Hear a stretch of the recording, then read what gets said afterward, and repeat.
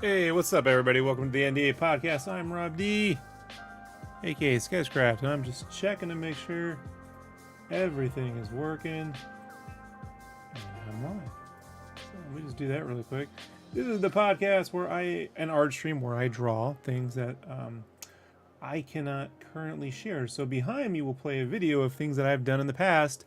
This is sort of recently. This is page 3 or 2, page 2 from Spawn Kills Every Spawn issue 2, out tomorrow in all stores. So you're gonna see me working on the digital links here. I'm just gonna go ahead and hit play on the video so we can get that rolling. And I streamed a chunk of it. I don't know if I captured the whole page, but I definitely captured a chunk of it. So you can see there's the lines, the roughy lines. I say roughy lines.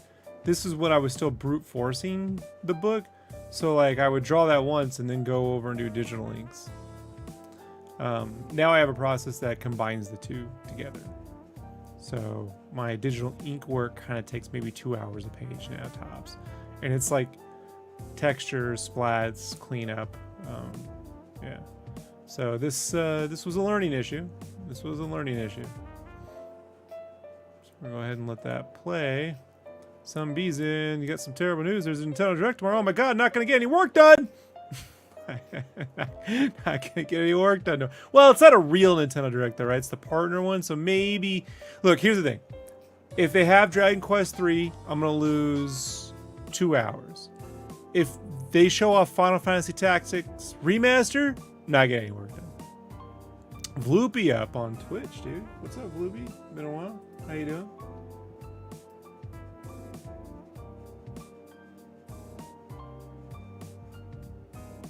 Well, Nintendo's doing a partner direct and an indie world direct. And partner usually means they partner with like Square, Capcom. So they could show off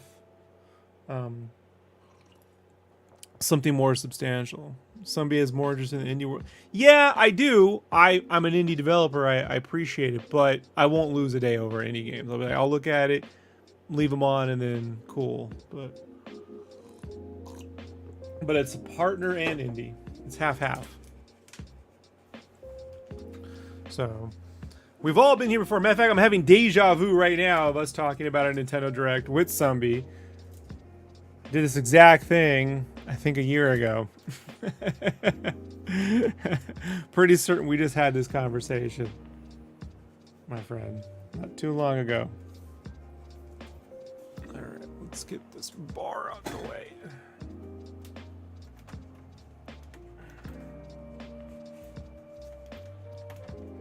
But I know most of what's coming out in the indie space, so it's not like, you know, I'll see anything I haven't already seen.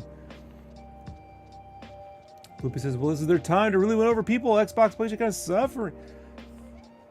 Well, they all went in on AAA games. Nintendo's been focusing on AA with a AAA every 3 to 4 years, but AA and single A. And that's the problem when, you know, corporations hire Wall Street guys that go, we got to go for the big money every time. Good luck. You know?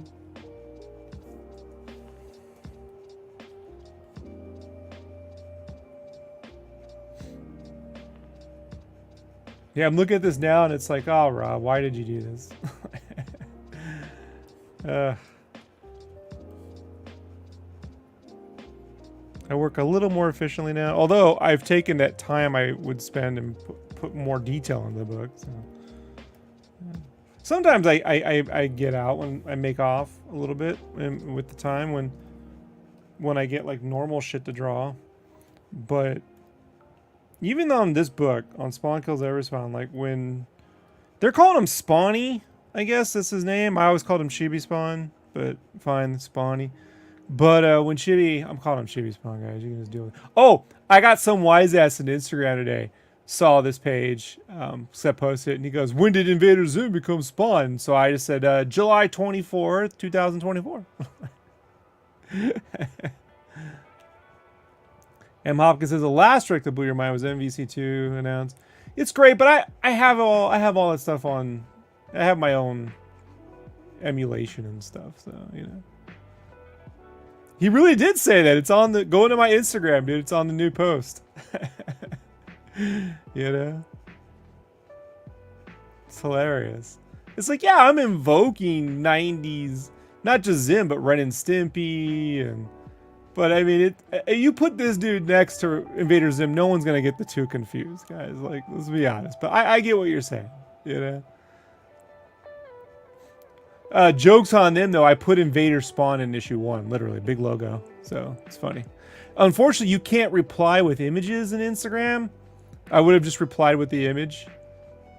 That's what I do on all the other socials. I think that's dumb. I should be able to reply with images in Instagram.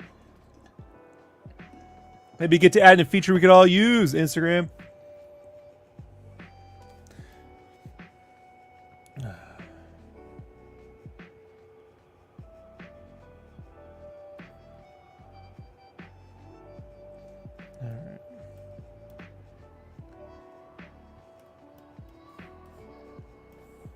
Alright.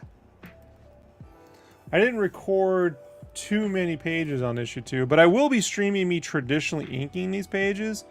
You can see me inking the cover to issue 4 this Friday on Steven Sanchez's channel. We do a show, Sketch versus Sketchcraft. It's a little bit of clickbaity, but it's just where I draw, and he draws for about an hour and a half when we chat. So I'm going to be doing traditional inks for Spawn Kills Every Spawn on those streams for the foreseeable future. So, and I'm recording those videos as well. So, at least I think I am. I have to check and see if it actually recorded. But not right now. I gotta work.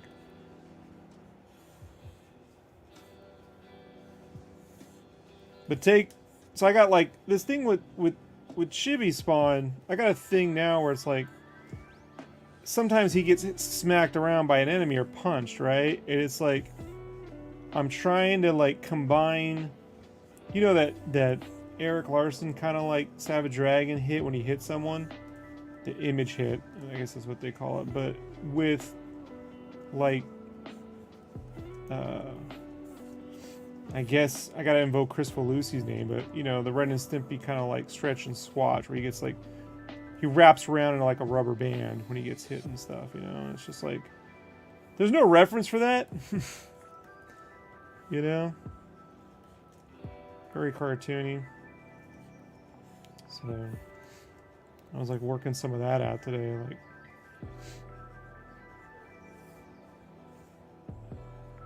how can I really stretch and squash? Because when he's little, he's a little guy. But then he can stretch when he needs to. And I guess that's how I see it.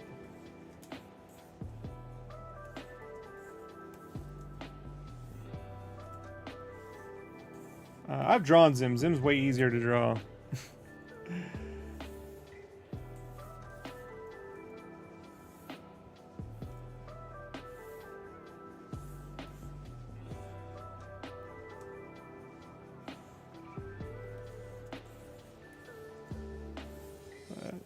They wish they thought of it.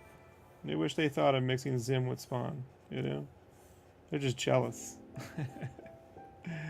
Sorry, I didn't just knock off Scotty Young's Babies and call that my own. I did something totally different. Which is what I think anyone else would have done. They just would have done the Scotty Young Baby Chibi thing. You know? Technically it comes from Art Adams, but, you know, as people know the Marvel Babies is Scotty's thing, so I'm going to give Scotty his due on that for certain. But not me. No, I was like, we're chucking all that out the door.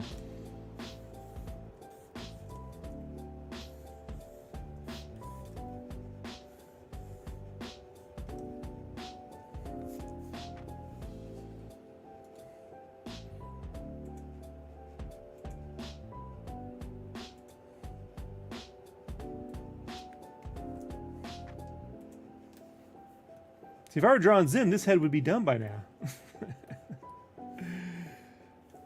You would be drawing like hairs and, you know, pizza face.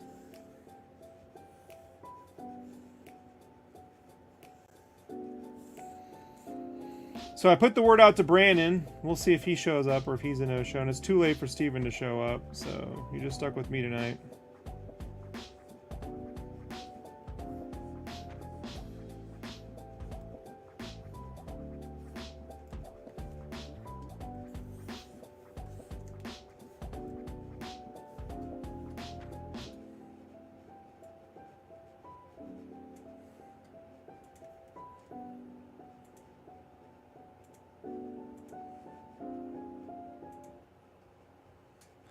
I think if I had any critique of the indie game scene right now on the Switch, is there's a little too many cozy games.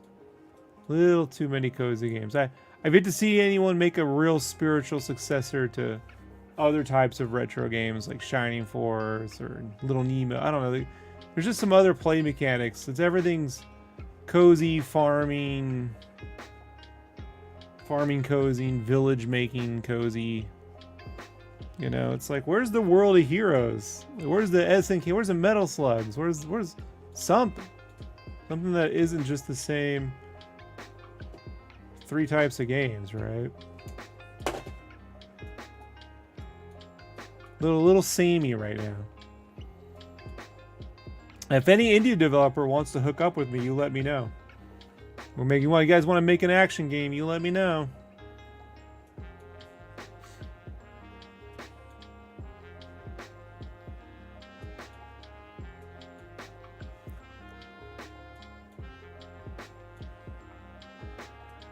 Yeah, hack and slash, you know. I'm like an action game, you know. Like, doesn't have to be huge, man. You know, 7 levels, 6 levels. You know. Well executed.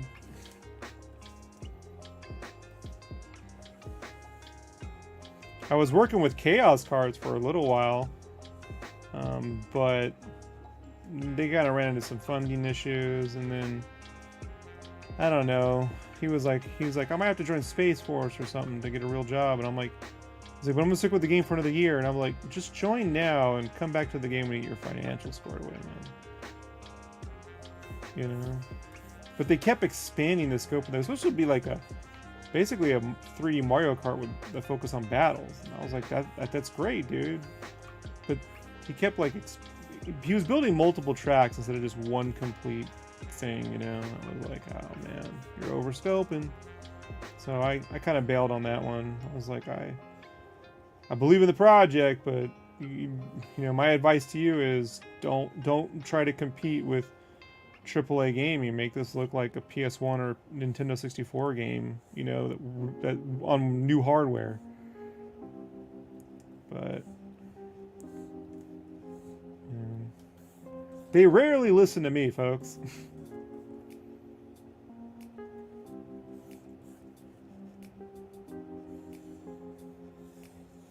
I was like, I would really bring the scope down, and the visual style I would put at 32-bit. I think you're just trying to do too much.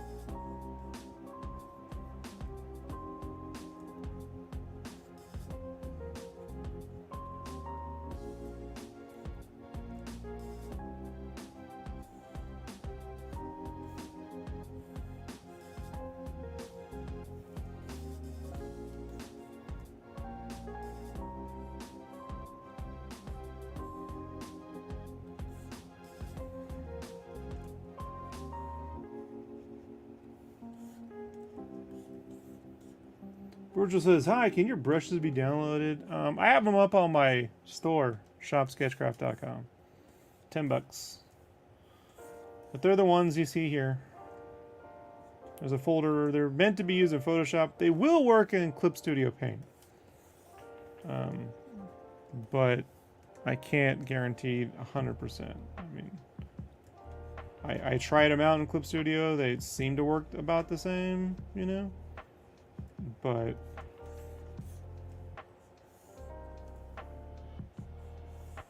they are at shopsketchcraft.com.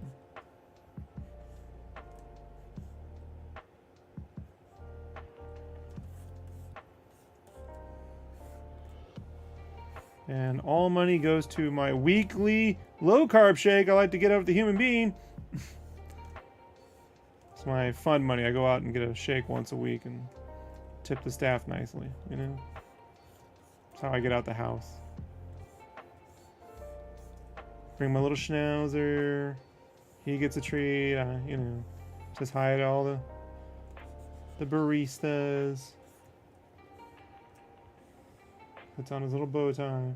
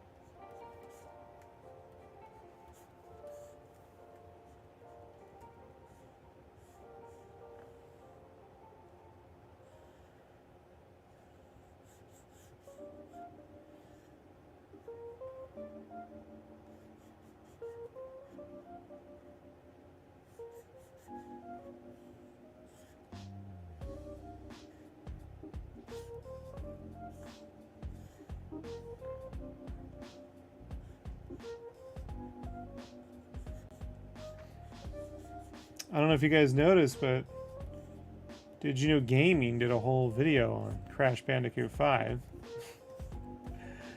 Now, I figure I'm still under NDA. I don't know how long those things last, so I can't say anything, but I would say that it's a very entertaining video.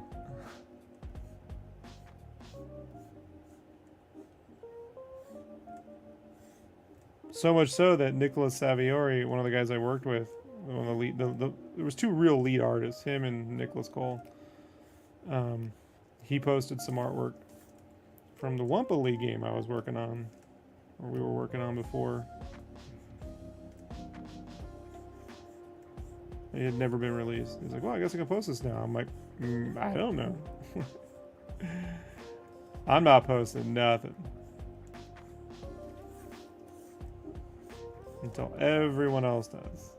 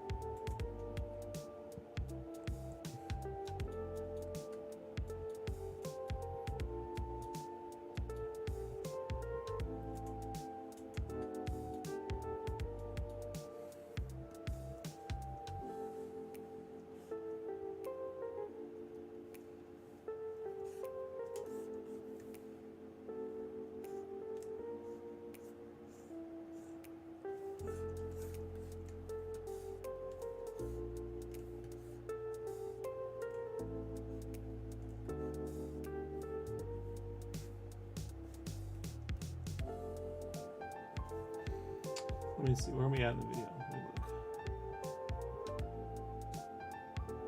Oh yeah, drawing the little skulls.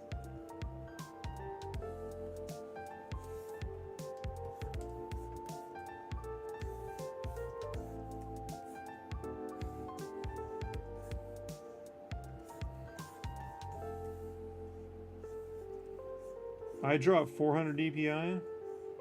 FYI. So my brushes are kind of like sort of meant to be seen at a minimum of 3000 by 4000 pixels in an image. Hey, what's up, Ash?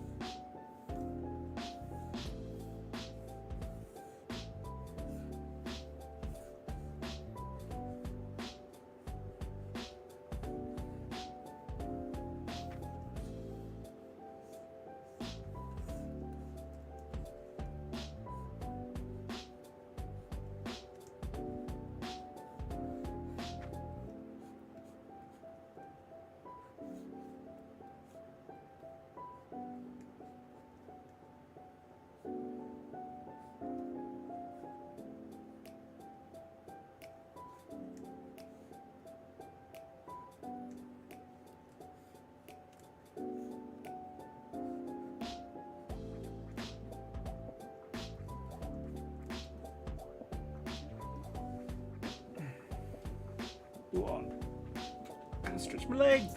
There we go.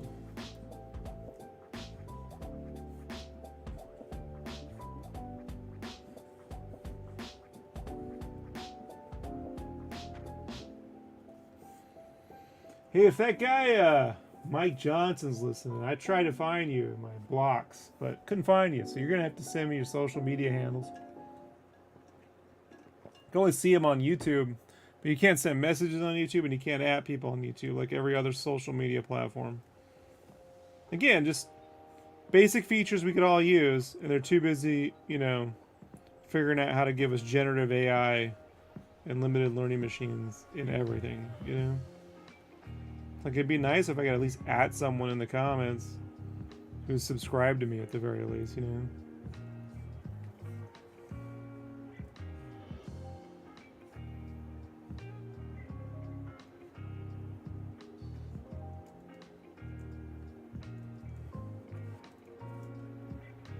Luby said, it's so dumb because way back then, YouTube and Twitch, yeah, they had the features. They took them out. That's why I was confused. I'm like, can't they just... What the fuck? Like, I remember doing that, you know? But, okay. You know? But I spent like an hour trying to find his... I couldn't find it. So it's like... I'm done at this point. I've done my part. You know, so... He shows up. I'm like, you have to send me your social, man. I can't.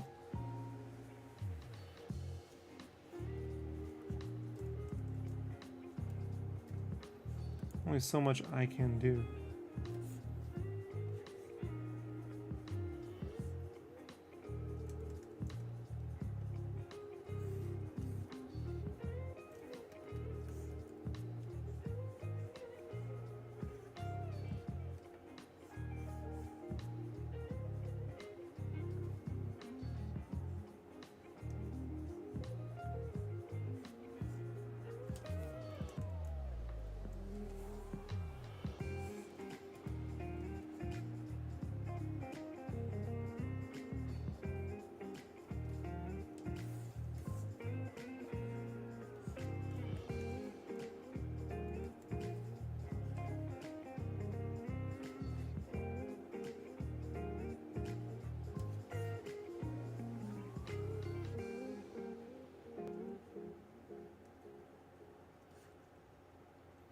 Yeah, but you know, drawing characters whose eyes pop out when they get hit and twist into rubber bands, it's like, and they're wearing gauntlets and boots. It's like, it's a little more tedious than you might think.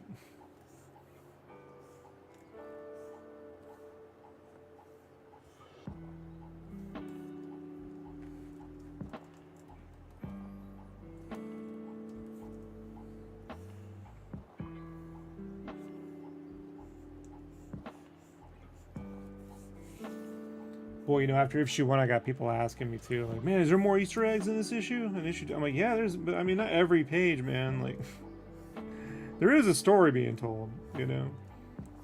If I'm in a room where there's nothing going on, I'll throw in some Easter eggs for certain. But, you know, it's like, if there's stuff going on, I don't. How are you supposed to put Easter eggs in, like, during battles? Stuff, you know.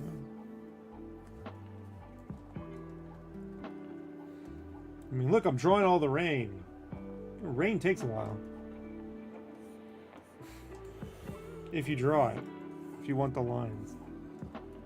You know, I do want the lines, so I drew it. I'm more efficient at it now. I think this is the first time I drew rain in, like, years. So, nothing too efficient about the first 2 issues.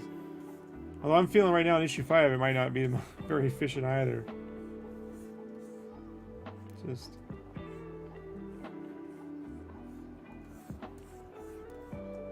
I'm just putting one foot in front of the other and getting everything done as fast as I can.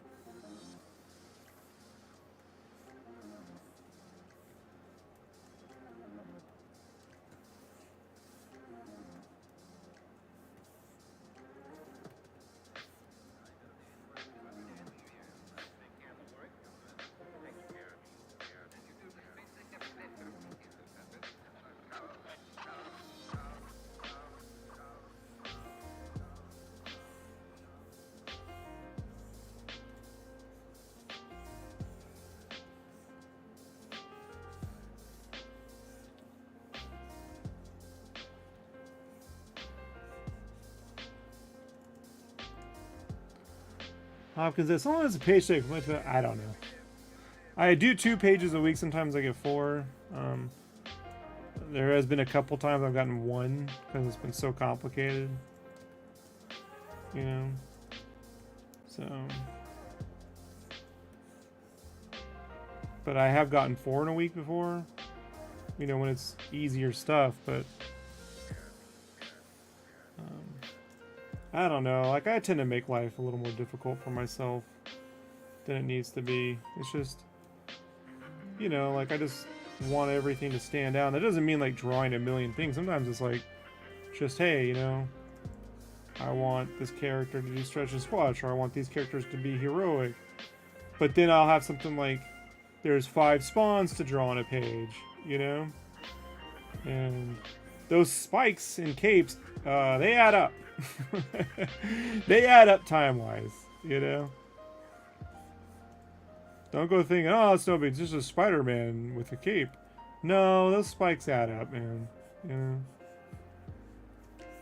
And on this guy, it gets a little weird because I make him so small, right? He's got like the little boot. And sometimes he's stretching and squashing.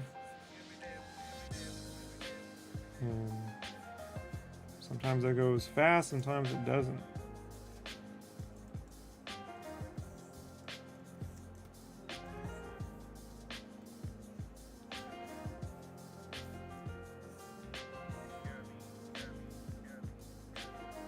I can gauge time on colors, no problem. On drawing, I just don't know. I just try to move as fast as possible and not think about it. Because if I start thinking about it, I'll cut corners. And you can't hide bad shapes in line art, you know? So it's like you can't really do that. I can disguise a lack of rendering on characters with the right color pop and the right art direction. But with lines, it's either there or not there. Period. And sometimes I just don't know which way to go. Like on these first few issues, I didn't know how evil to make him look when he's looking a little. I thought, well, sometimes he should look pretty gnarly, right? But then should he just be like a plushie toy, all cute? Like, what's that balance? And I mean, I think by the 5th issue, I got a good balance down, but I don't. To this day, I still don't fully know. I saw some reviews say, I draw too cuddly, you know. I'm like, I don't think there's anything cuddly about this meat-faced. I get what they're saying, but like that's kind of also the book. Like, I drew him really weird once in the first issue, and I got a note from Todd about don't make him look too evil. So, you know, it's like there's a bad. Even when he's evil, he needs to also be like endearing or cute or something. So I was like, okay, you know. Definitely found the balance. I hope I have. I don't know, you know. It definitely depends on like it should come out of him, right? Like, but there's some definitely cute stuff in issue 2, you know. Him walking around in his jammies and shit, like it's funny.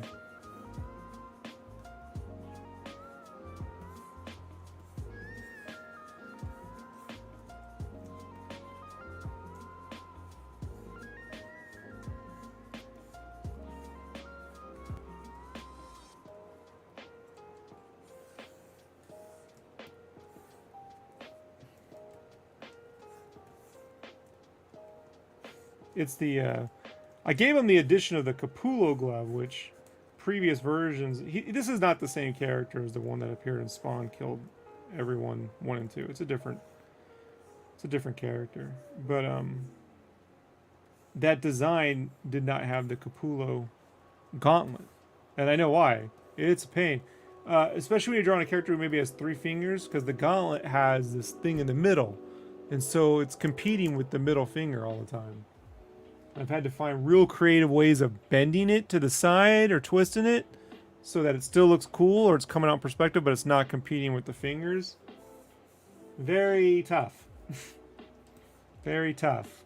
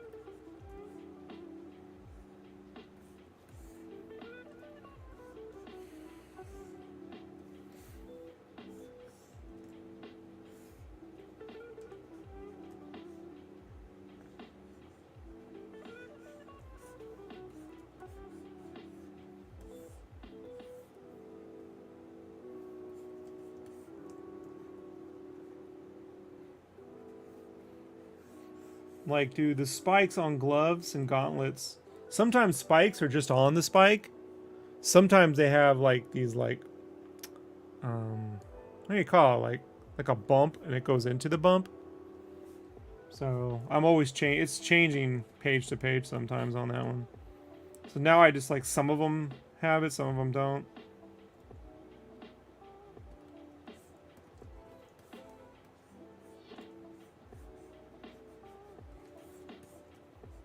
And then the cape, when the cape goes big, and it will get big and spawny, you know, it's like it goes one way, and then when it's small, it's like this little, I call it like the briar cape. It's like these little tentacles with like spikes all over them.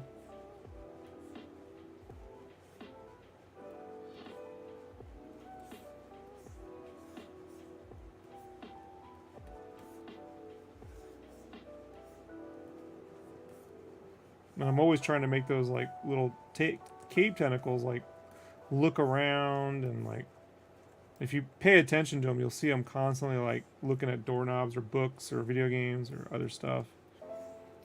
They're constantly like, because the cave's supposed to be alive, right? So like,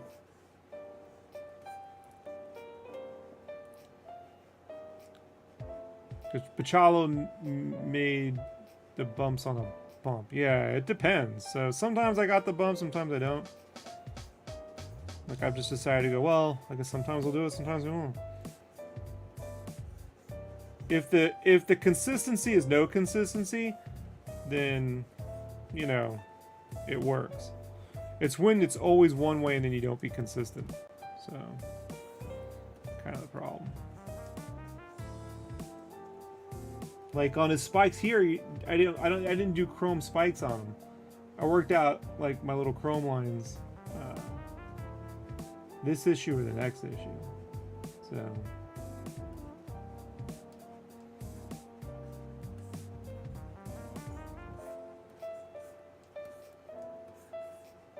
I think it's the next issue.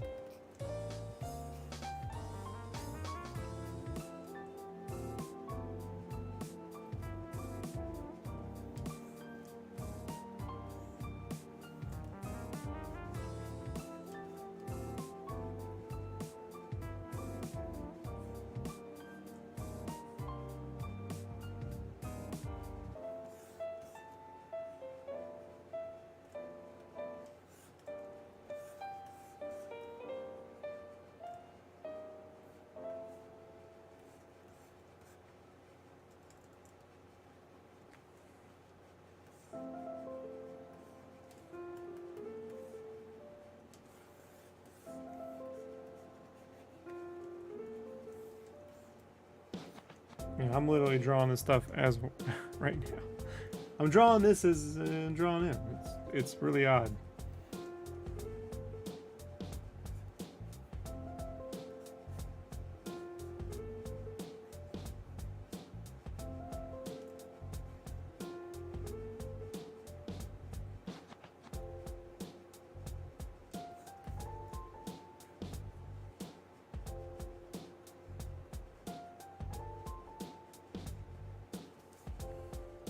Hey, what's up, Mario? Yeah.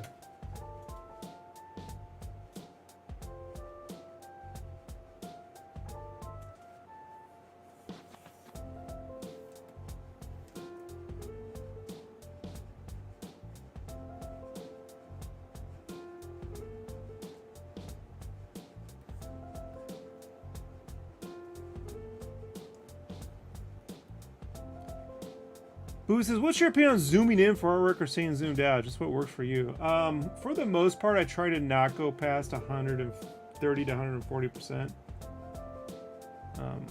I tend to work at 100 most times, but when I'm doing here, like, I've worked out how not to do some of this. On faces, I will zoom in if I have to get the stuff, you know.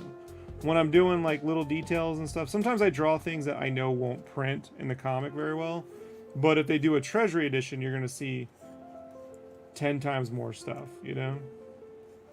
But usually the safe bet is about 140 to 150% tops. You know, I usually default around 138.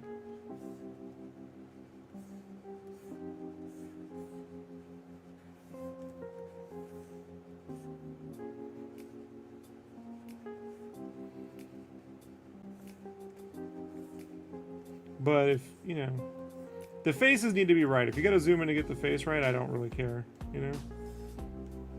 Get the faces right.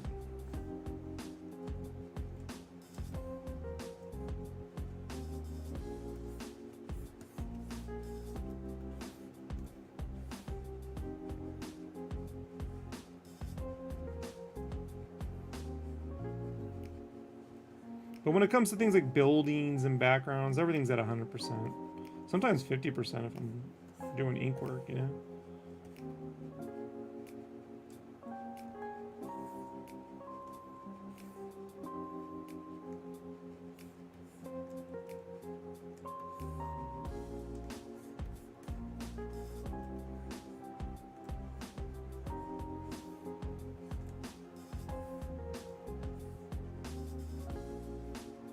But if I'm drawing little action figures on his desk, I'm zoomed in, you know?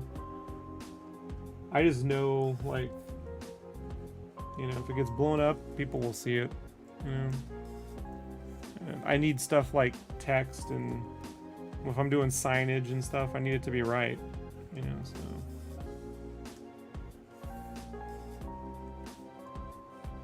That's why I do the digital inks. My traditional stuff is just rougher. You wouldn't be able to read or see that stuff, you know, because it's at 11 by 17. So basically, Vloopy, all the stuff they say don't do, I'm doing on the book, you know, because I figure, well, everyone else is not doing it, so I'll just do it. You know, I got the time. My sketchbook asked me, am I working on Spawn? Yeah, my second issue, Spawn Kills Every Spawn, comes out tomorrow at your local comic book shop. You can pick it up tomorrow. Issue 2. Issue 1 came out last month.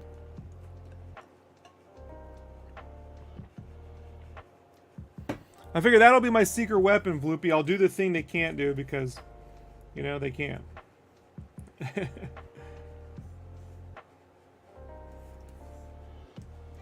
On the 28th. Okay, sorry, it comes out Wednesday. 2 days from now, my bad. I thought today was the 27th. Yeah, it comes out on the 28th. So, there you go.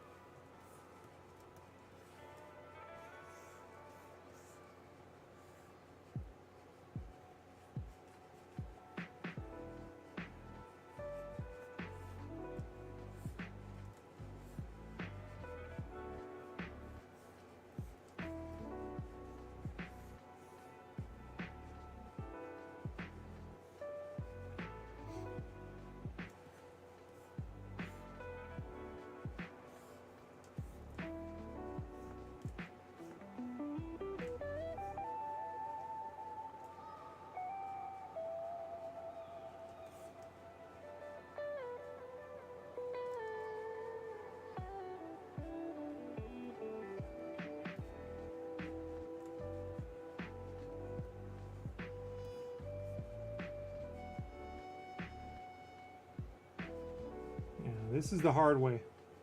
I did it the hard way for 2 issues. And now I do it a slightly easier way.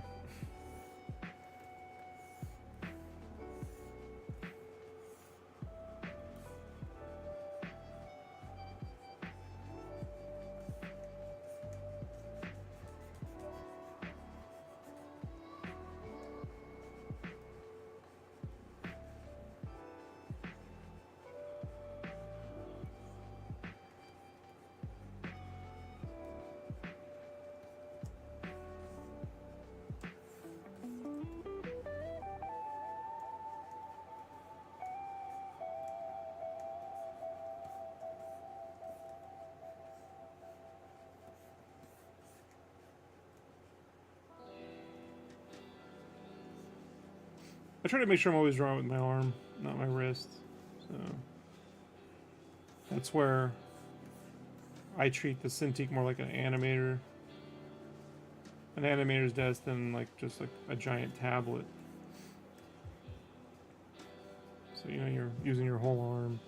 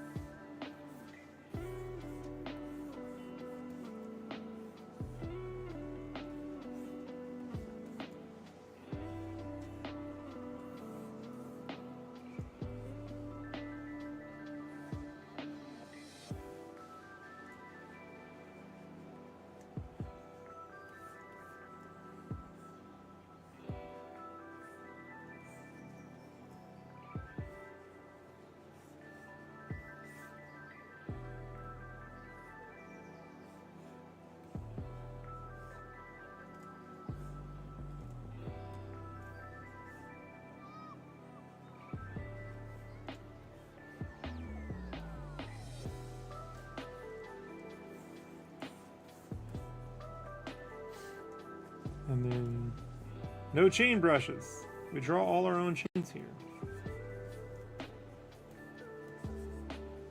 We try to make those chains fun shapes, fun chain shapes.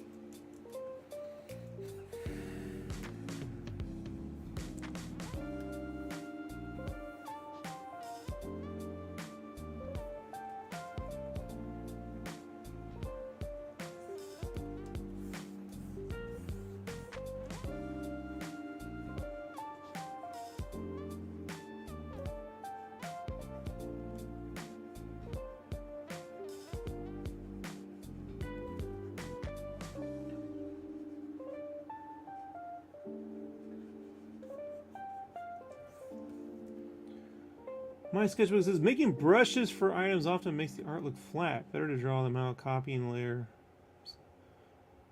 Making yeah, it does.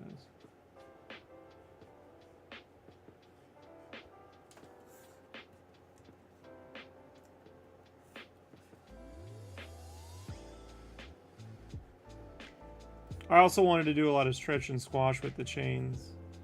So there's panels where like he's flipping through the air and they're like coming at you in 3D and they're really stretching, you know.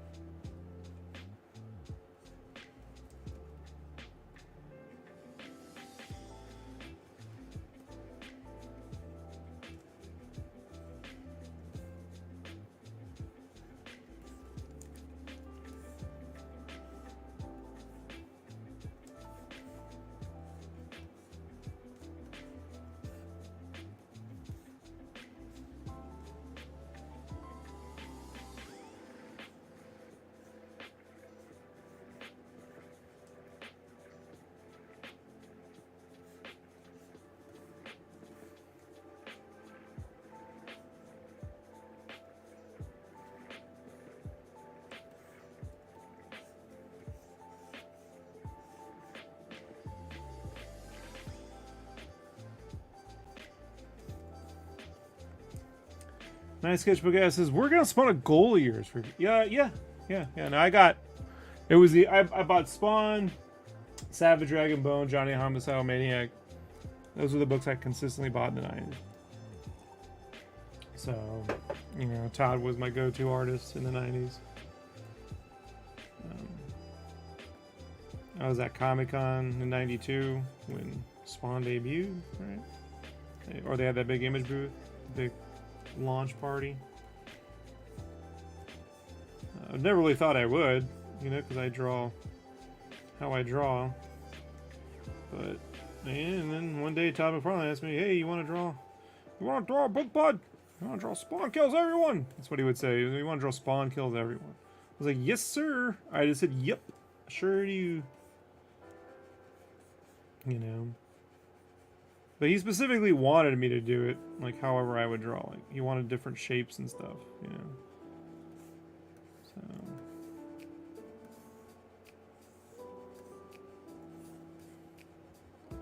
Big bad Todd. I know. Todd's great. He is funny. He is funny. He's super good, dude.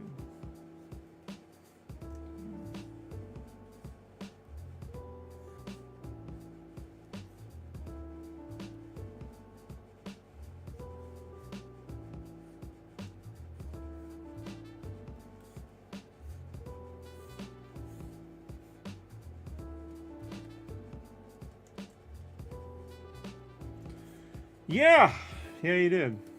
That was the whole thing. I think he said that the previous book sold pretty well, but that he felt like it kind of didn't have its own look yet. So I don't know. I don't want the artist who worked on those to be like, you said what about my? No, he liked what was done before, but he was definitely looking for me to bring whatever I do to it. So I think I went further than he thought, maybe sometimes. I don't think he ever figured I'd be doing all the Easter eggs and, you know, all this stuff, dude. Like,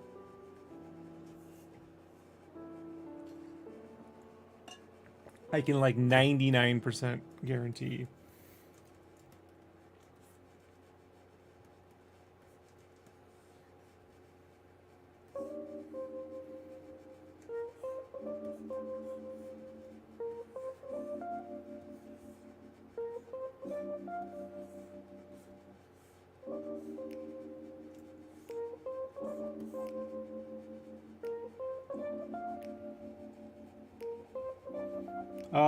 Hey, yeah, I know, right? Hey, you want to come on and chat? I can send you a link if you can just do audio. You don't have to do video if you want to chat, Roman.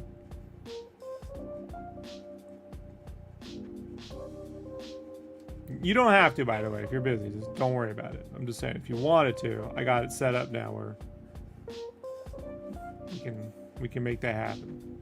But yeah, John came up with that joke, though. He was nervous about it.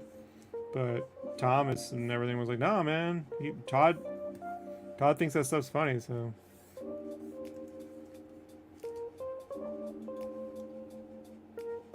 Awesome. You want me to send you the link in your Instagram? I'll send you the link in your, or yeah, I'll send it to you on Instagram. How about that? Rob needs someone to balance. Oh, thanks, Mario, for nothing. Yeah, Rob's just sit here talking by himself. I don't like it. Mario's my fucking producer now. Like.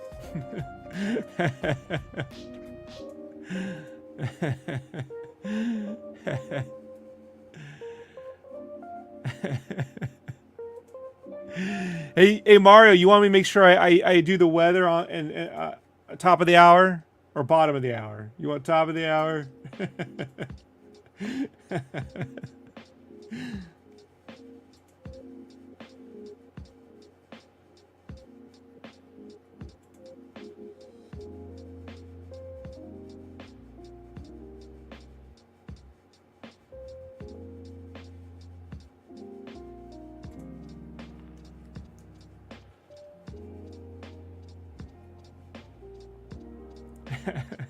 Oh, we all love Mario. He does that on purpose.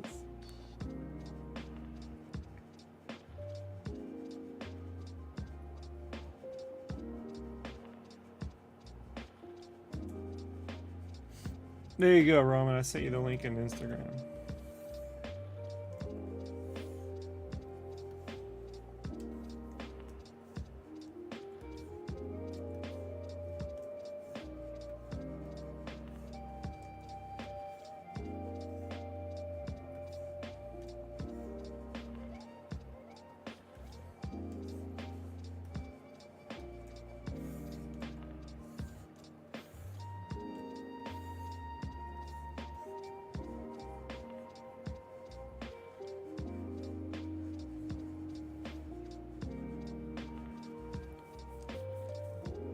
You just 100. Don't know Demon Turf. Hey man, and a compliment. I mean, I remember when Buddy and I platinumed Blastcore. That was a big deal. So I get it. That was not an easy game to platinum. Yeah, no worries, man. No worries. It'll make a little noise for me when you're in there. I'll just add you. It's all good.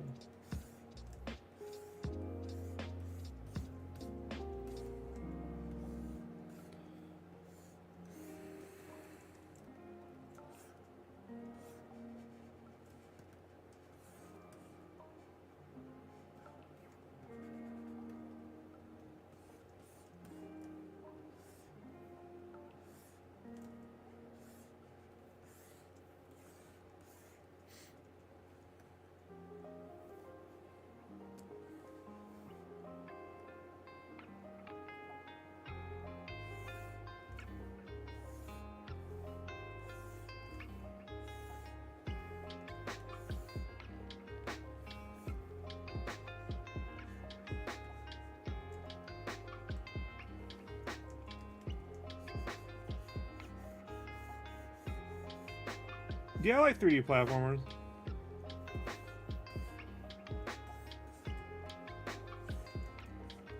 I was watching that long play of that new Mario fan game, Rainbow Stars. Is it Rainbow Stars? I do wish Nintendo would make more stylized pixel Mario games, or even like hand-drawn Mario games. Or something. I mean, they did the wonder with the CGI stuff, but I don't know.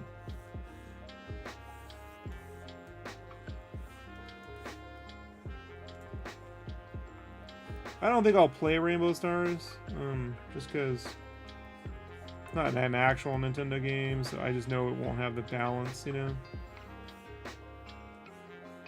But it'll look cool. I mean, I can appreciate the Paper Mario pixel-like overworld map and stuff, you know, mixing with some stylized. It's 2D. The overworld's like Paper Mario. It's just more of like a stylized Mario world. It's more like Mario World. People keep showing that 3D world background, but that's not really... That's just the overworld map. The actual game is 2D.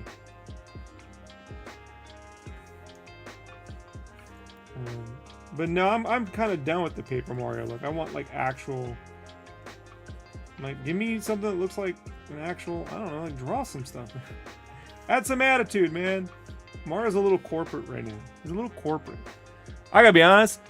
Someone animated the Mario Kart sprite, not the sprites, but like there's if you go like to GIF, you type in Mario Kart GIF animation tune, someone did like hand-drawn animation Mario Karts. I wish we could get a 3D kart game that looks cel shaded, but that was flat like that. That just look like solid tune animations. You know, they'll never do it. Well, you know what, Nintendo. I won't say they never do it. Most likely they wouldn't, but I would like something like that. We've had the same look for Mario Kart now for 10 years.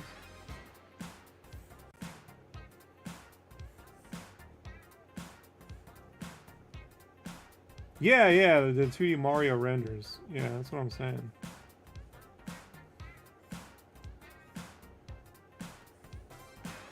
Painted backgrounds and stuff. I'm a little burnt out on the CG look, you know?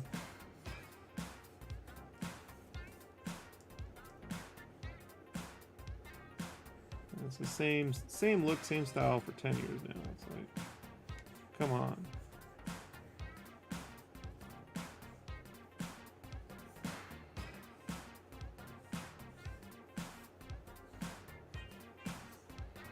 You know what, man? They kind of did it once with that Wario game on GameCube. Did Level 5 make that, or did Platinum make that? There was that hand-drawn Wario game that was super short. Man, that looks so good. They do just keep releasing tracks from Mario Kart, but eventually they're gonna have to make a new one. You know? Like,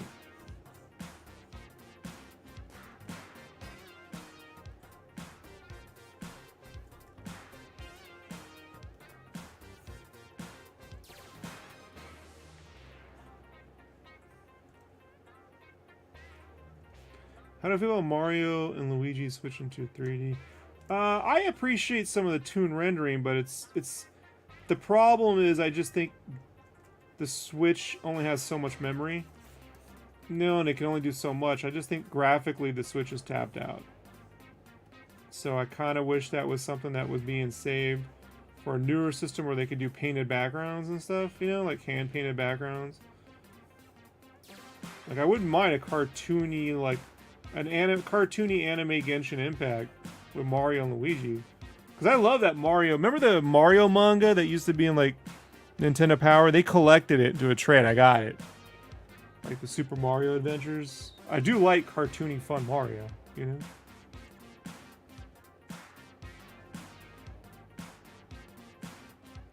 Like Mario says, I remember hearing Nintendo say something about how they don't make more F-Zero games because the GameCube one did everything they wanted to.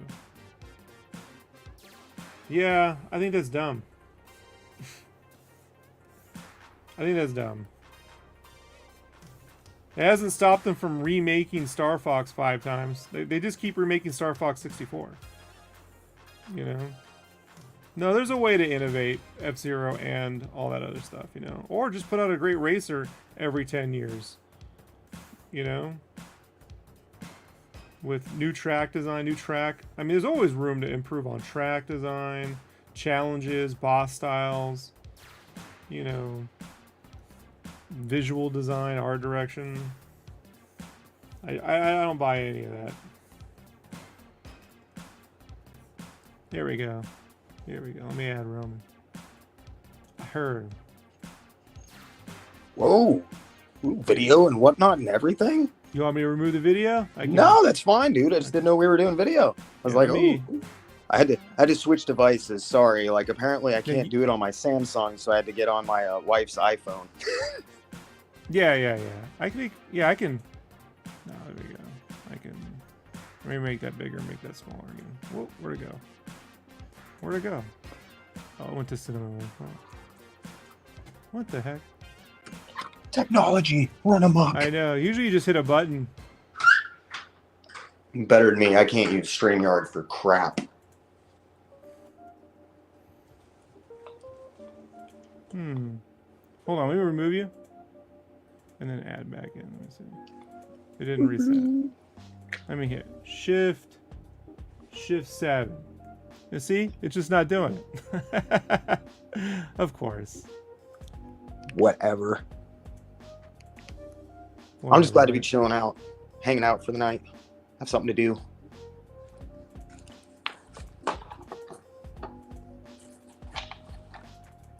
Damn. So how you been? Aw, man, you know me busy, dude. Well, obviously busy. Always busy. There we go. I got that to work. There we go.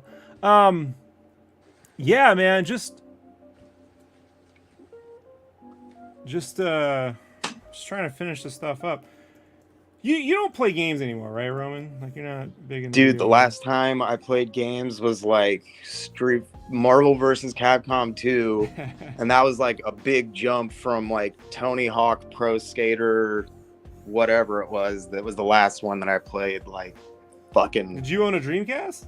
Was that on Dreamcast? Yeah. Oh yeah, dude. Like my cousin actually worked at a factory that made the Dreamcasts, and nice. Oh dude, it was wicked. They made the systems and then they pressed the games, and we figured out like almost instantly that you could just burn Dreamcast games. So like every game that came out, dude, we were rocking that. Yeah, I'd love the Dreamcast. I was that guy selling everyone on it, and I got my buddy in the army, Griffin, who had never bought a video game system before because he grew up super poor, you know. Yeah, but he loved the Dreamcast. He'd be playing it in my barracks, and when I left the army, he hunkered down to buy one, and then they canceled the Dreamcast like 3 months later, and he's like, "You stuck me with a system with no games, man." I was like, "I didn't do nothing." You know? I did nothing. Yeah. Plus, it had plenty of fucking good games on it by the time it was gone anyway, man. Yeah. I mean, like, I can still go back to the Dreamcast now and like play video game. I mean, personally, me, dude, it had some awesome shit on there. The Evil Dead game, I remember just like, holy fuck, that was so cool. Yeah, because you still had a light gun at that time, you know, so, and that all worked really nice. Oh, dude, it's fucking I mean, and they had like, And all of the Capcom fighting games were just the best on Dreamcast, man. I mean, the frame rate and there was something about the fluidity of play. Ooh. You had to have a Capcom controller though, because trying to play a fighting game on that Dreamcast thing would destroy your hand in about 2 seconds, right? The D-pad that's probably the meanest D-pad ever put to controller. It was like made out of almost steel. Like it was sharp. The plastic was sharp like around the edges. But this is pretty violent, like this controller. But yeah, anytime I used to work in art departments, man, I used to go on eBay and just pick up a cheap Dreamcast and bring it in for the art department, you know. And I was selling Dreamcasts up until like 2012, 2013, you know. Now, I don't know, somewhere around 17, 18, all that retro stuff got way too expensive, you know. I know, because I was like, I still have my original Xbox, and I was like, man, you know, I really wouldn't mind getting like 1 or 2 games for the Xbox. And I like went and got on eBay, and I was like, well, I guess I won't be buying those. What the shit? $250 for a video game? Like, no, I'm sorry. No. But it's like, I look at that stuff and all of the guy, you know, everything's been moving away from physical media for so long. It's you don't even own stuff now. So it's like 20 years from now, how the heck, I can't think about what prices on some of the games that they put out, like, you know, the limited physical copies of these days are going to be going, holy God. I know. I keep my copy of Suikoden 2 right on the shelf. You know what I mean? Like, yeah, one day I'll cash in $1,000 on that one. You know, like that never seems to go down in price. But like my copy of Danger Girl, I just stuck it on the wall. Right next to my McFarlane Danger Girl figures. I got them all like on a grid wall, you know, like in their original packaging, and I just took the Danger Girl, I just stuck it right on there. I even have those Danger Girl PVC. They made PVC figures when Wildstorm got bought by DC. DC Direct did these little Danger Girl PVC figures. They're in a long box. Yeah. Oh. Yeah, cool. Yeah. A lot of people have those. I got those up on there too. They were trying to push Danger Girl hard, man. It never went over, but they definitely got Campbell over.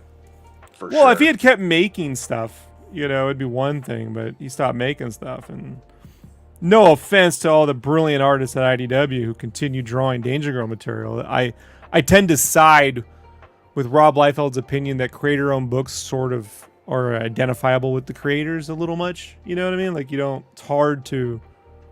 If you don't, you know, I think you've got between 5 and 10 issues. And if you don't introduce like a secondary voice or have a very unique style, there's some guys that Todd got lucky with Capullo, right? But how many Capullos? There's only like one Capullo.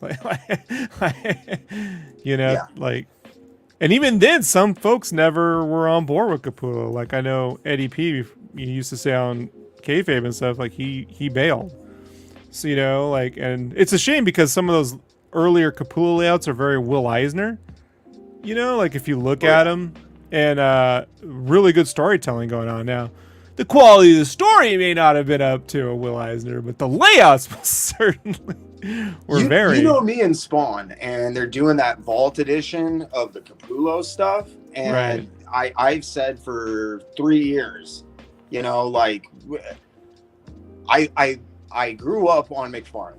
I did, and there's no denying like that. I gravitated towards his stuff, and he's very interesting, and he does do a lot of stuff that I really like, and he did do a lot of stuff that I gravitated towards that I really enjoyed about his art.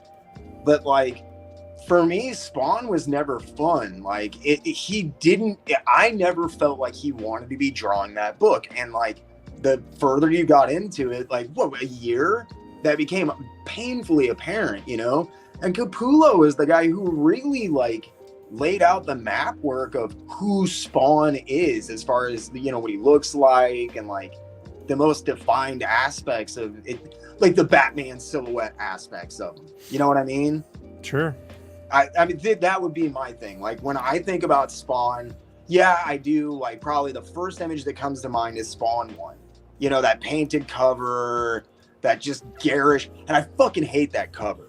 Like, I love the You inks hate and it? shit on it, but the You don't like fucking- Ken Stacy's work? Oh my god, Dude, I met Ken at Comic-Con this year. So I'm in Artist Alley, right? And Artist Alley was like right next to the door in the back of Con this year, right? I heard that. And so I know they were in the fucking trenches, dude. Like, So what the shit? it was Sorry, ridiculous. go ahead. So anyway, I'm walking, and the very last table was like, I remember being the last. He might say it was differently, but let's just say one of the very last tables was Ken. I just saw his prints up, right? That's Ken Stacy, and he's just sitting there with his wife, and he was doing all the tricks to get me to buy something, you know. And he was like, "Oh man, you want to pick up a print?" I'm like, "I'm drawing a Spawn book right now. I put your name in the book. Like you're an Easter egg in issue 1. You know what I mean? Like I'm drawing the Spawn mobile and stuff in this thing." And he's like, "We know you could buy it." I'm like, I don't have. I'm traveling. I'm not gonna take it. You know, like my buddy bought something. I'll get it online. I'll buy something from you. And he's like, "Well, you know," then he goes, he does the move we've all been doing. You've heard this one. He goes, "You know, you can don't have to worry about your shelf space on the wall. You can put them in a portfolio." And I'm like, "I know, we all know the move. Man. We're all you can get on our portfolio and put them in, and then change them off the wall and put. We've been doing this." 15 years we've been telling people about the portfolio trick. I know that one. Oh my god, dude. I hear you, buddy. Okay, I'll buy something from you. All right, like don't worry. I'm not taking nothing with me right now. Like, but super nice dude. You know, he said that I've heard he's ridiculously nice. He said that the original cover, like he sold it too early. So like I think it went. He sold it too early, and so it went on Heritage too early for an insane amount of money. And so he asked permission for Todd to do a recreation for charity. So like that's what he's doing or something. Yeah, but I like those airbrush. So here's the thing. Here's the thing about the airbrush covers that Stacey did. It's like the Bone airbrush covers. I thought they felt weighty with the airbrush paint on the cover. You know. I feel so bad because he's so talented and I like his work on a lot of stuff. But you didn't like him. It's okay.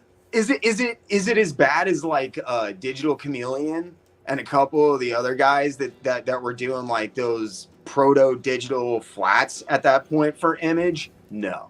Is he way better than that? Fucking right he is. Do I still despise those goddamn airbrush covers because they look like t-shirts that I would buy at like Six Flags, not a fucking comic. I was gonna say you're gonna say like Carnival tees. I was waiting for the Carnival airbrush stuff. It looks 1993. But here's the thing, man. Like I always feel Spawn exists in the 90s.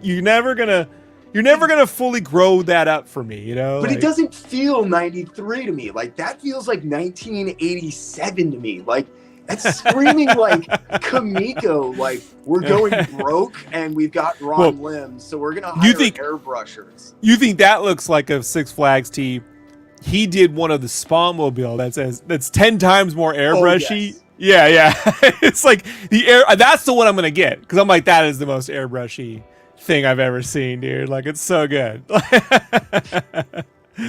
You know, Todd should bring him if that guy's still. I didn't ask him if he's still airbrushed, but he should bring him back to do like issue 400 or something. You know what I mean? Like that would be super great, right? Like yeah, but that would also imply that I think he puts a lot more thought and gives maybe more of a toss about some of the people that he works with than he does. But yeah. Well, I know Todd doesn't like the colorful stuff, dude. I can tell you that much. There's been a few times it's like, "Oh, turn down the saturation button." I'm like, "No, it's a cartoon, man." You know, I can't tell him no. So I'm like, "All right, man." You know, Todd says turn down the saturation. Here we go. What do I know? You know, who might argue? You know? Hey, man, I'm a jerk with a fucking YouTube channel, putzing around with fucking art in my fucking living room. Todd's a fucking multi-millionaire many times over. The people in glass houses shouldn't shoot cannons, but I know what I like. 100%, dude. And like Capullo for me is just you know what? I'll fucking say that, dude. Hot take. He's fucking just a better artist. Like, Yeah, but Todd said that. Todd has said that himself. Has he? Yeah. Good, yeah. cool. Yeah, no one's given Greg more praise than Todd McFarlane. No, I know, and I know. I didn't mean to, say he would shit on him, but sometimes Todd's not like super humble about some stuff. Like I don't know, man. Like Todd really, he's a hard guy to pin down because he's. That's an understatement of the year. Well, yeah, and look, I just hung out with a bunch of people that have worked with him for 20 years, and they're like, I don't know.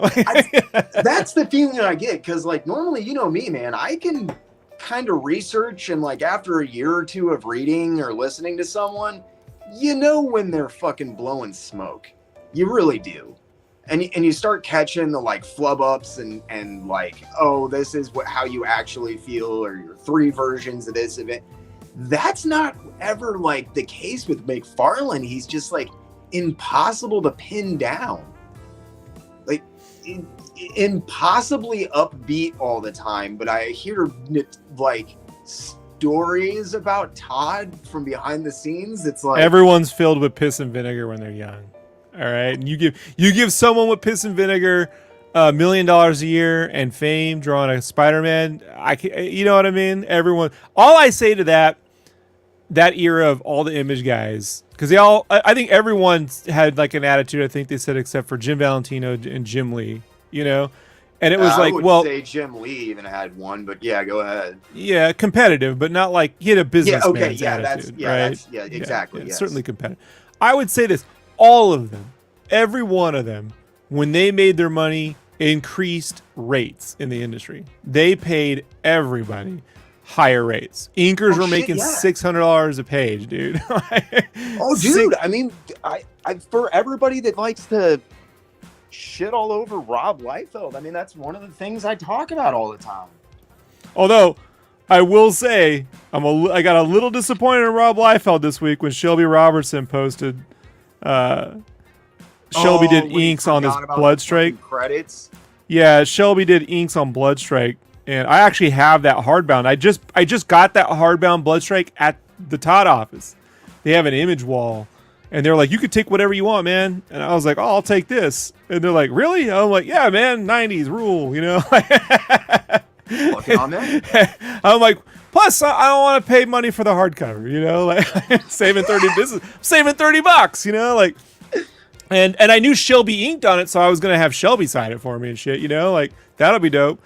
And then I never bothered to check the credits because I just knew he inked in it. But then Shelby's like, "Yeah, I didn't get any credits," and I think he even added Rob in that post. And, he did. He tagged him. Yeah. I saw it because I reshared it because I've been trying to get a piece from Shelly for like a year, and like I very nice guy, very high opinion of Shelly and Shelby. I want to make sure we get. I said right. Shelly. I'm sorry, dude. Yeah. You'll have to forgive me. He watches, No, dude. That's what I'm saying. You'll have to forgive me. I'm not necessarily what I would call with it this week. It's okay. He's always like trying to pronounce my last name right, so I'm like, oh damn it. Now if I screw up Shelby's name, I'll never hear the end of it from him. Fucking amen, brother. Hey, I don't want to cause you no shit. And Shelby, I got a gun stuck in my face twice this week, so I apologize about fucking up yours. Yeah, you work at Arby's, dude. Like, I do. Some guy that's thought not easy. I got him fired, so he shows up with a fucking gun. Oh man, I ever tell you the last time I worked fast food was at Wendy's in 1996, right? And my goal was to basically just work there long enough to save up for a Nintendo 64, and then I was gonna quit and move over where my mom was living and get a job at this toy store I wanted to work at, right? Oh, righteous. But I knew they weren't hiring until Christmas, so it's not like I could have done that sooner. So I was like, oh, I'll stay at this Wendy's. I was living at someone's camper. Like one of those campers on stilts, that you just like, they had that cubby hole up in the bed, like that cubby hole where you just got like a mat. I had like that. Yeah. And so I'm working at this Wendy's, and I made friends with this guy. I can only describe as Jason Mewes-like. He's the most Jason Mewes-like individual I've ever met that wasn't Jason Mewes, and we got along really good, but he was definitely into some kind of crime. You know, I didn't bring it up, but I just knew this guy. You know, if you needed to get into trouble, he'd be down. So it was my job to put the signage up. The Wendy's sign. They have this giant tall Wendy's sign. Yep. And you have to take a hook and put each letter way up on there. God, and so I'm out there, and and so this guy was like my helper outside, and he's like, "Yeah, man, I can't help you with that." I'm like, "How come?" And he's like, "Well, I can only go up to like 20 feet from the store because across the street is a Wiener Schnitzel, and he robbed it like a year before, and they have a restraining order on him. And I guess the 500 feet, the 1,000 feet, there was like a barrier around Wendy's. He couldn't go."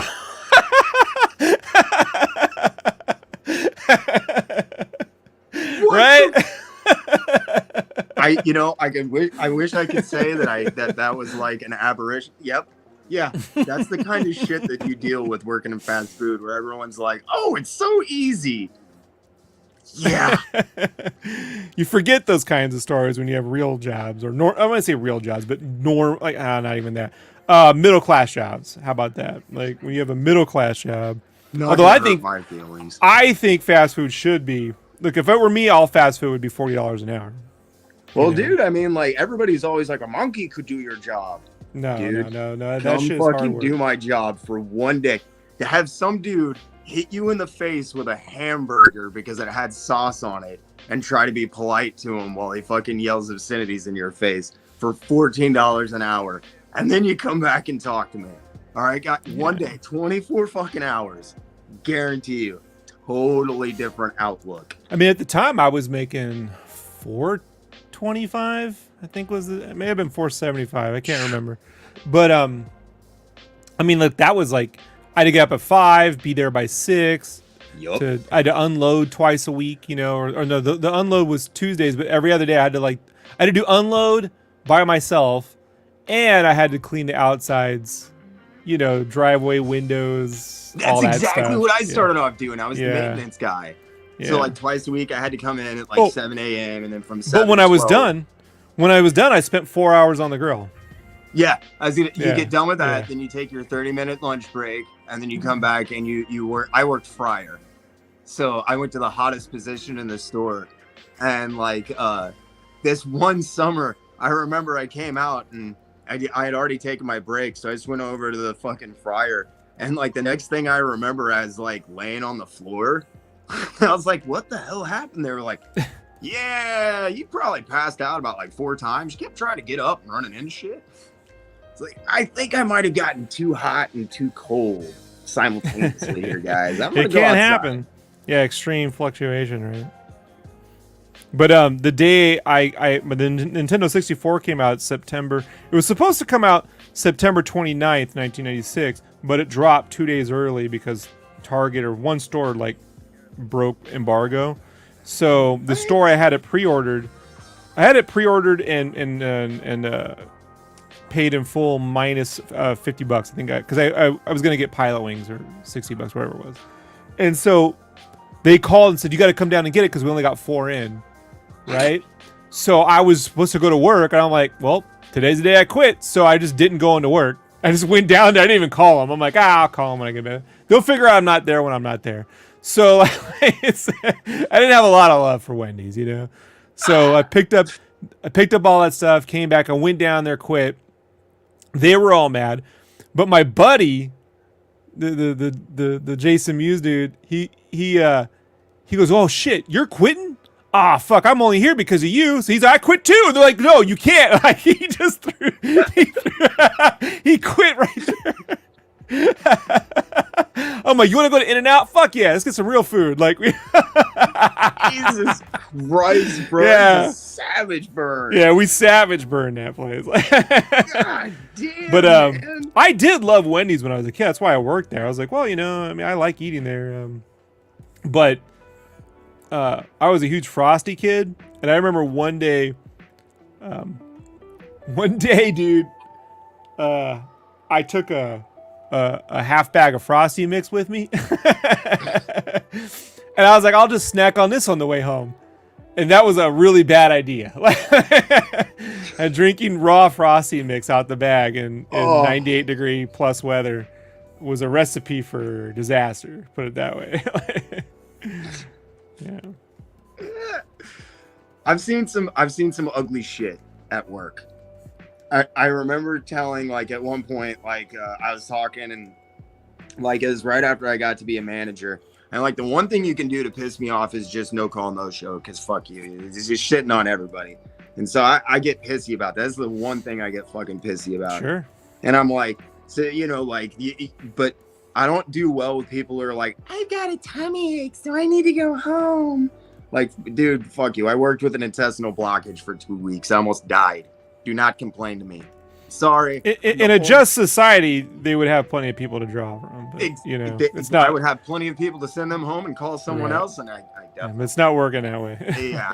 And like, I remember telling everybody, I was like, basically, the only thing you could ever do is to come up to me and tell me, like, I shit my pants. And when I say I shit my pants, I mean I shit my pants and I need to go home. It's like, no questions. Only you would go home. Right. So like maybe 3 weeks after this, Rob, I'm in the drive-thru, and this kid BJ had not showed up. He's this like, he was like 6'5", 6'6", like 375-pound kid. He's huge. And he rolls up in the drive-thru like an hour and a half late, and he's like, I'm not coming into work. And I'm like, bro, you are here. Like, what do you do? You look fine. And he's like, I literally cannot stand up.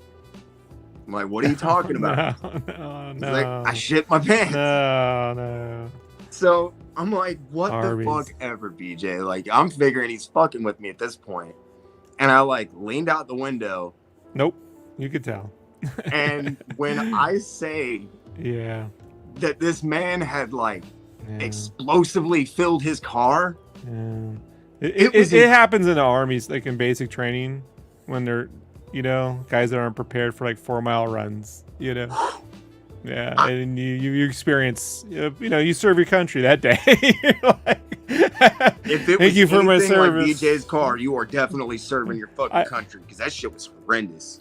There was a guy who did that. I did thank him for his service once on a run. What are you supposed to say, dude? You're grown. I mean, we're kids, you know. You're like 19, 20, but you know. That shit's right. I can imagine running to like puke. Done that before. Running to like shit myself. I don't know about all of that. It happens. Oh, dude. I mean, I know. I'm just saying. Whew. This stream's gonna get real weird, huh? Like, apparently so. My bad. I just was trying to tell a funny joke. Went from Dreamcast. Yeah, like, we go from fucking Dreamcast to people. Rob Liefeld ripping off Shelby Robertson, and then. Sorry, guys. That's just me this week. Yeah. This is why he edits the videos. Like, if you guys could only see the original versions. And Sam Keith was so pissed off that Marvel, he shit his pants everywhere. Guess Neil Gaiman won't complain anymore. What? Too soon? Oh my god. It's kind of dropped off the face of the planet, that one, right? I imagine talk about it. I imagine DMCAs are abound at this point. He's a very litigious person. As far as I know, there's at least 3 people that are allowed to talk about it because they're in other countries and there are open criminal charges against him.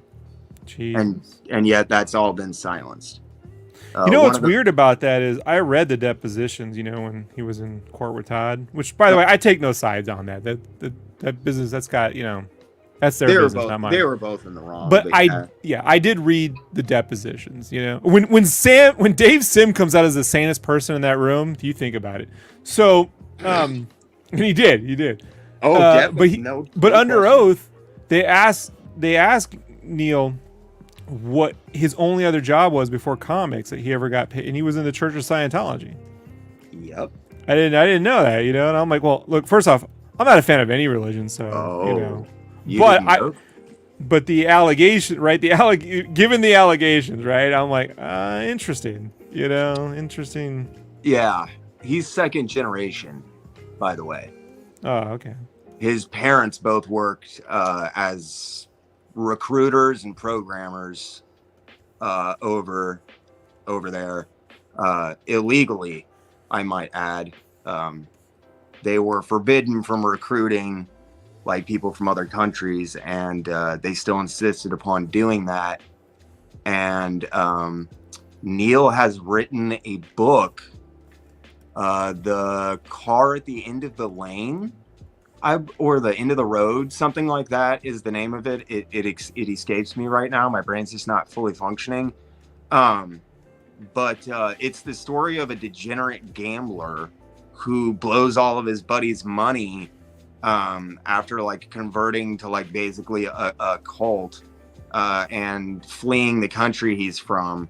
And then at the end of the book, he like real selfishly, he's just a piece of shit, so he kills himself.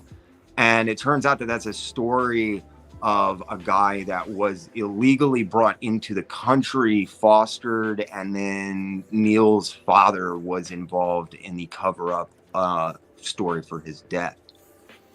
Yeah, that's probably how Neil knows his way around the legal system. That is most certainly. And he also has uncles that they call, that he has referenced. What's really interesting to me about all of that is, do you know who paid for that lawsuit? Marvel. Well, no, not technically. The Marvel money came through Marvel, with 1602. Right.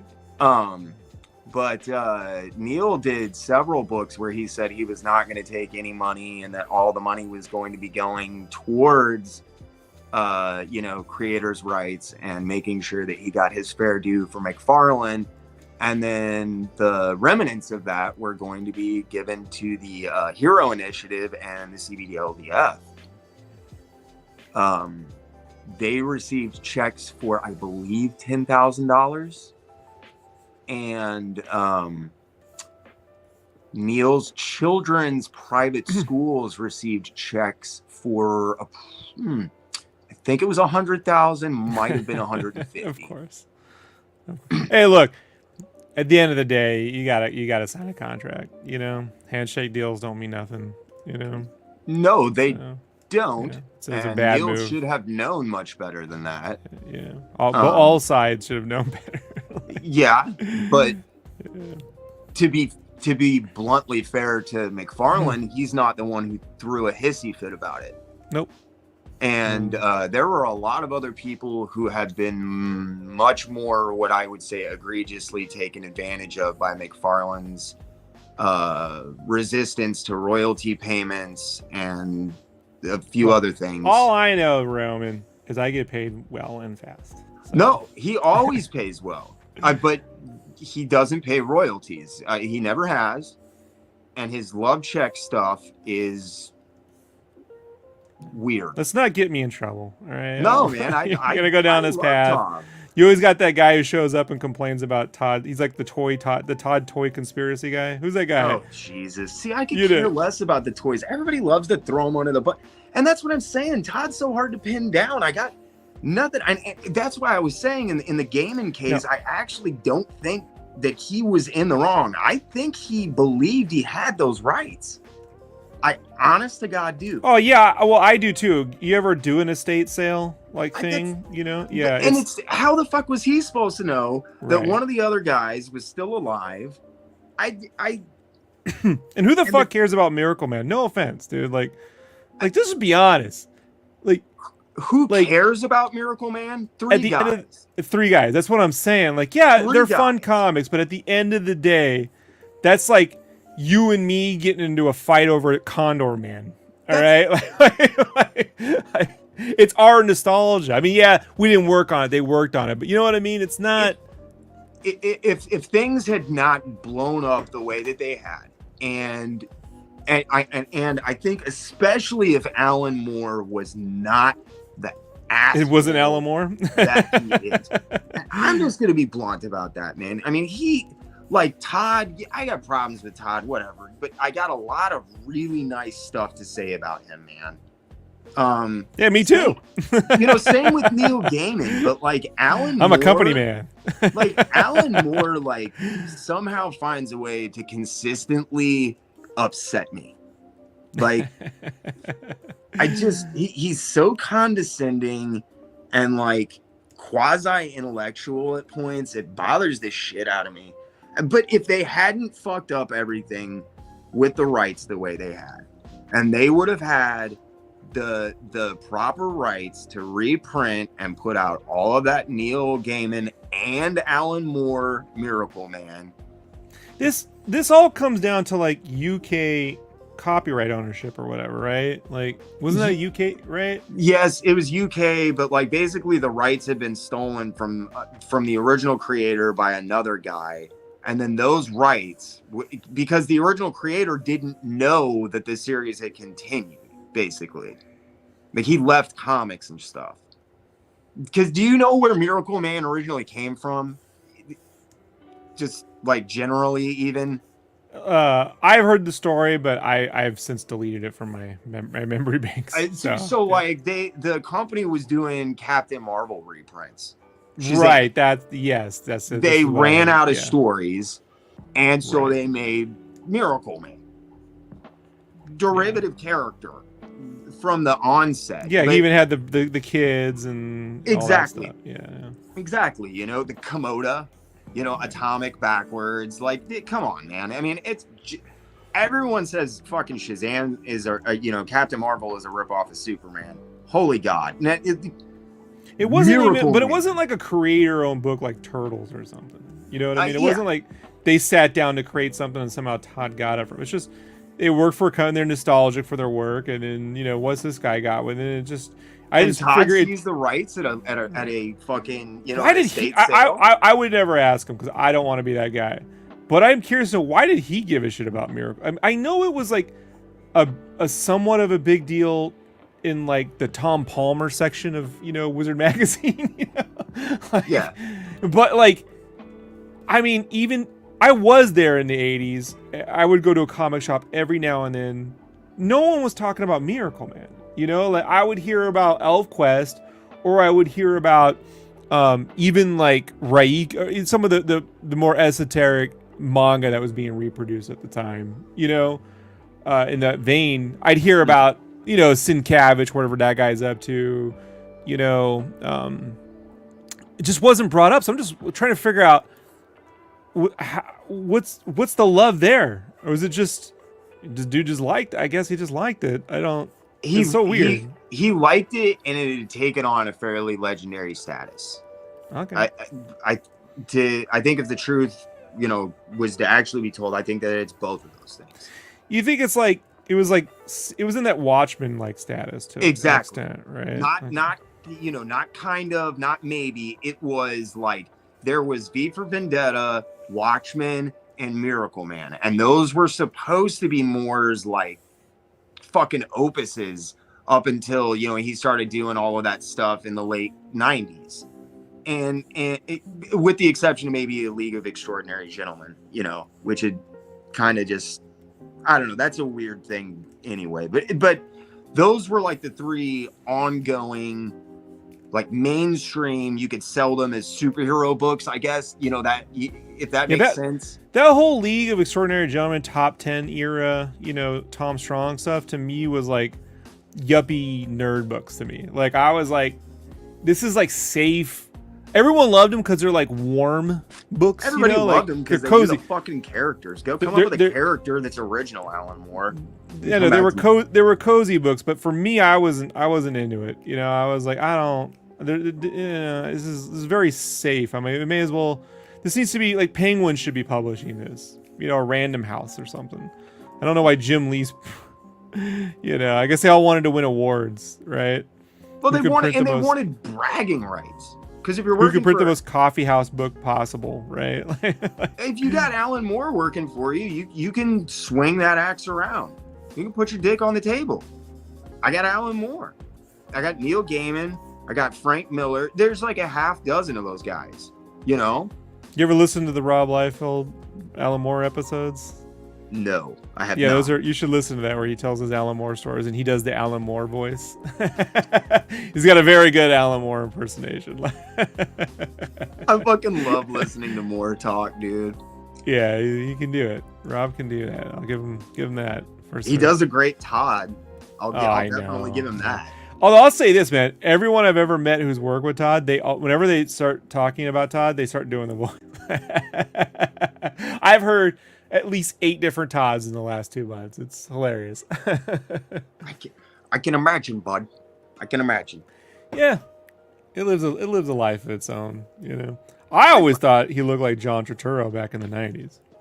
So oh man, I've never seen that. Now I'm not gonna unsee that, bro. Yeah, you know that. John Turturro like trying to be cool in the black leather jacket and shit. Like, yeah, 100%. Come on, really, Toddy? Really? Hey, man. At least he doesn't wear the shoulder pads. All right. I know. I just like I had my wife. I love seeing those promo shots that he's got from like the mid to late 90s where it's like it's all black and white and he's got the like black fucking leather jacket on and he's he wore the leather jacket when he spoke to me. It was great. So like I was like, it's awesome. I want to put on my turtleneck, my Batman Returns style like turtleneck and the little round focals, right? Let's just go back. I'm gonna put on some Kenny G, you know. Oh shit! Rock some John Bolton. Yeah. But or Michael Bolton, not John Bolton. Yeah, my bad. John Bolton. Yeah, start a little war, right? Do a little coup. Yeah. Look, John Tesh, maybe you're thinking too, right? Little John Tesh. Oh shit! Yeah. Oh god. I know, right? Yeah, that's what happens when you grow up listening to Howard Stern. You know, it's all in there somewhere. Oh, Howard. So you legitimately thinking about getting that Capullo Artist Edition? Oh yeah, no, I'll get it. Nice, dude. Nice. I'll get it. I'll probably like. I got a couple of buddies that like own shops and that kind of stuff. I normally don't hit them up for stuff, but sometimes I'll put stuff out for consignment or. You know, like I've got so many old books. It's just like sometimes I'll just sell a book or something. You know, I won't have the money to buy it, but I'll find a way to barter for it. Yeah, I got the Savage Dragon one coming, so I was like, I love Larson's work, man. I wish I could legitimize that to myself, but I have been saying for a really long time that if they you know, and because there's like a couple of them that I am gonna have to break down and get, like the Batman Year One. You know, that artist edition. I need to own that book. It changed my life. Well, with the Capullo one, I own 3 pages of original Capullo art, so it's like, Jesus. Yeah, you know what I mean. It's like, where am I really gonna? There's very little I can learn from Danny Miki's inks on Capullo's work. Like it's beyond my skill. Like when I own some Scott Williams inks that I own the Wizard magazine did this bit where Capullo drew some random drawing of a chick with some demons or some techno monster thing, right? Uh-huh. And they had 4 different artists ink it. So Scott Williams, Danny Miki, I think Jimmy Palmiotti, and some other dude. And the other dude's on DeviantArt because I've seen his, right? Joe. But they did it weird. They didn't give them the proper space in the issue to put them side by side. They just showed like a little snippet here and there. So it's like, wizard. I know, right? Like you just waste it. But I own the Scott Williams. Oh wow. Yeah, I got that from a guy, a Spanish art dealer who was liquidating all of his shit right when COVID hit. So I picked that up for like $400, dude. Like, what? And it's the actual one. Like I showed it to Scott Williams. Like, yeah, man, that's it. Like, it's on vellum. Shit. It's on vellum because they didn't get the original pencils. They all got photocopies, you know. Oh man. Yeah, I mean $400, right, for Capullo. Like, I mean, so Scott Williams inking Capullo, like.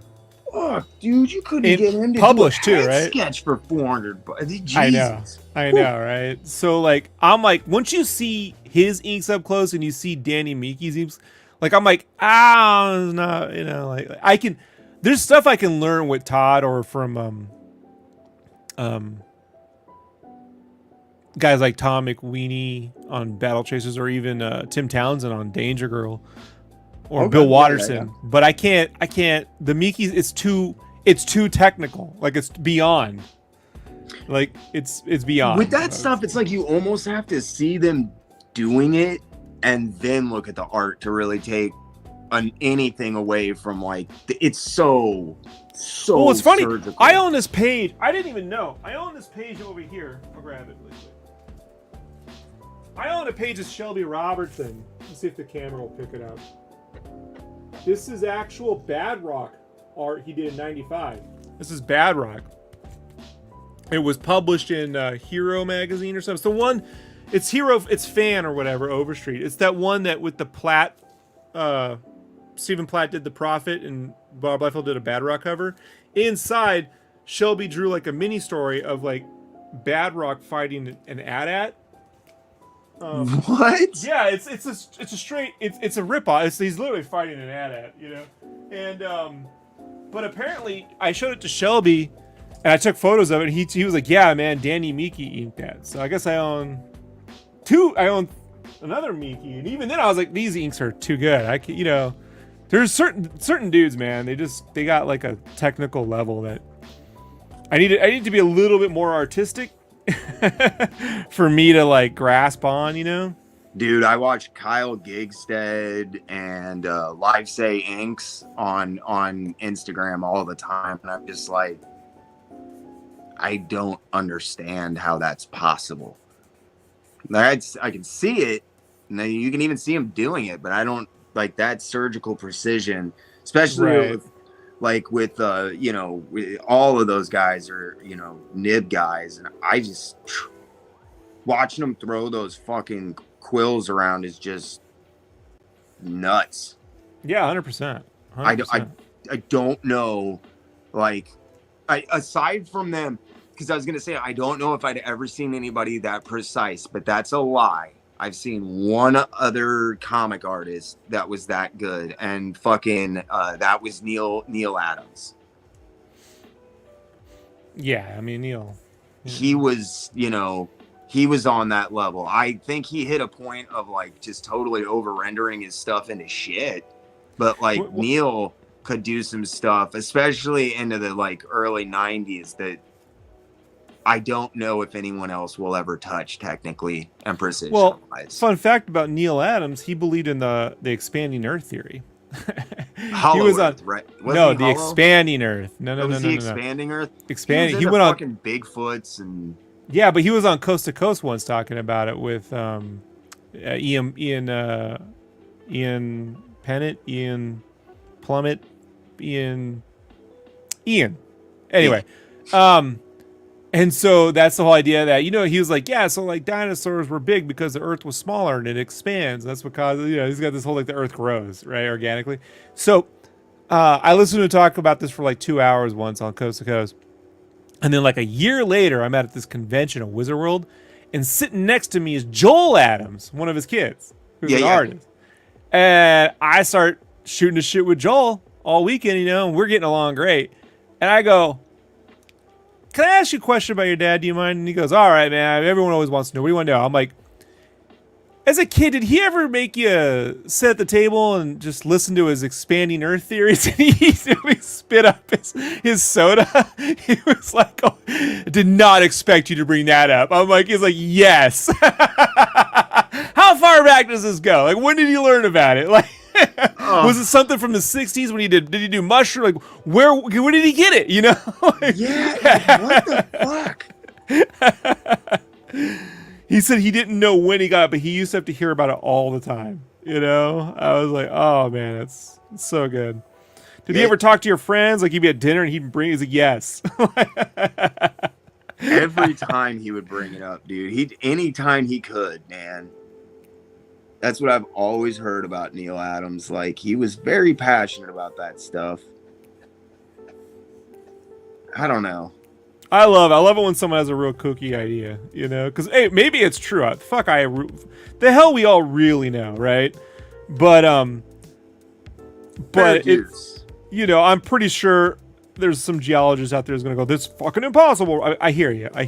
You know what I mean? I bet that guy could back up the science, but I can't. So right, you know. right. But I love that this guy, who's so talented and you know, has a very smart legal mind, right? I mean, he got, you know, he got artwork back. You know, he got artists a lot of rights. You know what I mean?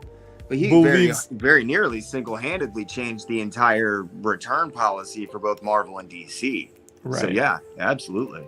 Believes in the expanding nerd theory. Genius and insanity often walk hand in hand. Like you think maybe on the right day him and Ditko could get along? Like just on the right afternoon, you know? I don't know if Ditko could get along with anybody. But maybe if there's a crazy theory they both buy into. You know what I mean? If there was such a theory, yeah, I would give that to you. Yeah. Steve is such a man. Steve is the only other guy I've ever had as much of a difficult time pinning down as Todd. I'll say that much. It was a huge compliment when I talked to Mark Ditko, and after I did that documentary series on him, and I was like, dude, you know, I just hope I did your uncle some justice. And like, Mark's like the only guy on the planet that probably actually knew Steve. And he was like, no, dude, you understood way more than I think you give yourself credit for. So I felt good about getting that out, because he's painted as such like a one-sided, weird, curmudgeonly guy, but there's so much I respect about him too. I don't know. Well, when someone refuses to speak, then everyone tries to speak for them, right? And not so, like, tries to, you know, they do. Right, they speak for him, and then, you know, they're not there to defend themselves or set the record straight on some level. So, but the thing is, at least with Ditko, if you follow Ditko enough, he had essays. He did his essays in self-publication, so he did answer those questions. Even the Spider-Man stuff. You know, like, no, he never came out in an interview and said this and that. But if you read his books of collected essays, it's there. He literally drew cartoons of how he felt. So he spoke about it, which is the weird thing to me, is that he even addressed it. But then again, I do know now that the one reason he ever actually addressed it is Stan Lee, because he wasn't going to sit back and listen to Stan say that shit anymore. He literally couldn't. He was killing him inside. Like, oh, you came up with Spider-Man, did you? I know. That's ridiculous. Well, I'm so fucking happy. I really want to give Jonathan Ross a fucking hug and like a kiss on the cheek and a high five someday. Like, dude, thank you for fucking getting him on record saying that shit about Steve Ditko.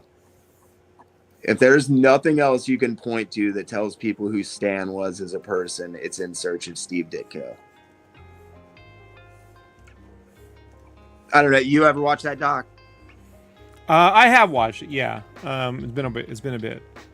But I think with Stan, dude, it's just, look, man, I love Mallrats, right? But like, it also helps sell this idea of Stan being the sole arbiter of a universe, and you know. Well, Marvel had a huge vested interest in that. To be very fair to Stan Lee. I know. Well, to be very fair to Stan Lee, I think that after maybe 1987, a very small part of that was Lee, and a large part of that was. I also read the depositions when Lee was in court trying to explain how it all worked. You know, like he wasn't lying under oath. He was telling, like, yeah, I would give them an idea and they would come up, but it's like. Then the lawyer's like leading him, but you did come up with the idea. You know, it's like that kind of shit. And you're just like, well, fucking A, you know? And if you want to get down to brass tacks, he lied. He said he wrote fucking scripts. He does say that in the deposition, that at least Fantastic Four #1 had a script and a synopsis. Which is bullshit. You know? And fuck you if that goddamn thing had never been seen until 4 months into that trial, and somehow after the fucking Marvel offices had moved 6 times, 6 times, guys, since fucking Stan Lee had even worked there, they found it lodged in the bottom of a fucking not a bookshelf, a file cabinet. My ass. Yeah, sure. And that's the one fucking script that No, they didn't keep anything or treated any. Even if there was, there never would have been anything. These were the guys that were just giving away artwork to kids who'd come in on school field trips. So you know what I mean? They were just giving away Jack Kirby art or Steve Ditko art. You know, same with Chris Claremont. Right. He's out giving away John Byrne art to fucking Saturday Night Live members, hanging out with fucking John Belushi. Right. That stuff just went on forever, and like, yeah, everybody just likes to shit on Stan, and that's totally not my take on Stanley. I just want credit where credit's due. Hey, look, we can't even get Shelby Robertson credit for the inks. No, and see, that's what actually really upsets It's so me. weird. It's so weird, right? It's not weird. It's disrespectful. Like, they don't care. Right. They just don't care about the truth. And like, not to be like weird and serious and an asshole or anything, but like, that's such a big part of my channel. That's why I do what I do. Yeah, no, 100%. You know, like, I don't like busting people's balls. For God knows, I went into that Deathmate episode to clear Rob Liefeld's name. There was no way that dude flew and sat on his fucking front porch waiting for those. And what do I find out? That is very, very, very true. And the whole fucking thing behind it didn't even have to do with egos. It had to do with money. Because Rob didn't want him inking his stuff. He wanted Danny, Mickey, and his other main guy at the time inking everything, because then they get all the pages back so they could resell the original art. And that's how the project fell behind schedule for like a year and a half. To be fair, the dude just wanted to do a one shot and they talked him into a whole fucking thing. Like, Rob just wanted to do this blood's for you, bloodshot. You wanted to do one. Well, they didn't even talk him into it. They talked Jim Lee into it. Yeah. So Jim, but he could have no. Rob. Look. They got greedy at one point. I'm not justifying. Rob could have said, "Fuck you, I'm walking." Yeah. Guess what Eric Larson said in that interview? Yeah, no fucking way, dude. In that interview, in that meeting, he literally said, "Why the fuck would I associate my art with a clown shoe ass company?" Quote. And I fucking asked Jim Valentino about that. I was like, because it was right before that episode aired, and I was like, Jim, I got a quote from Eric. It sounds like Eric, but I want to make sure. And I always say you gotta. You ever watch What We Do in the Shadows?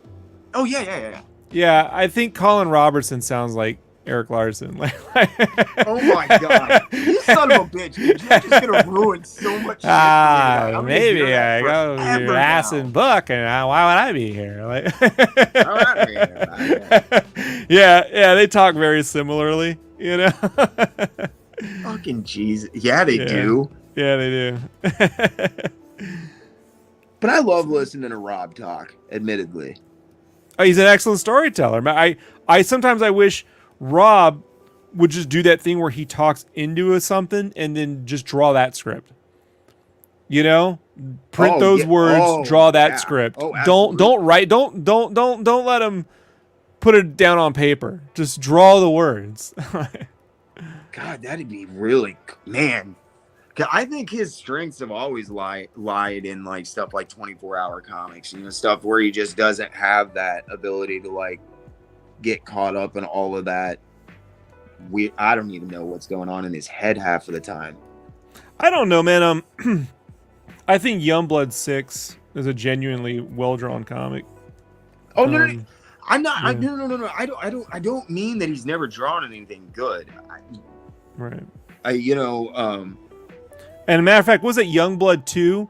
I think you look at Youngblood 2, you can tell he was putting in the effort after the shit talking that Youngblood 1 got. Like, Youngblood 2 is is genuinely well drawn. Like as far as Liefeld can push himself, yeah, it really was. But yeah. I really think that some of his character, the way that he drew characters like Warlock, like if you look at his Warlock, where he's free from like having to try to look like anatomically correct in a way that people expect from a house style, he really does shine. He's got a very unique flavor. I just think that he was enticed into like giving up a lot of effort and never given any impetus to grow as an artist for a long time and given far too much freedom on stuff. He's an insane talent. Like if it were me, he'd have 20 issues of the Pouch out by now. I generally think the Pouch is the best character he's conjured up in his career, like next to Deadpool and Cable. Like I would love to think that was him actually getting a sense of humor about himself too. Yeah, that's where I was like, man, wouldn't it be great? But it's not. No. It's fucking not, because if it was, he could do like 100 issues of that. I would buy that. Right. I remember seeing the Pouch and being like, that shit right there is brilliant. Hilarious. It's brilliant. It's the best idea he's had since Deadpool and Cable. Like, dude, I like it better than Cable. Fair enough. In a sense. Cable's a fun character, but just so underutilized and shitty. The story. Yeah, I'm talking about 1991's Cable. You know what I mean? Like the whole okay. Bruce Willis, like, Michael Bean, soldier from the future. You know what I mean? Yeah, I was gonna say back when he's still in like Wolverine, Logan mode, where you know nothing about him. Right. Okay, pre-Ascani Sun shit. Yeah, I get no one likes a Ascani Sun, dude. Like this is stupid. Let's turn Cable into Star Wars. Real fucking dumb. Like. I loved Cable Deadpool. I actually did like a lot of that, where they cured him of the legacy virus and he's all struggling with having these crazy powers and stuff. Cable's had some good, cool stuff. I shouldn't shit on him near as much as a character as I do.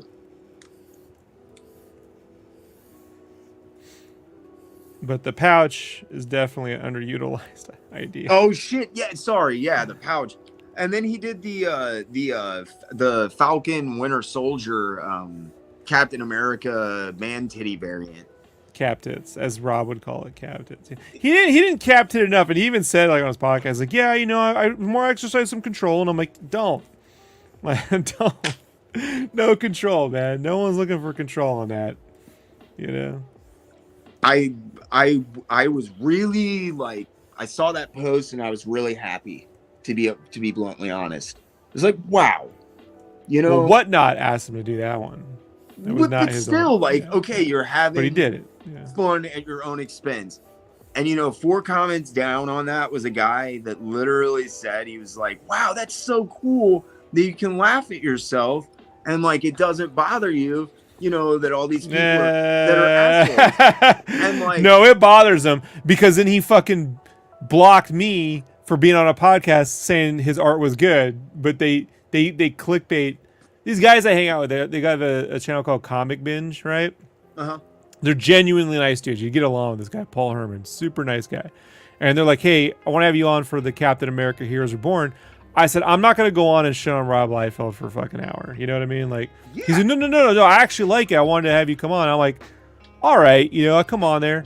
And I was pointing out, you know, things that are genuinely like, you know, action figure stuff. If you look at his love of 70s G.I. Joes and all that, so you can see all that in the art, right?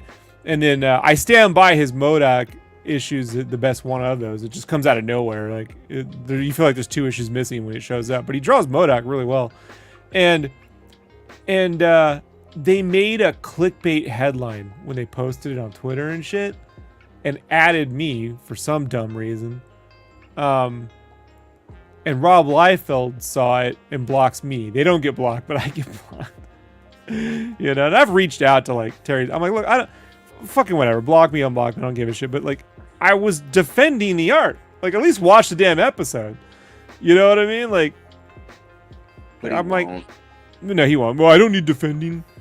No, I wasn't just defending. I was pointing out that I enjoy your stuff and I respect you as an artist. Yeah. Don't care. You were involved with stuff that made me look like an asshole, so fuck you. All right. Well, you know, it's fine. It's fine. Like, whatever. Hey, give Shelby credit. How about that? Yeah, man. Like, dude, that's one of my things too. Is a lot of people that shit on Rob Liefeld. They're like, you can't draw feet. Fuck you, man. I could list you a billion motherfuckers that are just as bad as drawing feet as Rob Liefeld. Come back with a fucking legitimate reason. Oh, no. I solved the feet problem when I did the Youngblood post. They're standing on their tippy toe. If you just take the ball of your foot and raise it up, that's what they're doing. Like, even Kelsey Shaddy, like, he saw it. I was like, that makes sense now. I see how it works. I'm like, yeah, that's what they're doing. They're just standing up. They're all ballerinas, okay? You know how hard they have to train to be superheroes? They are just fucking on it. I did on issue 3 of the book Spawn Kills Every Spawn. I did a homage to X-Force 8 or 9, the Mignola issue, right? Oh, so I put the Scorched on the front cover. There's a reason why they're on the cover. You'll get it when you open the book. I don't want to spoil the surprise, but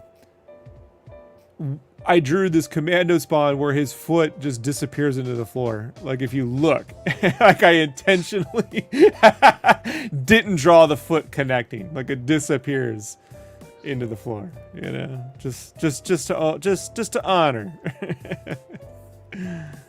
I see so many guys that I love, and they hide feet and they won't draw feet, and I you know, like, young independent artists, like up and coming guys, and like a lot of those guys, I honestly wonder if it's that they're afraid of getting fucking labeled like Rob.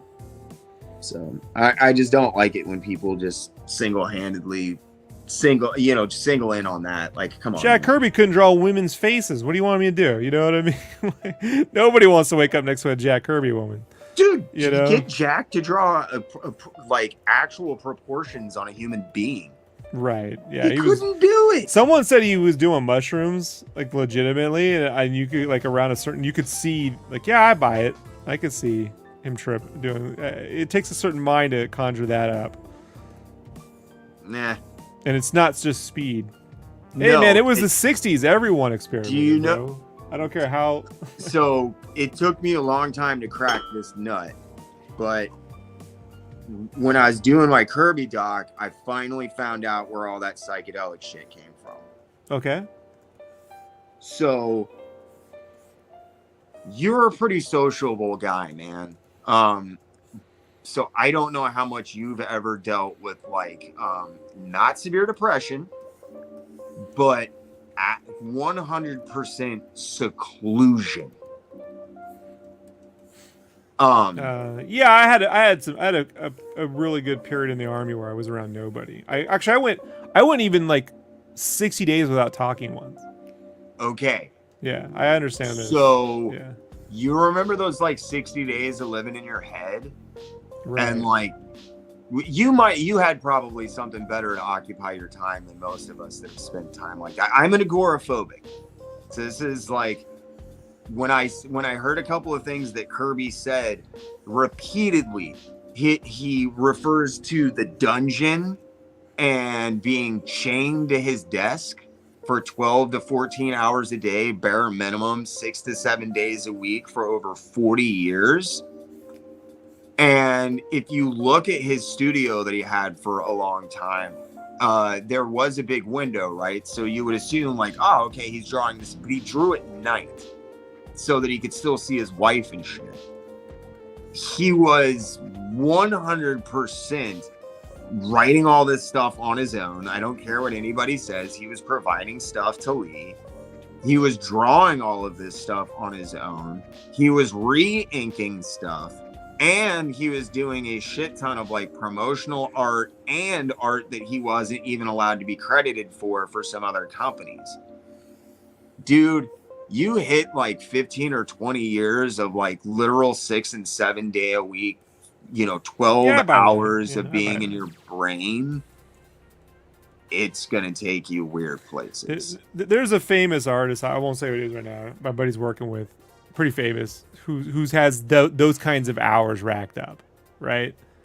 And every now and then this guy leaves him a voicemail, right? And just it's like, and the guy's normally pretty normal, but every now and then he gets one. He goes, "Listen to this one," and it's like, I don't know what's going on. No one talks to me. Like, you know, like this whole like the whole world isn't like recognizing my existence thing, you know? Like, and I was just like, and I'm like, it sounds like the principal from Beavis and Butthead. Like, Beavis and Butthead, you're not listening. Like, you know, like you're like, oh man, I guess that's what happens when you're in your room drawing that much for. They don't want to hear that about Kirby. Yeah, they don't. I buy that. They deify him. But if you look later on in his career, he starts saying stuff where people thought that he was having mental deterioration, that he was starting to go senile. And what's really happening is he's having breaks with fucking reality. Right. The dude couldn't drive a car for 30 years because he would oftentimes space out and imagine he was in a fucking rocket ship. He ran the car into the side of the house and almost killed several people by driving up on the fucking the sidewalk. That's why they quit letting him drive. And quite frankly, I don't think it had anything to do at that age. I don't think it had anything to do with the mental deterioration or like loss of senility or anything. No, I mean, it is. I think people. I used to get people who would say, "Man, it's great to work from home, right?" And I'm like, "Yeah, but like, I was like raised like this. My dad, you know, like with security and just the way I was raised. This will drive most people nuts. I don't think you understand. Not everyone's built for this sort of thing. And then when COVID hit and a lot of people working from home, there was a good amount of people who loved it for about 30 days. Yep. You know, and they couldn't take it anymore, you know? And it's like, now, I'm fortunate that my wife is someone who's come to love working from home, but most people just don't, you know? Like, they just don't. They don't have it. And it's different, though. She has a normal job where she's speaking to people, you know. Mm-hmm. If it wasn't for the streaming, I'd be sitting here talking to myself. My wife doesn't understand why I stream so much, and I try to explain to her, like, yeah, exactly. Yeah. That's like, you know, when I wasn't doing the stream for like 3 months, you know, because like I was doing design work. It's like I can't stream and do design work, but at the same time, it is, you know, about when you're working 60, 70 hours a week, you know, you're just like, now it's not. It's not the fun times, you know? No, man. That's like when you sent me that invite and I was like, man, yeah, that would be really nice, actually. You just get on, and it's even better like when you can do like streams and you have like, you know, friends, you can do like collabs and shit. It helps blow off so much steam, man, and like get rid of that weird funk you build up of being alone with yourself. Like stewing in yourself is a dangerous place to you know, to be sometimes. You just need breaks from it. Now, I have to keep working, you know? Like that's the thing. Like I can't just sit here, oh yeah, man, how you doing? Like put the pencil down, just, all right, that was a fun conversation. No, we gotta. But I have the fortunate experience of having worked in physical art departments where, you know, I'm used to having a lot of things going on around me. I can talk to artists while I'm working, you know. I'm always jealous watching you fucking draw, man, whenever you're streaming. I'm like, what the fuck? Man, I am useless as shit when I'm trying to talk to people. You can put your head over there. It's like it's almost out of body where your head is, your body's doing things, but your mind is floating somewhere else, you know? Yep. And you just kind of check back in periodically. How's it going? Oh yeah, it's going. Okay, great. Like I have no memory of doing that. Yeah. I just always see you and you're always like cranking. You work like just as fast. And like I talk to all my buddies that do shit and I'm like, that stream so much, you know, and they're like, yeah, I would, but I work so much slower. Like I can't do it. And I'm like, I know. I know. And I see somebody like you and you're just, woo, your page is spinning around and you're like fucking shooting the shit about 30 years ago, seamlessly remembering people's names. And I'm like, I can't pull a straight line while trying to remember Shelby Roberts' name. Yeah, I know. It is a little bit of a talent, but a little bit. Fucking awesome, man. And you're totally coherent. Like, you're always like totally emotive and shit. Like, everybody always compliments me on my streams and they're like, you're so talkative and you just, you know, you seem like you enjoy being around people and you're very engaging. And I'm like, well, I better be, because I draw like a fucking turtle. So if anybody's watching to see me draw, they'll spend 6 months watching me draw what it takes someone else 2 weeks to. I mean, as Mario will tell you, I will just sit here and not talk while I'm working if no one else interacts on the chat, you know, unless I want to think out loud. But that's mostly just to save my voice for when people do come on, because everyone has a limit. If you speak for 5 hours a day, your voice is gonna go out by about the 4th day, you know? Dude, you ain't got to tell me. I couldn't figure out why I was talking like fucking Tom Waits a few months ago. Right. I was like, what is happening? Oh, geez. This is what it used to sound like when I was doing like 4 shows a week with my band.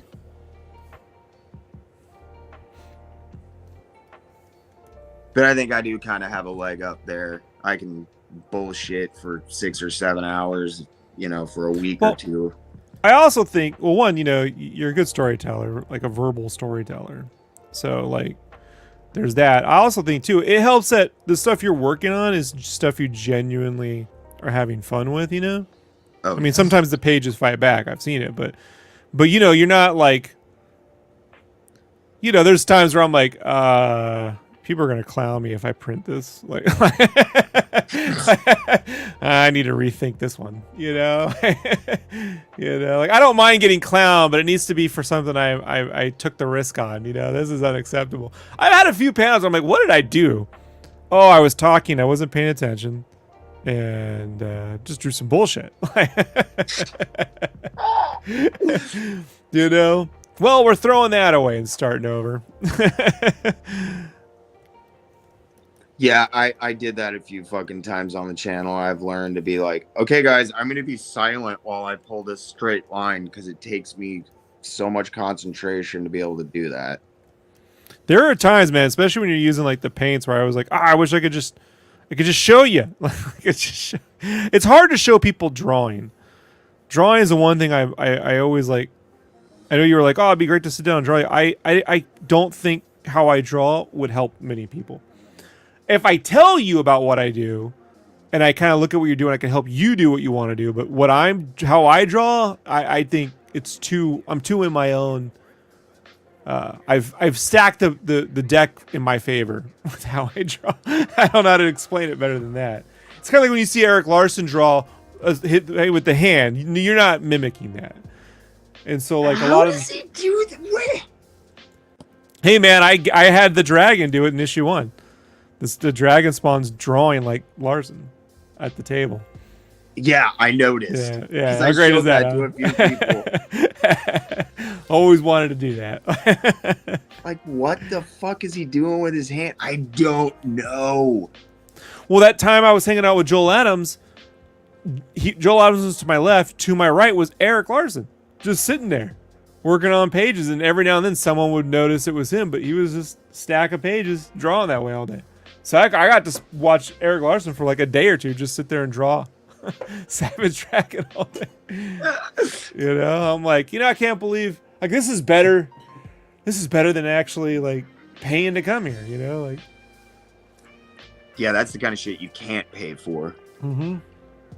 Can't pay for it. But like more by like drawing with you. I mean, just like hanging out and soaking up your like, you gotta, man, I don't know, like. I talk to a lot of people and I deal with a lot of people through the channel, but just like your personality and like who you are is like infectiously, to be all like weird and strange about it, like I oftentimes like think about that line from As Good as It Gets, like where he's talking to like Helen Hunt and he is like trying to sum up like like he's the biggest piece of shit ever, and he's just like, you make me want to be a better person. And like, I don't know about that, man, but no, I'm dead serious. You're one of those people, man. You make me want to be more outgoing and like help people however I can and pay attention when I can. And like, that's artist Rob. Okay, real life Rob, you won't even know I'm there. Real life Rob is security guard Rob. I disappear. I'm silent. You won't even know. I never hear a word. My own wife can't hear me in the house. Like I have ninja like skills, you know. Yeah, I'm in my own head the rest of the time. Here, I think that comes from, dude, like, and I've told this story before, but like, if you remember, Todd and Greg, Todd got behind on Spawn being monthly for a little bit, right? Yeah. So he wanted to get the numbers up on the book to where they would have been if he had kept a monthly schedule. So he hired Tony Daniel and Kevin Conrad, the inker, to draw every other month, and Capullo was drawing every other month, right? And so this was the first time anyone other than Todd or Greg was going to be drawing, and it was young guys, so I was super excited. I didn't know who Tony Daniel was. So I was like, oh, this is going to be dope, right? So it just got announced, and I was at Comic-Con that year, so this is like 94, 95, one of those. Might have been 95, I can't remember. But that sounds right, like 95, yeah. Yeah, it's one of those years. And there's sitting Tony Daniel and Kevin Conrad. I'm like, oh my God, it's fucking you, right? And he's like, yeah, it's me. And so I was just gushing over these dudes, right? And Kevin's being great, and Tony's being like, I don't know, apprehensive would be the word, but whatever, you know? And I figured he was just up late. I don't know. You could tell when some guys were probably up late or something, but yeah. But I said, is there any way I could get like a sketch, right? Because I had never asked for a sketch, right? I had no money. I'm like, I'm just a kid, you know? I'm like 14. I'm like, can I get... yeah. Is I could just get like a normal sketch? I mean, I'm just a huge... I can't wait to see, you know... Because they were young. I mean, young dudes are, you know, like, these guys are like 19. I can't wait. And he was like... He goes, yeah, I mean... I'm like, look, you got a sketchbook? I'm like, I can't afford a sketchbook. You don't understand. I only got the Comic-Con tickets because I had to save up all year $20. And if you pre-ordered your Comic-Con tickets in January, you can get all 3 days for $20. You know? Yeah, I know. So I had no spending money when I was there. I just went there and drank water. You know what I mean? Like I had no food, no lunch. Yes, I remember nothing. Those days, bro. Yeah, nothing. Yep. And so I was like, you know what I do have though, is I had some comics I had brought with me to get signed, right? If I could get them signed. I said, could you draw like on the back of the board? Because then I could, you know, it'd be great because then I got something to put it in, you know? And he goes, nah, man, you can. He was like, no. And he's like, you can resell it. I'm like, this is the first time that idea had ever entered my head. I was like, what? Like I genuinely, because I remember when I reacted to that, Kevin was like, you could see him shift, like, oh, he really is a kid, man. Like, you know, like he could tell Tony was talking to like just a fan, you know? Right. But Tony wasn't cool. Tony was like, no, man, I'm not drawing on that. And then Kevin's like, just come on. Like I was like, and I'm like, you know what? I don't want your fucking art, you know? Then the asshole Rob comes out, right? And I'm like, all right, here's the thing, man. I will never buy your fucking comic now. You know what? I don't care that you didn't draw it. It's just that you're accusing me of like stealing or something. I have a real problem with being called a thief, you know, like in my life. Amen. Yep. And so to this day, man, I don't own those issues. I've never looked at those. I'm certain he just had a bad day. But I keep thinking back. I never want to be the kid talking to a pro. I never want anyone to have that experience with me. You know what I mean? Like, yes. You know, good or bad day, you don't get another day. So like to me, that's the experience I remember, you know? Yeah. So, yeah. I couldn't even tell you what happened to those issues. So when I say I have a complete run of Spawn, I should say except for the Tony Daniel issues. That's so fucking funny. You know, I stand by Kevin Conrad, nice guy. If he drew those issues, you know, I'd buy anything that guy did. But I like, that is just wonderful proof of like why you can't be a dick at shows. yeah, you can't, dude. You can't. Cannot fucking do it. And I don't abide guys like fucking Arthur Sidam and fucking Michael Golden and shit that consistently condescend to people. I get everyone has a bad day every once in a while, because it's like you like Rob Liefeld's a great example. He's like, everybody shits all over Rob for being such a big dickhead, and I'm like, dude, fuck you, man. Like, I can get on the internet, and for every, you know, one of those stories, I can find you 99 stories of Rob being a super fucking cool dude too. You just, that's one thing that I do that I've really, like, him and Eric Larson both have always, every time I've seen them at shows, like even back at the height of like their popularity, they were really cool. And so was Todd.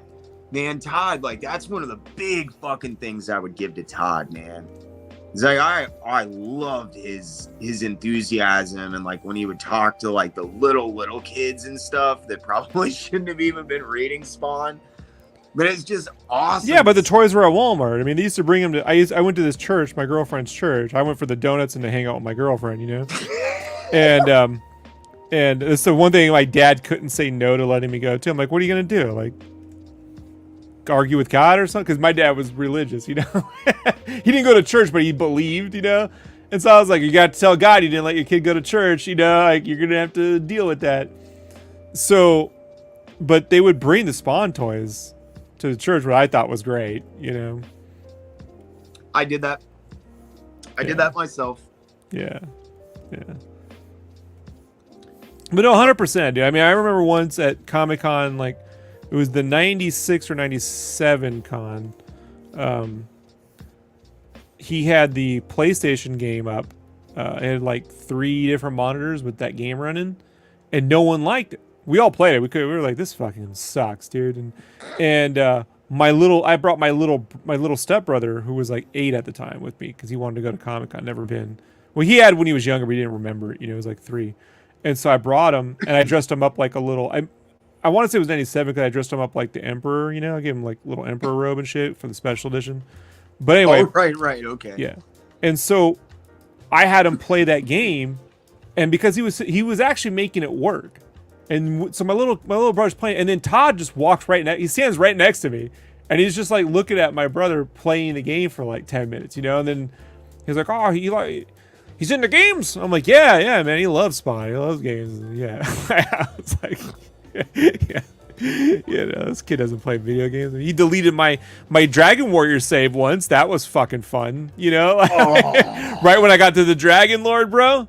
He deleted it. Yeah, fully, all leveled up. Took me a year to, like, you know, that was a hard game to level up. That game was brutality. Yeah, he wanted to play it, and I guess he just randomly clicked the buttons, but he randomly deleted. Yeah. That is so brutal, bro. Yeah. I wanted to be mad at him, but I remember when I was a kid, I took a paintbrush to my uncle's car because I'm an artist, and he wanted to kill me, and I go, well, you know, it's my turn. My turn. But my little brother was funny that year. Rob Liefeld was giving an interview. It was definitely, it was the 96 con, I think, because he was giving an interview about Heroes Reborn, and he's standing there. And I made a comment like someone should just whack him in the knee or something, because I don't know. I had saw the book and I was unimpressed with the quality of it, but I don't want to get into it. I was a little shit. I was talking shit, and my little brother walked up there and in the middle of the interview hit Rob Liefeld in the knees with this Star Wars. I was like, no! Like I remember, I was like, yeah, I didn't. And God love Rob, dude. He just looked down and I was like, hey, bud. You know, like, hey. He didn't, you know. He was a good spot. I was like, oh, I'm so sorry, man. Like, I was not okay, look, I had to teach my little brother, like, you know, some people talk shit. That doesn't mean they want you to actually do those things. Yeah. You know. Come to find out, I came to really appreciate Rob Liefeld's work on that after Jim Lee took over those books and then just generically ran them into the ground. No offense to Joe Phillips or anybody, but like, you know, those books are unfucking look. I mean, say what you want, at least Rob and them came at it with some style or something, you know, like. Jim's very good at genericizing shit. That's his entire. I mean, his Fantastic career. Four, I actually like his Fantastic Four, but wow, but, really? Yeah, I do. I like it. I think it's MCU Fantastic Four before the MCU, man. Like it's very very MCU cinematic. Those books, you know, are the stories well written? No, he should have got someone. Brandon Choi is not a good writer. Brandon Choi is not a good writer, you know. No, but he had access to better writers, you know. But I think those books are extremely well drawn. The best looking Fantastic Four books of the 90s, in my opinion. By far. Well, yeah, but like, what do you compare them to for the 90s? I think it's as good as, it's not as much as John Byrne stuff, but it's as well drawn, dude. Just differently drawn. He's doing like some of those pages. He's doing like, you know, Dark Knight 12 panels a page, you know. Yeah. He's doing different formats. He's putting in like more character work. Obviously, you can tell J. Scott Campbell is influencing him to it. You know, like he's actually getting acting out of actors and stuff, and he's doing cosmic stuff, which you didn't see a lot. It wasn't just people punching things. He's drawing monsters and mole men and spaceships and Jeeps. Yeah. You know what I mean? Jeeps. I mean, he wasn't drawing Jeeps on X-Men and Wildcats, you know. It was all those like bubbly cyber bikes and shit. Like, man, now you're making me want to go back and reread that, and I hated it so much the first time around. I know you were piss and vinegar comic shop guy, right? But like, no, I was never that fucking guy though. You want to take that one back?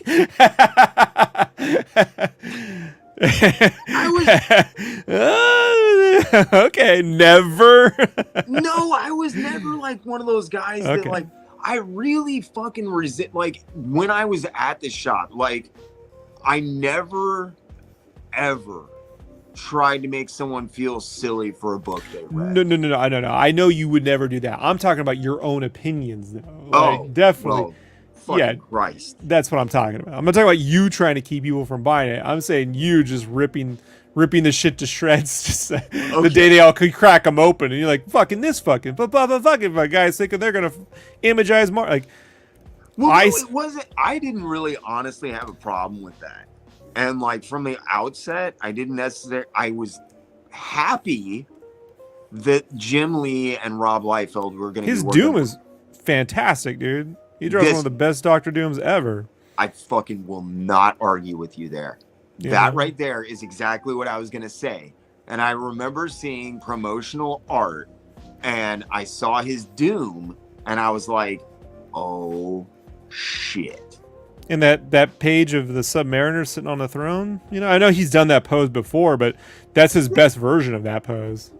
Probably, yeah.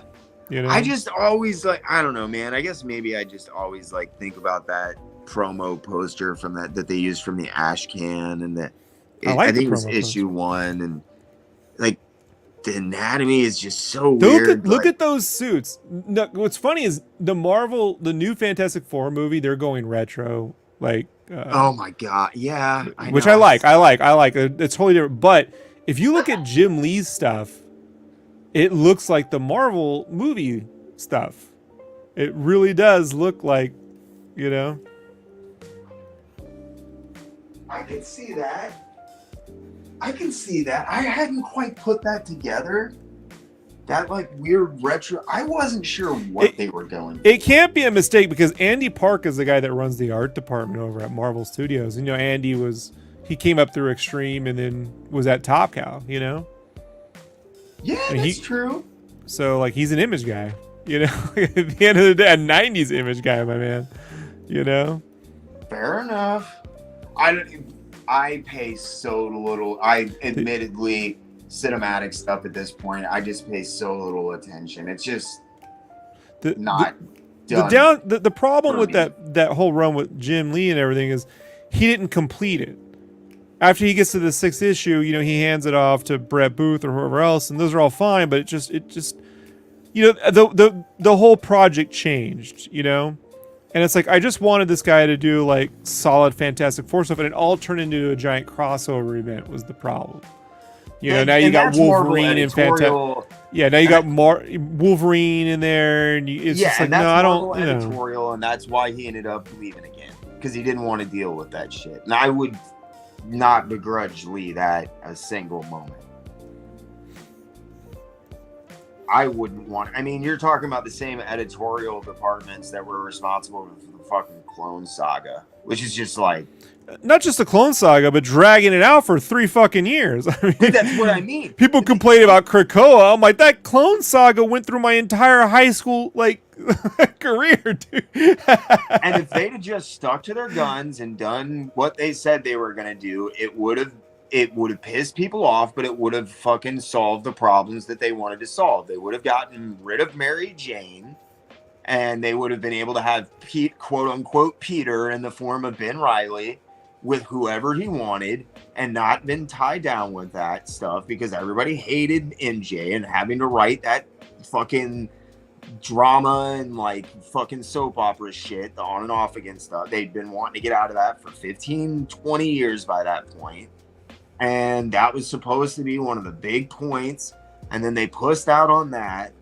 And then they fucking turned Spider-Man into a wife beater. Like nobody, like everybody remembers Hank Pym smacking the shit out of the Wasp. Nobody remembers putting Mary Jane through a fucking brick wall while she was pregnant. Like, God, is that in the Clone Saga? I didn't read it, man. You know, I just couldn't get into it. Or is that One More Day? I researched it for a series, not read it. I like the Ben Reilly outfit. I thought that was the really clever design with the sweats and all that stuff, you know? Did you like did you like when he took over as Spider-Man? I fucking have to admit, because they took the design from Spider-Girl.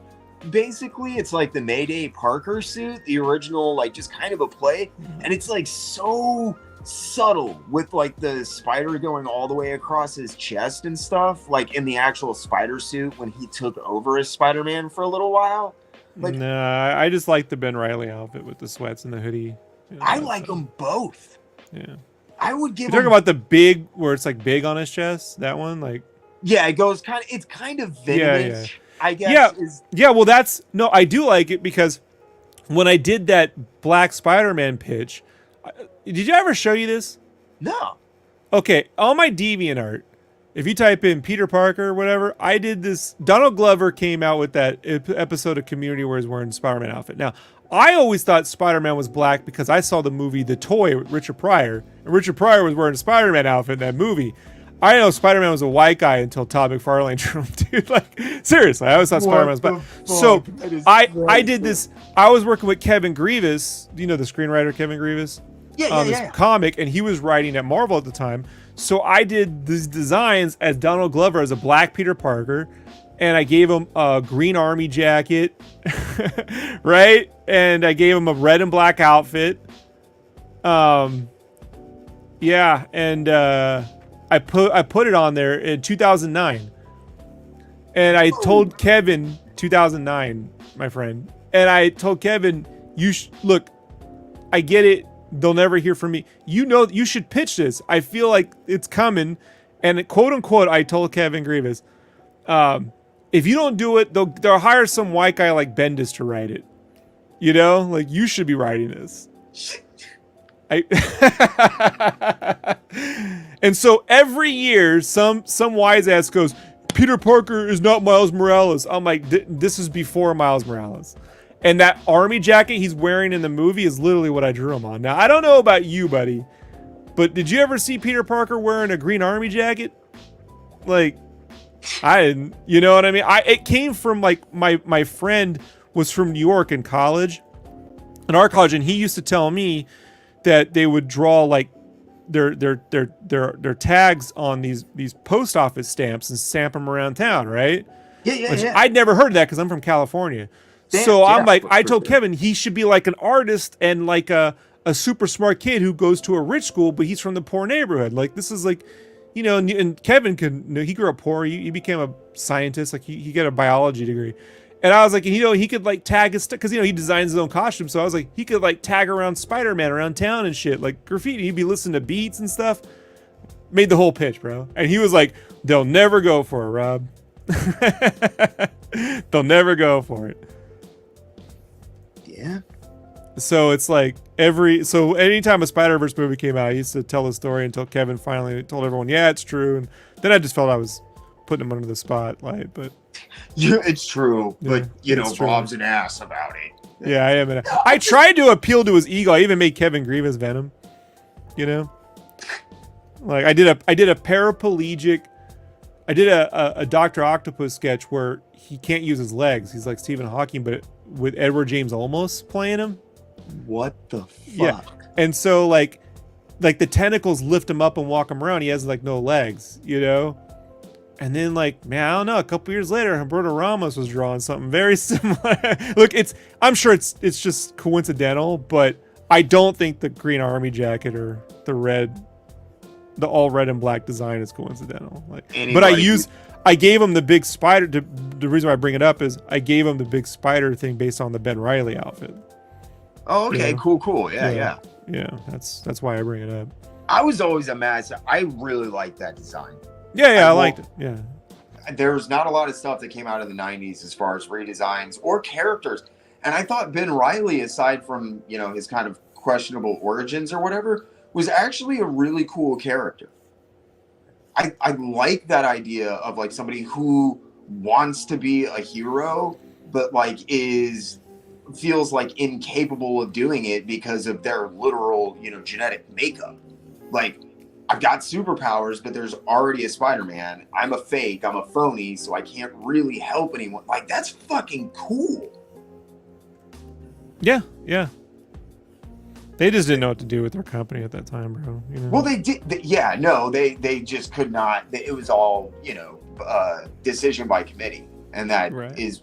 And those really stupid editors' retreats on, you'd always see in Wizard magazines, Yeah, and what's really interesting is like, most of that can be put back on Cadence that owned them, and then they sold out to Perlman.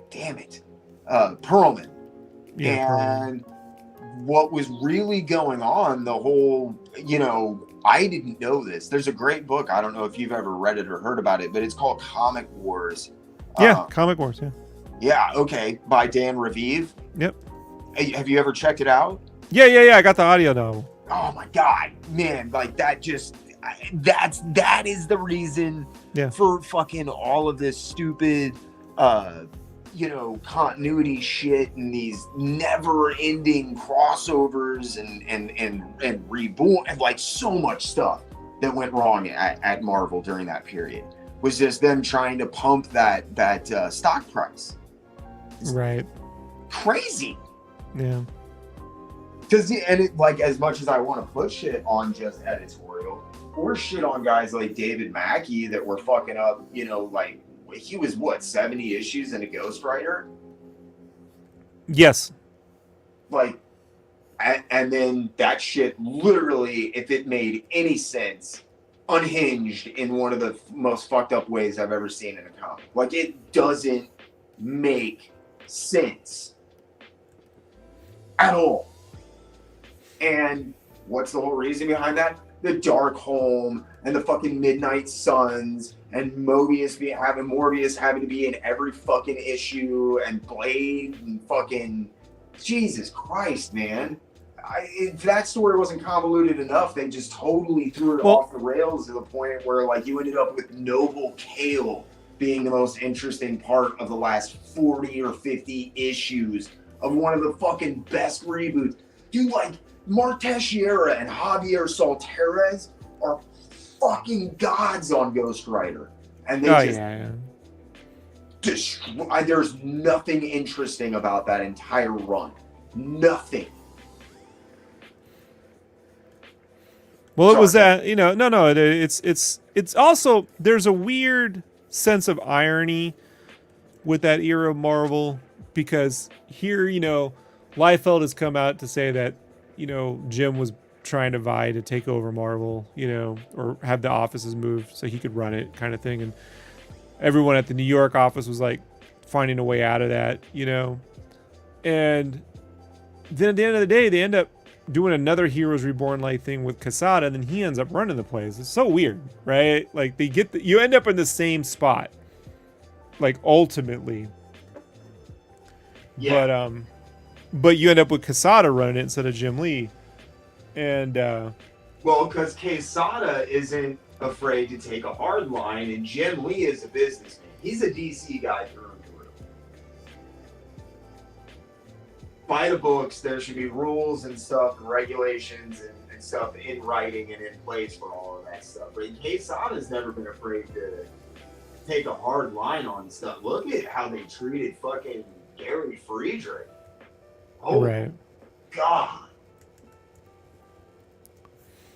I mean, him and Palmiotti, they came up through independent stuff, you know, with Ash and shit. And they weren't afraid. I think that's the difference. Hey, I own Ash art, so I remember when Ash started. Yeah, I was there. I was right there. What a great design. What a great idea too. A firefighter Shazam like superhero. You know what I mean? Like, you couldn't make heads or tails. I mean, I'm not a guy who says a story is that necessary, but I could not tell you what the fuck was happening. You know what I mean? I tried to make sense out of it. Palmiotti or Quesada could either. Like, but the premise was great. The design was great. It's just they didn't know what they were doing. They should have hired Paul Dini to figure out a story, you know? At the end of the day. Can you imagine if they'd had someone with a head on their fucking shoulders helping them with that at all? The thing that I imagine is, imagine if they hadn't sold it to DreamWorks, and when he goes to Marvel, he just sells it to Marvel. Because Ash would be an excellent MCU style villain, hero. He was designed to be, in my opinion. I think, you know, if you look at him, he screams MCU. Yeah. Or not MCU, sorry, just Marvel. Marvel. You know, I put an Ash Easter egg in the issue 1, right? No. Yeah. There's one of the pages, Chibi's walking. I don't know. He's walking. It's the one with Medieval Spawn and She-Spawn where he gives him the bird. Above that, there's a panel where he's storming off, and behind him is Ash Spawn. Dude, when this series is over, you're coming on the channel to break these down issue by issue and show people this shit. There's an Ash Spawn, dude. I know. There's everything.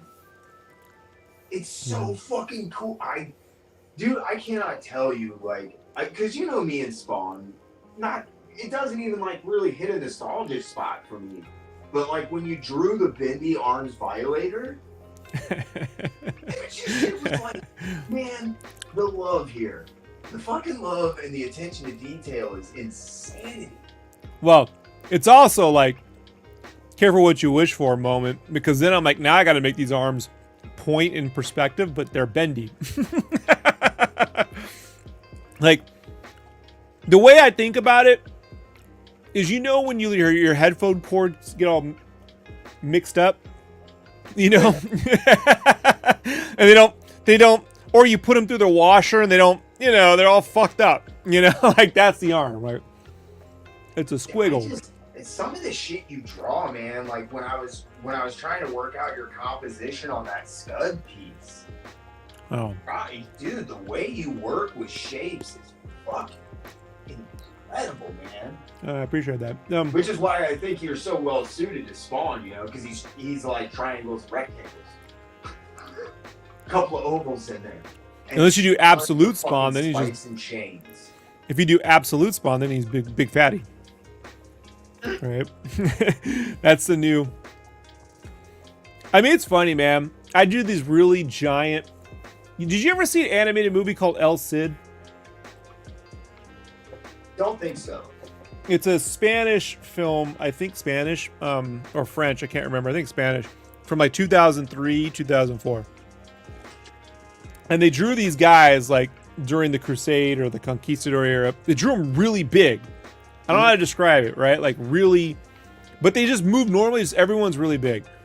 And I love that look. And so I drew the turtles like this and posted them on this board we were all posting on called Sketchboard Sessions. That was like where all the artists were hanging out at the time. And this guy, Scott Cohen, who was drawing the Turtles book at the time for Peter Laird, liked that look. And he said, hey, man, would you be willing to do like a backup story? He's like, there's no money in it. I'm like, oh, I'll take it. You know, it's Turtles. Who cares? But Peter Laird saw those big turtles and was like, no, they're too big. What?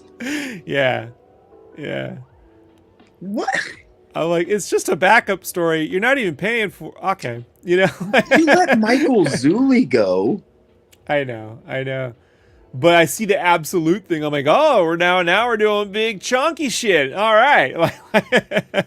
Let's do it.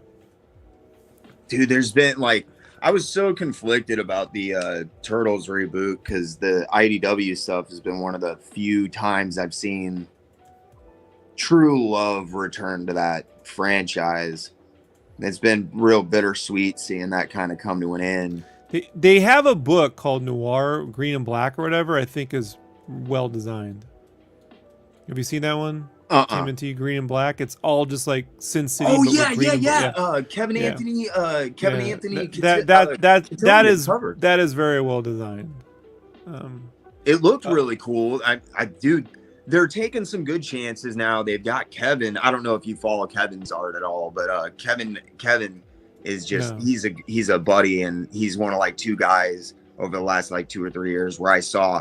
And I told him when I saw his stuff, I was like, it is a matter of time before you are working for real publishers doing like big books out of the fucking gate. And he's doing TMNT covers and that kind of stuff now. It's just been really nice, like with the reboot, the amount of covers I normally hate with variants and stuff, but it has been so nice to see guys given like free reign to really fuck around with the turtles, you know, on the my friend Laura Marshall, she's got a cover out. She's great. I haven't seen that one. I was just looking at the she did one. The Lee Weeks cover that's getting ready to come out. Stunning. I love Lee's work. He's so fucking underrated in my opinion. She's been doing Phantom stuff out in Australia. Apparently the Phantom's big in Australia. Huge. I did not know this. Yeah, I did not know this. And so she's been doing that. And I've known her for years. So she's one of those artists that she's always like, I'm stuck. Can you help? I'm like, yes, I can. You know, that's so awesome. Yeah, so she's good people. So I was super. She loves the Turtles. You know, like she's a big Turtles fan. So I gave her some pointers on the colors. I mean, she did her own thing. You know, it's definitely her color, but it's good stuff, dude. I was super happy for her. So I can't shit on the reboot so much because it gave my friend, you know, that's been, that's been like the coolest part is like, I really am impressed with the variance and the breadth of interpretations that I've seen allowed for the Turtles. It's really refreshing. It reminds me of the Mirage years again, you know? Right. That's awesome, dude. Like Danny Earls, his covers have just been fucking nuts. Oh, they're beautiful. Don't expect anything from me though, because I'm cursed. I know Kevin Eastman can't get work. It's the best. He's like, I got some kids books. I'm like, I don't want to work on kids books, Kevin. Like, can you just talk him into doing something? No? Okay. You want me to draw the kids' books? Okay. That's. He's a good dude, but he's always trying to do these kids' books. I'm like, no. He's always got something up his sleeve. He's trying. He wants another Turtles, and I'm like, you're never gonna come up with another Turtles, you know? Yeah. Never gonna do it. Yeah, at least he's not salingering though. He's out there trying. No, and he's a super good dude. Super good. Oh dude. my god, amazing! Probably the nicest guy he's I've ever done for met the in industry is. Yeah.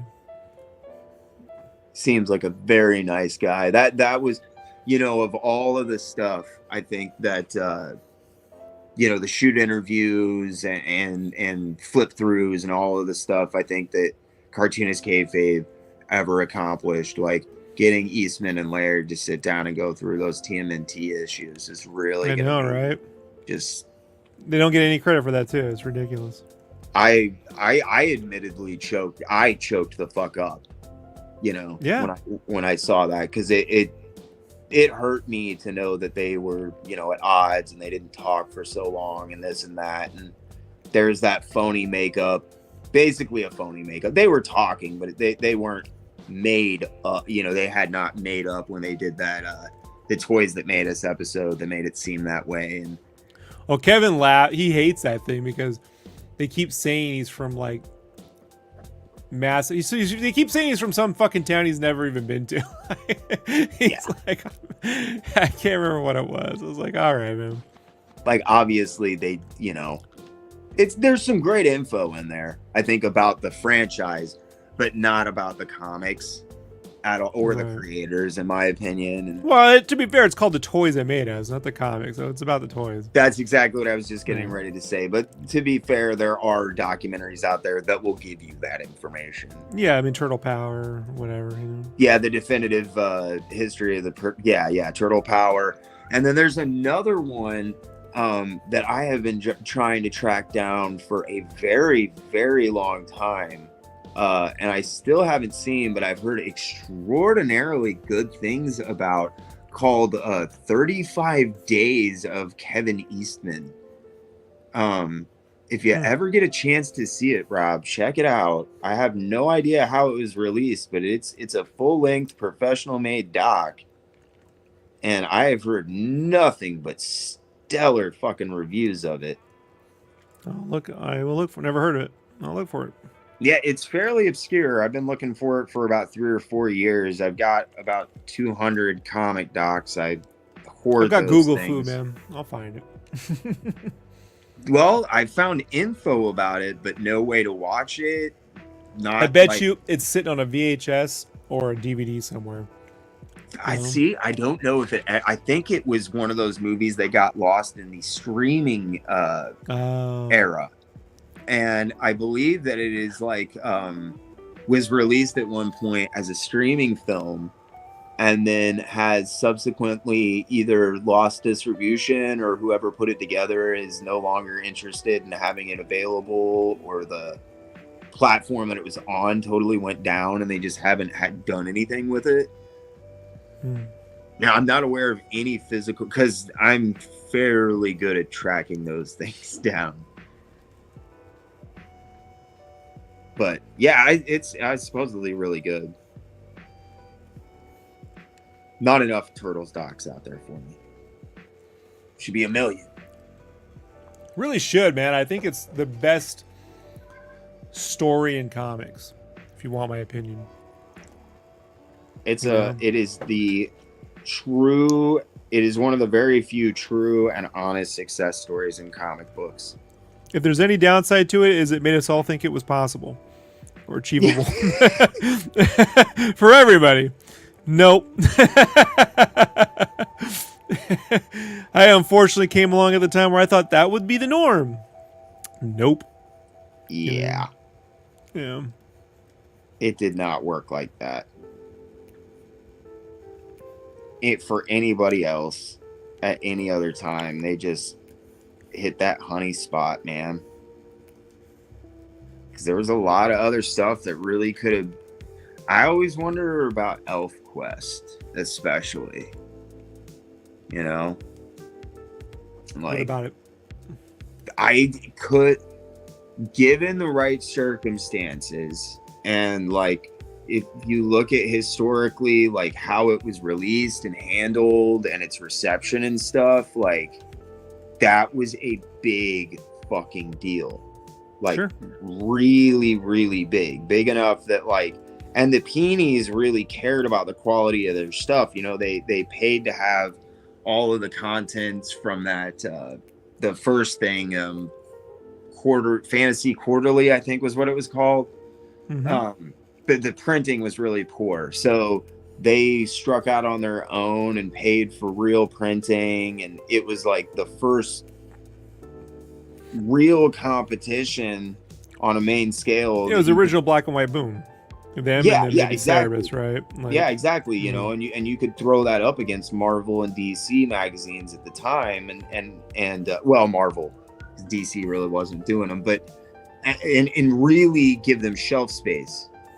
And it changed the game. It's the book that got so many people to make that initial jump into publishing. I've always wondered, like, if they had come along, or maybe what needed to be different for them to be that big, like, not Turtles big. I'll tell you why. It's called Elf. Here's the problem. Elves were fucking corny as shit in the 70s and 80s, man, for normal people. Yeah, like, even for me, I couldn't stand people with fuzzy underwear. Like, that's how I used to call it. I don't want the fuzzy underwears. He-Man came out and it had Star Wars added to it. You know, spaceships and laser rifles and shit. But Elf Quest had the word elf in it. That's it. I do also think the Disney side of it, Disney was not really renowned, you know, at that time. It was on the downward swing in terms of popularity. I mean, people really weren't talking about Disney and Disney animation until the 90s, really. So, yeah. You know, it was like Jungle Book got re-released into theaters. Okay, I was already 20 years old when that happened, you know? So I do think it was just, with Turtles, it was riffing off Miller and comic books. And ElfQuest is sort of, you know, Tolkien and fantasy books and Disney and stuff. And it just, there wasn't the mass consumer demand for elves as there was for ninjas. I mean, if you got, right now, I bet you if I sell an elf or a ninja, well, hard to say now, probably the elf would fucking sell. But in the 80s, you're going to sell ninjas more than you're going to sell elves. No, you know? Totally agree. Had that should have been called Ninja Quest, maybe it's a whole different story. You know? I just always have seen, like, some reality where that series got the, like, push that it probably should have. Well,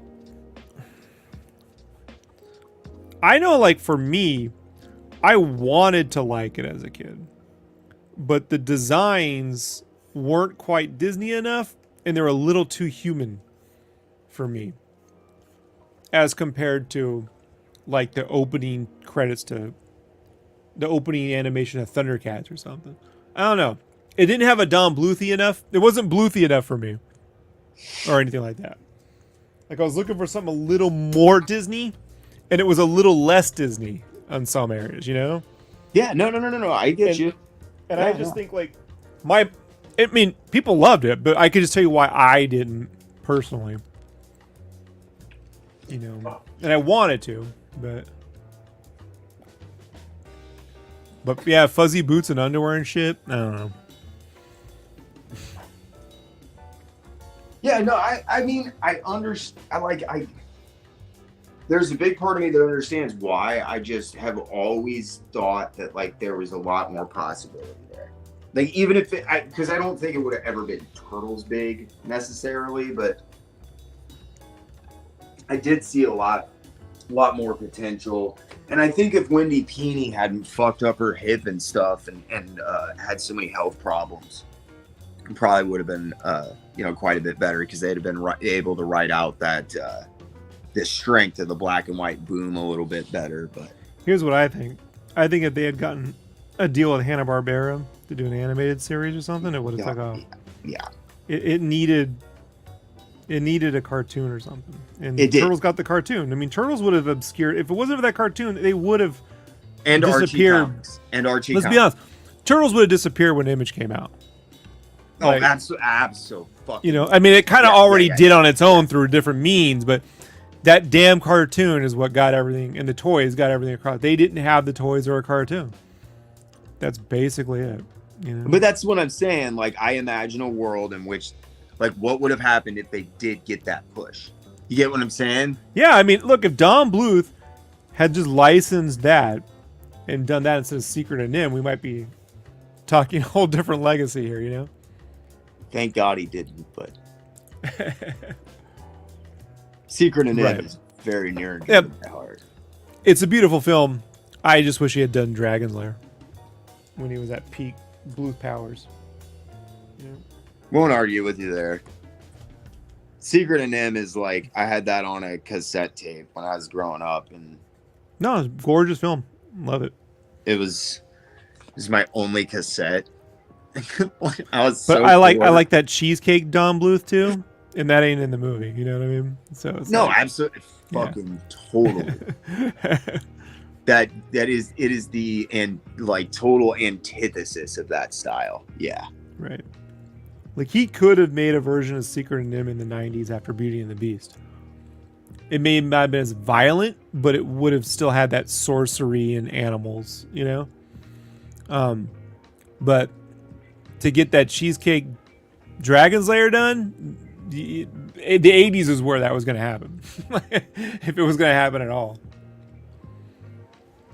Yeah, Dragon's Lair was going to happen. That was an 80s thing. Or right now. Total retro. Oh, right now. But, I mean, he wouldn't be drawing it, you know? No. Like, no, he certainly would. No, I would hope not.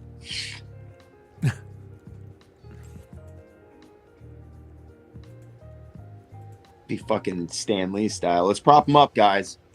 Get him back to the table. No more naps. He said, don't make me draw any more mouses. I don't want to do it anymore. I don't like the mice. Yeah.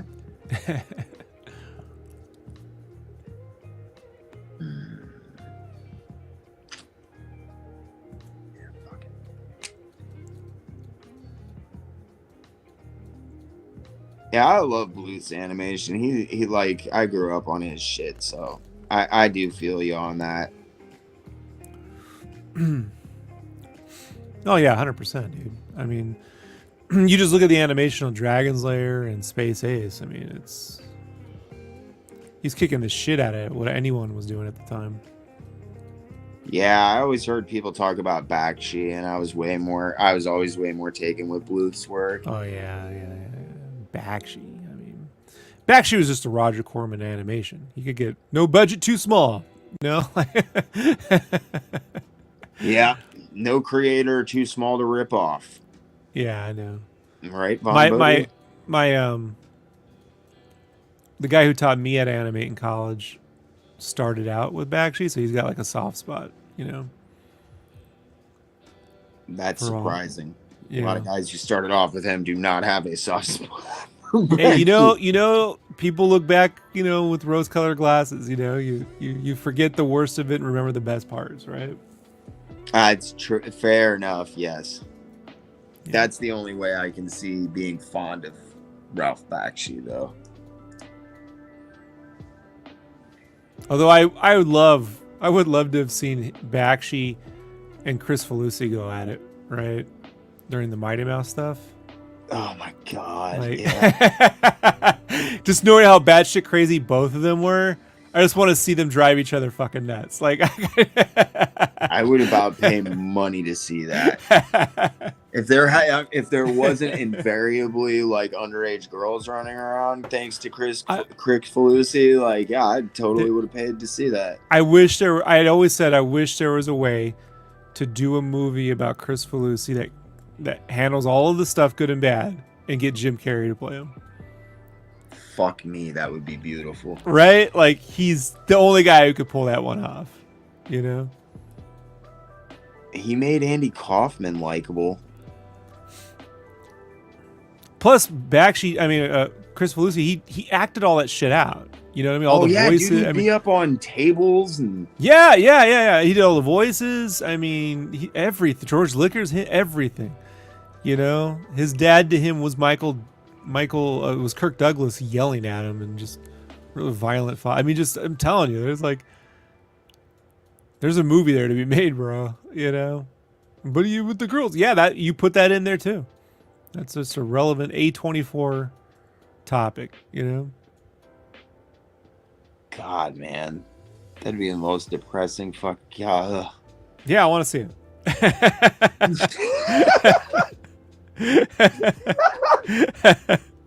You know, I'd rather watch that than another movie about World War II and the Holocaust. I mean, I've been depressed about the Holocaust enough. We got plenty of it. Let me get depressed about Nickelodeon cartoons. I want that experience. I haven't had that experience in the theater yet. That is a new experience. Did you watch the Happy Happy Joy Joy documentary? I did. Yeah. And they interviewed those guys on you know the show Double Toasted? Yeah. Corey Coleman, yeah, he was an animator back in the day. He worked on Space Jam and stuff. They had them on too. The guys who did the documentary. And it was like they were just doing a documentary about the cartoon. They wanted to do a doc just about fucking Ren and Stimpy, and then all of this shit kept in the fan, and they were like, and they mortgaged their homes, and they were like, what? Like, well, I guess you pivot and deal with it. Yeah, how do you deal with that? Job. Yeah. But it was so depressing because, like, I watched that, and, like, the first 20 minutes of it, you're like, wow, this is a really good Ren and Stimpy. Oh, my God. No. I know. Thank God for it, though. Getting all of those guys like Bill Pete's story and shit out there, you know, the stuff they dealt with on that fucking show and all it. Man, what's her face? His original girlfriend he hired. That she's a brilliant animator on that too. Oh my! She ended up going. Yeah, she was on there. The quiet one. Yeah. Yeah. They she reminded me of you of Elaine from Airplane, or a little Gilda Radner, a little bit, you know, like just soft spoken. Yeah. Or the wait, was it the secretary on Moonlighting? Yeah. You know okay. Yeah. I think she reminded me of her, the secretary on Moonlighting. Damn, dude, Rob always coming with the deep cuts. Things leave an impression upon me. The stuff that does, and it never leaves. Everything else, you know. Like Kelly Bundy, the cup just pours out the rest, you know. There's only so much room. That stuff sticks, you know. But yeah, it was a really good documentary. I mean, I try to tell people, like, when they every now and then someone goes, "Oh man, I can't believe you like the cartoon," and I'm just like, you got to understand, like, one, he wasn't the only guy working on the cartoon. You know what I mean? He didn't even work on it past season 1. I know, but season 1. Here's the thing. My mom and we didn't get along. You know the history of my mom, right? Yeah. This cartoon comes out. She had just bought this house in Poway, a big fancy house. Her boyfriend was working with the sheriff of San Diego. They were ripping off the city is what they were doing. So they had money. And it ended up in the papers. So it all happened. She tries to get me to move in with her, right? Trying to woo me away from my dad, you know, thing. And I'm like, I'm already adopted. It's not going to work, Mom, you know. My dad would have let me live with her if I wanted to, because he was one of those guys, you know, but whatever. I don't want to do it.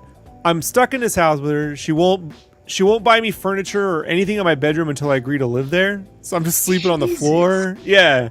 But this cartoon comes on, right before football, which they always watched. And she couldn't stop laughing. It was the gritty kitty litter and all that stuff, you know, and the don't whiz on the electric fence.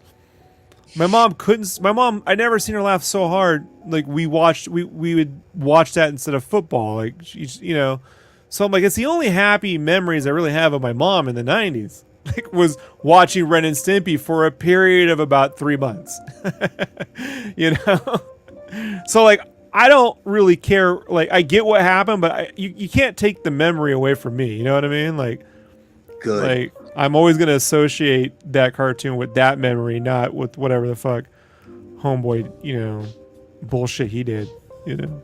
Yeah, that's really cool that it has that it that it didn't get ruined for you.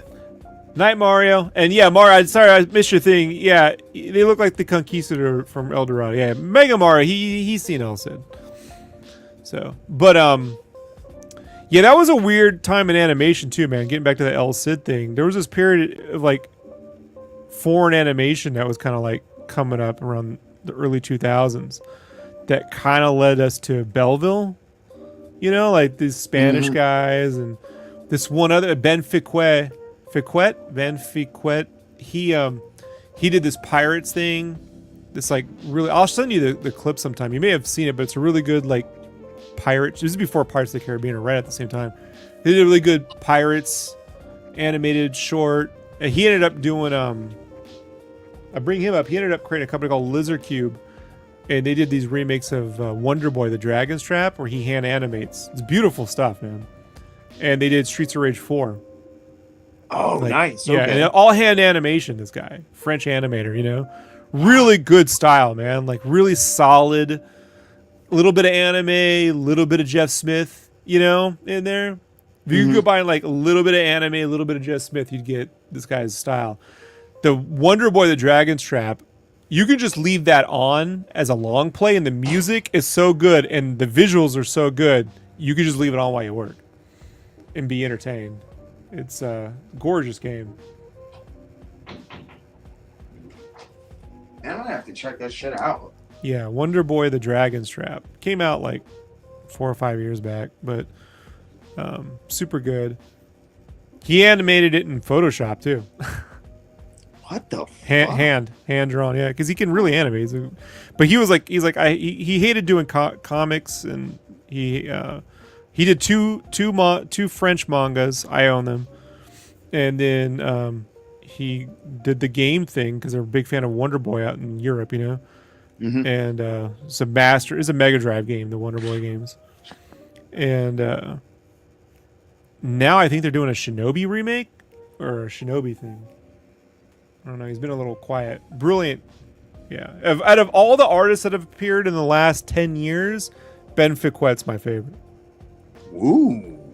That's how high I put him up on the list. Damn. Yeah.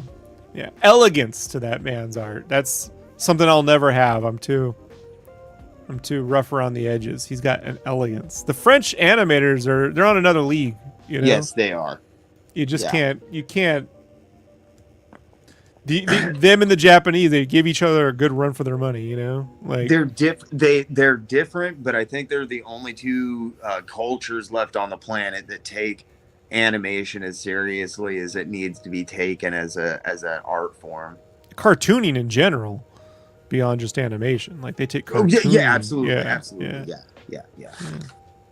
Just seeing the difference in the way the artists are treated and how art is expected to be created and produced and the timetables and stuff over there is like, yeah, I mean, I guess kind of with, you know, manga and that kind of stuff, those guys a lot of times used to work themselves to death. But I think those days are kind of changing. And I always really respected the European, especially, you know, the French approach to like respect for creators. Like, hey, you need this long for a book, you get this long for a book because you're giving us something that we know is going to be quality. Yeah, their government funds a lot of artistic endeavors too. Movies, animation, comics, you know. There's public trust to cartooning that I relate the most to French artists. Like when I see, you know, like I tell people the Louvre is overrated. Go see Monet's Pastel Museum. Like you walk in these rooms, man, and it's just each room is like a time of day or weather or emotion. It's like it's 360 degrees all around you. It's unlike anything you've ever experienced. It's sensory. Yeah, they're you know, like you lose yourself in it. It's quite beautiful. It's so I love Monet, man. I never been there. I've been to the Louvre. Very underwhelmed. I got to choose one or the other, man, and I was like, I'm going to the Monet one, and I was like, this is brilliant. All my other friends, they spent all day just getting into the damn Louvre. Yep. No one was at the Monet, and it's all like, you know, I love Art Nouveau, right? So it's all got the Nouveau thing in there. Mhm. It's man. Remember when Quesada was putting all that Alphonse God, Mucha stuff into his work, dude? yes, I do, and it was just brilliant. Like, Wasn't it oh my so good? Ninjak God, and Ash and all that, like a I don't little bit know. into Daredevil, He was right? doing that like Yeah, on some of the Daredevil covers in the beginning, and like I think that like you can just see him like burning yeah, out, like yeah. like a candle, just Yeah, he did it for almost like 10 years. I mean, yeah, exactly. I can't he do this fucking he probably anymore. did it longer than Alphonse Mucha was doing it. Like, That's actually, yeah, if you think about, yeah, yeah, especially at like the rate of published work. A lot of Mucha that's stuff were just loose pencils or posters. You know, like it's not. Yeah, that fucking grind, dude. Quesada was, God, he was a beast on that shit. but that's the Casada that I'm into. You know, when he gets to X-Men Origins, I'm out. But that Ninjak poster that remember when they did Valiant Vision and Wizard had this fold out poster of Ninjak jumping off the bicycle and then he redrew. I know it's a redraw of the Muka stuff because I had the prints, but he did redraw it, you know, and then they repainted it. So I don't know who did that, but it's quite beautiful. So And much that of this. when people say 90s art, they're not seeing any of that. Well, You no, know of what I mean? course not. That's the stuff from the 90s that I'm like no one fucking remembers but old Rob, right? Like when like there was other shit too, guys, that was quite fucking, you know, you they aren't doing this today. It's better than, you know, not everything then is, I mean, there's some brilliant stuff being made now. I'm not one of those guys. But you can't lump everything in with like generic extreme image comics, you know, in the 90s. No, So it's damaging to the zeitgeist of comic books when you do that, in my yeah, opinion. because I mean, every generation, then whatever generation you're from, there's gonna be some bullshit. There was plenty of bullshit in the 80s. No one was looking at He. My parents looked at He-Man. Like, this is fucking ridiculous, you know, and rightfully so. I've seen it since, and I'm like, it was pretty fucking dumb, dude. You know, like Prince Valiant haircut, big pink outfit. You know, my animation teacher worked on He-Man his first one of his first gigs in Nelvana. He's Poor like, yeah, bastard. we used to put gay shit in there all the time for fun, you know, like, like they'd have them right on the back of each other, and you're just like, yeah, that's super gay, dude. That's Like, awesome. He actually confirmed that. yeah, That's. I've yeah, always wondered if that was yeah, just because them they having hated it. fun. They hated it. They were just fucking around, like, you know. Well, dude, yeah, because I can't remember what's his name that was Skeletor was like. I came in and gave him like 3 things, and they basically told me to fuck off, and I was like, "Well, fine then, you can go fuck yourself." And he's like, and it gave me the part. He's like, that was not a good portent for that show.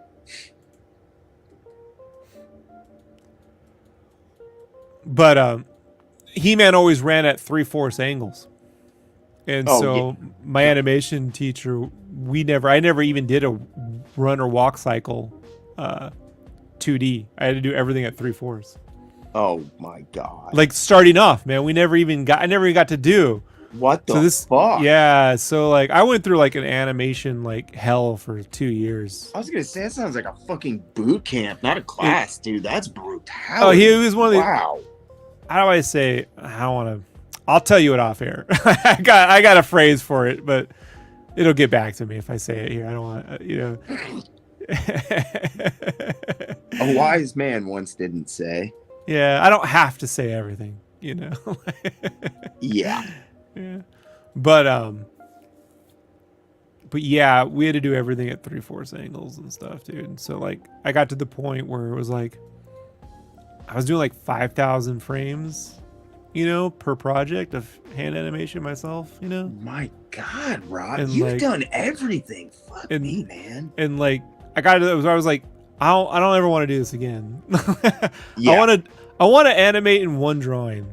That's where like trying to make my art move in one drawing comes from, you know, like getting as much energy into one thing. Interesting. Yeah, how much energy can I pack into one? And it goes away for a little bit, when I started doing like covers for Big Dog Ink and shit, and they, it was like, draw like J. Scott Campbell. I'm like, all right. I mean, this will be fun exercise. Yeah. But that stuff becomes very stoic and non-movie. But once I get back to what I was doing, yeah, then it's like, all right, I just don't want to animate 24 frames. I just want to animate one frame. Man, that's so fucking cool, dude. No wonder you're goddamn so talented at everything. Fuck me. No, you're being too nice, but that's where I try to tell people like you can find your own voice when you start to give yourself a very specific goal. It has to be a very specific goal. It can't just be to draw well or do a big shape or do a cover. It has to be a very specific. I want to animate in one drawing. Like, to me, that's that starts to change the way you think and the way you shape, design, how you lay things out. Yeah. And so then I start layering in things like, well, can I make the backgrounds move too in one drawing? Can this still bed feel like it's moving? Like, can I make this lamp feel like can I put energy in the lamp? I wonder, can I, so that's where some of that stuff in the book comes from, where I'm like, how much, how do you, I started calling it bounding perspective. So there's first 1 point, 2 point, 3 point, and curvilinear, but there's something else I call bounding. Uh-huh. And bounding to me is where you take, like, let's say you drew a 3-dimensional box, right? Mm-hmm. Right, corner in the center, right, and it comes out left and right, and then you got a 3-dimensional cube, right? Mm-hmm. Very technical. Well, if you take the same thing, but you start to bend it one way, bend it the other, and bend it again and again, you start to create like almost like how like bounce houses are built. The bounce house, when you go in the bouncy. Yeah. It's not completely sharp edges. It's bounding. It's like the inside of it's not circular. It's not square. It's kind of marshmallowy. It bounds. And this allows, you can create volumes where things are constantly, it adds energy, but it doesn't break. You're not doing wild perspective. You can do it in anything. You can do it like in a bathroom, a car, inside of a refrigerator, but you can do it to skies, where you can create dome-like skies that bound. I don't know how to describe it, dude. It's a different way of, it doesn't fit the normal curvilinear 2D, 3D, because then what you do is you just run everything parallel. So if you start drawing one thing bounded, as you draw things, you don't have to throw grid lines. You just start bounding parallel lines to one another. What the fuck? And so you can take like a bed, right? Like a bunk bed, but then you can bound it so it feels like it's moving. It feels like it's got like a lift. They'll say energy. Curvature. People tend to say it looks fun, right? But when I've seen other artists, I'm not gonna say, I've seen other artists try to, so far even on the book, I've seen other artists try to do it. They'll fail because they don't understand. You got to know the bounding volume. Yeah. Wow. Whoa. Sorry, that's crazy. So that was something I discovered several years back. What an interesting, man. You need to be doing way more fucking work. I can't do anymore. I move slow. Well, no. I just mean you need you need room in like lots of space. You need to be doing stuff constantly. This needs to be the beginning of a shit ton of stuff. But this is why I keep telling you don't need. Like, I think you should. It helps to learn 3D if your mind doesn't think 3-dimensionally. Yeah. Because mine did and didn't. I gravitated easy perspective, but I didn't understand how to put characters into volumes until I started doing 3D. Alexa, stop. In college, they made me do it. And once I started modeling in 3D, I started really grasping, how to put a character into a volume. I wasn't thinking about drawing perspective. I was thinking about three-dimensional volumes, What I ran into is just how can you take... I mean, there's shots in issue 4 I can specifically... How do you take a bedroom and constantly move the camera around, but you need to bound the perspective so you can emphasize drama, but... I don't know how to describe it. Sometimes you following perspective works to a point, but then you have to know how to break it in a way people don't notice. Yes. Yeah. You have to learn how to break it in ways people don't notice.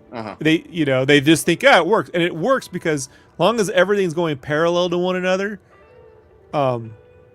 even if they're going in wild shapes, if they're working in their own parallel like areas, then it ties it together. Yeah, Capullo can do this, especially on the issues of Spawn. You can see some of these kinds of layouts. I'm certain I would look at that and go, but it's not at like lowering a camera or changing a viewpoint. You have to then start to bend it in ways that go beyond curvilinear. So, sometimes they're subtle. So, it doesn't really... And then you have to, then you start doing things where it's like, you can actually have two kinds of perspective in one drawing and people not notice if you know what you're doing. Yes. If you know how to use line weights and that's like... I call it it's like forced perspective, right? For movies, you can do forced perspective in drawings, if you know what you're doing, right? Yeah, not in a fucking book. Hard to describe though. Hard to write down. Hard to I don't even know how you would go about quantifying that. Yeah. Like putting that out. I don't. I think it's one of those things. I think it's one of those things that you're either ready to get to, like your mind has already developed the pathways, you just don't have a way to verbalize what that is yet. Yeah. Because if you try to show people that, you can almost feel your head hurting, right? Like thinking about it,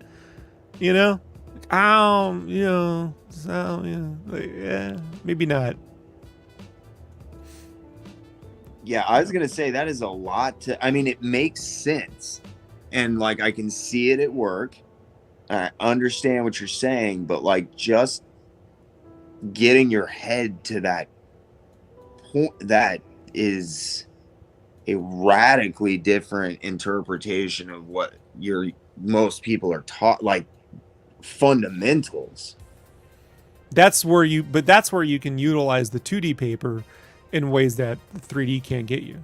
3D could never do it, but it's like breaking joints in animation. Like in Goofy when they would bend a joint for a frame or two. Okay. But it helps snap a frame into helps sell something. Yep. But you have to know you have to do it wrong to make it, if you did it right, it wouldn't look as good. It doesn't look right if you do it right. It looks right if you do it wrong. Yeah, absolutely. Yeah. Yeah. Uh-huh. Yep. Yeah, seeing those, I remember learning about those, and you start seeing some of those still frames, and you're like, that's not in there. There's no way that's it. If those snap frames were in there, everything would look, and then you see it without the snap frames, and you're like, oh my God. Yeah. The fluidity that it adds, man. I love that fucking animation, dude. I was just watching a Chuck Jones documentary last night, actually. No, the best of his era, by a long mile. Him and Milt Kahl. What's up? I say Chuck Jones and Milt Kahl are the best animators of their era. Ooh, okay. Yeah. I'm not going to argue with you there. By a long margin, in my opinion. Are you an Avery fan at all? I am, but I'll take Chuck Jones and Milt Kahl over Avery any day of the week. No, I'm definitely a Chuck Jones guy all day and all night. When I got older, I realized that basically every cartoon done by them that I'd ever given a shit about was by Chuck Jones. That guy just, everything about him is fucking incredible to me. I still marvel looking at his work. 100%. I don't understand the level of craftsmanship he was able to attain under those circumstances. No scripts. But No scripts, man. They had to sell the drawing. That's yeah. The drawing sold the story. Yeah. That's the thing that Walt Man, yeah, that didn't makes understand. A lot of sense. Yeah. They were using the drawings to sell the story, not putting it into, whereas you watch like Disney doing things like it has this setup and this payoff and it goes through this drama and this pathos, and they're like, no, we just have a miserable looking coyote and you're done. Like all of it's one fucking thing. So it's God, your ability to distill stuff is now. I gotta start. I'm fucking gonna pick your brain about shit from now on. Oh no! I get so pontifical about stuff, and I always get so like caught up on shit, and I'm just not able. I ramble and incoherently try to address shit, and I'm never able to distill stuff the way you're able, or just to like see to the core of shit like that. It's interesting. Well, for myself, it just comes from talking to myself too many. Like no one else to talk to. I'll talk to myself about Chuck fucking Jones, and I have. Like what I used to do, man, when I wanted to conjure up stories, rather than write stories, I would just interview myself about a story while I was doing windows at Wendy's or working the copy machines at Kinko's or in the Army or on security. I would just interview myself all night about the story, and then that's how I would write a story. Through this like self-interview. And then I started doing that about like any other topic. I would fake interview, about cartoons or movies. And that's how I would have the conversation. Versus just giving an opinion. Interesting. Yeah, because when I was pretending to be in an interview, I was no longer conscious of what I was saying.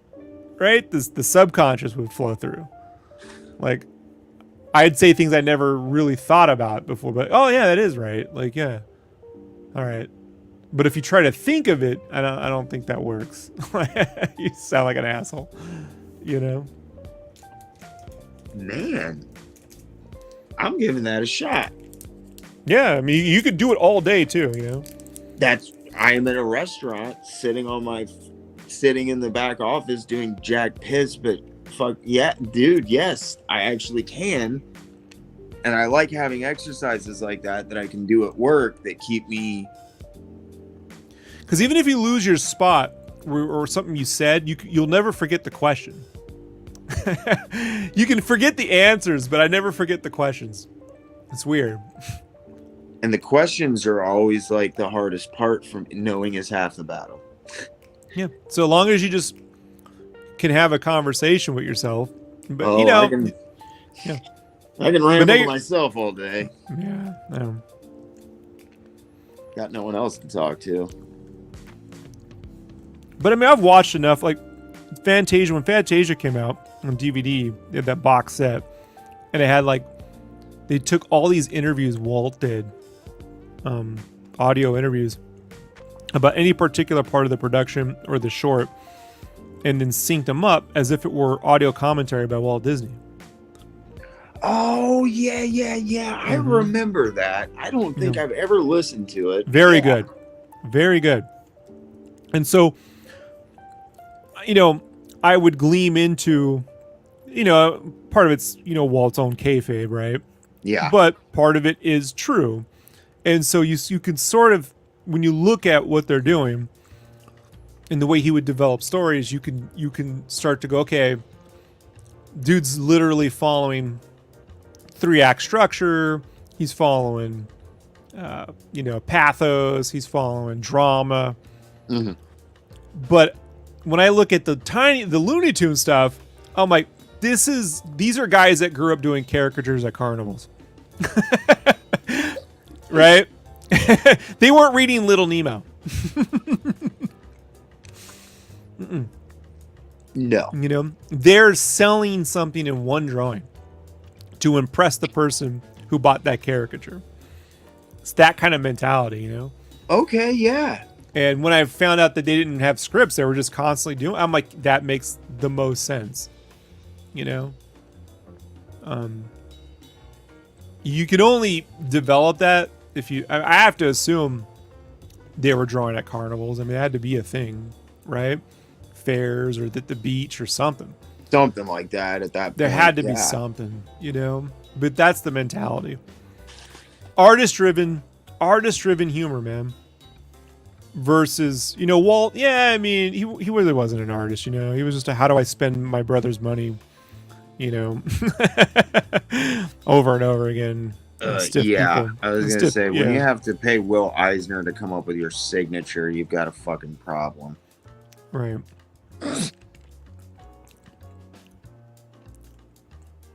But, I mean, that's what they were doing on Ren and Stimpy. No scripts. Now, they were missing deadlines and all sorts of shit because fucking dude was making them redo work. I just wonder, man, that dude's got to be bipolar or some fucking thing, you know? It's like, if Chris Falusi didn't have those self-destructive habits, how far that could have really gone, you know? I think it would still be on. Or it would have had a SpongeBob, like, right? That's because they all left and did SpongeBob. Like, that SpongeBob is the humane production version of Ren and Stimpy, right? Like, it's not as good. I don't care what anyone says, you know? I was going to say, I missed that. It was just, and I've heard that, but I missed it, and I'm too old now, I think, to, like, necessarily embrace that show, even if it was as good as everyone says it is. So I found some of the movies to be more entertaining because the movies are a little more self-aware.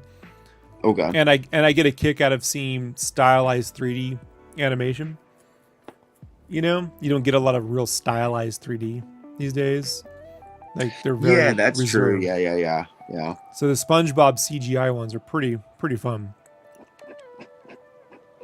No, I think peak SpongeBob is ultimately fucking annoying. But I respect that they found a way to make a show that didn't want to make people commit suicide.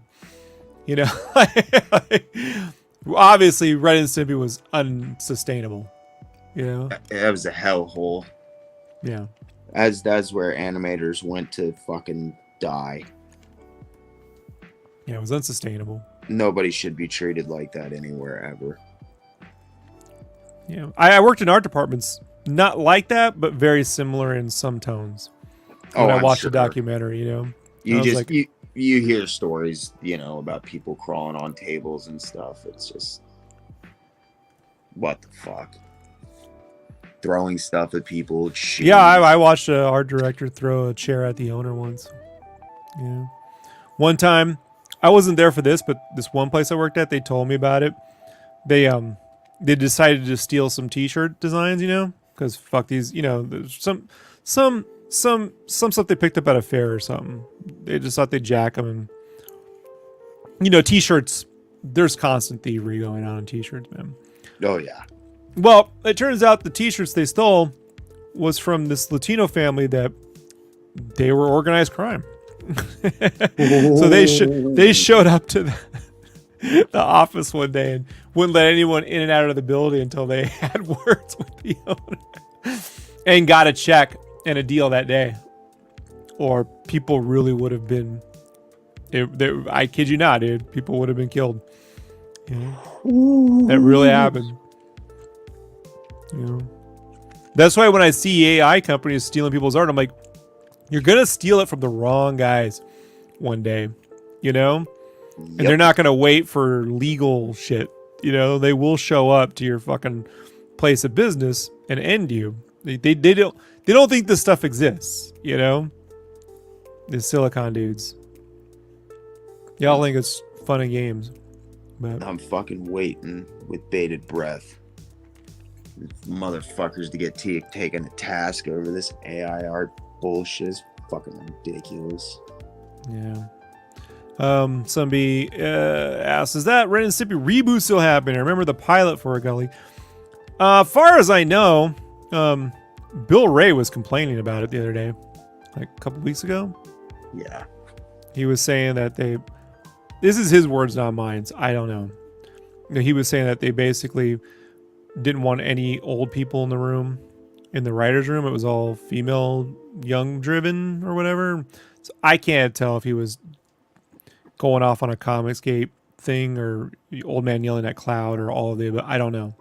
It's probably, but he might have a point without, I'm not being misogynist. We all know how fake Hollywood can be, right? When they just want to like check off a box. Look who we hired all these people, but we don't, they have no idea who they are. They have no idea, or they're not qualified. Yeah, level. Right. It does happen, Absolutely, without question. And that's the real shame of it, because then people who have super talent, don't get to actually get in because, Oh yeah, but that's been the case with nepotism and a whole bunch of other shit. I'd much rather see it for the purposes of seeing somebody that's of the wrong sexual orientation or gender get that than fucking somebody's goddamn cousin or fucking uncle or what the fuck ever. So, and that's like as well as I do working inside of the industry, that shit's rampant. Motherfuckers getting all types of... I myself could have benefited from nepotism. My father owned a security company, Oh, yeah, and true, he wanted me to take it over, and I said, "There's not for all. No."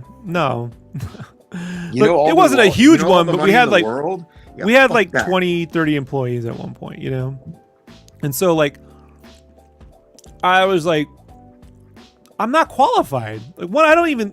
I'm the guy, like, as a security guard, I'm a good law-abiding person, but I really don't care if you're in the pool after 10. Ultimately, in life, I don't care. And if a bank's getting robbed, I'm calling the cops. I don't want to fight that. That's not my job. I walk away. I disappear into the night. I'd make a good Bourne. I wouldn't make a good hero,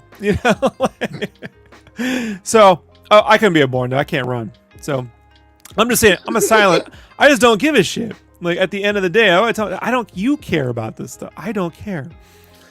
For me, I just wanted to have a job that I could work late at night and draw. Go to school and shit. But yeah, no, I turned until my brother took it over and ran that shit into the ground. 100%. So, I hear you. Oh yeah, but at least that's a family business. I just mean, all those guys that are brought in as no, my dad could have handed it off to someone who was better equipped. Well, but I mean, like, it was a yeah. Well, and with 30 employees, actually, that probably does kind of leave you with some responsibility to maybe take care of people. Yeah, fair news, actually. Yeah, I think by the end it got down to 10. When it was he wanted me to take it over, it was at 30. Got down to 10, then my brother got down to like a random set of 5, and then eventually it's just my brother. And I don't know, we lost track after that, but I do think about all that stuff, like. But with Ren and Stimpy, I was listening to a podcast, these British guys talk about Ren. It was a twofer. They were talking about Ren and Stimpy and Beavis and Butthead at the same time. That was the theme of the show. And they said they did that because they felt that, they come out around the same time. Beavis and Butthead happens because of Ren and Stimpy. That's how you get the creator, rights, the creator credits, Okay. But that they felt that Ren and Stimpy was a cartoon that was looking back at animation and reviving what used to happen, and Beavis and Butthead was creating the future of animation. Particularly when you look at South Park, given how much of Beavis and Butthead ends up in South Park, right down to the damn theme song by Primus. Yeah. Because the Beavis and Butthead Experience CD, Primus is on there doing the song is literally the South Park fucking theme. Oh, so shit, yeah. Right. I never really thought about it to that point too. And I'm like, oh shit, that's true.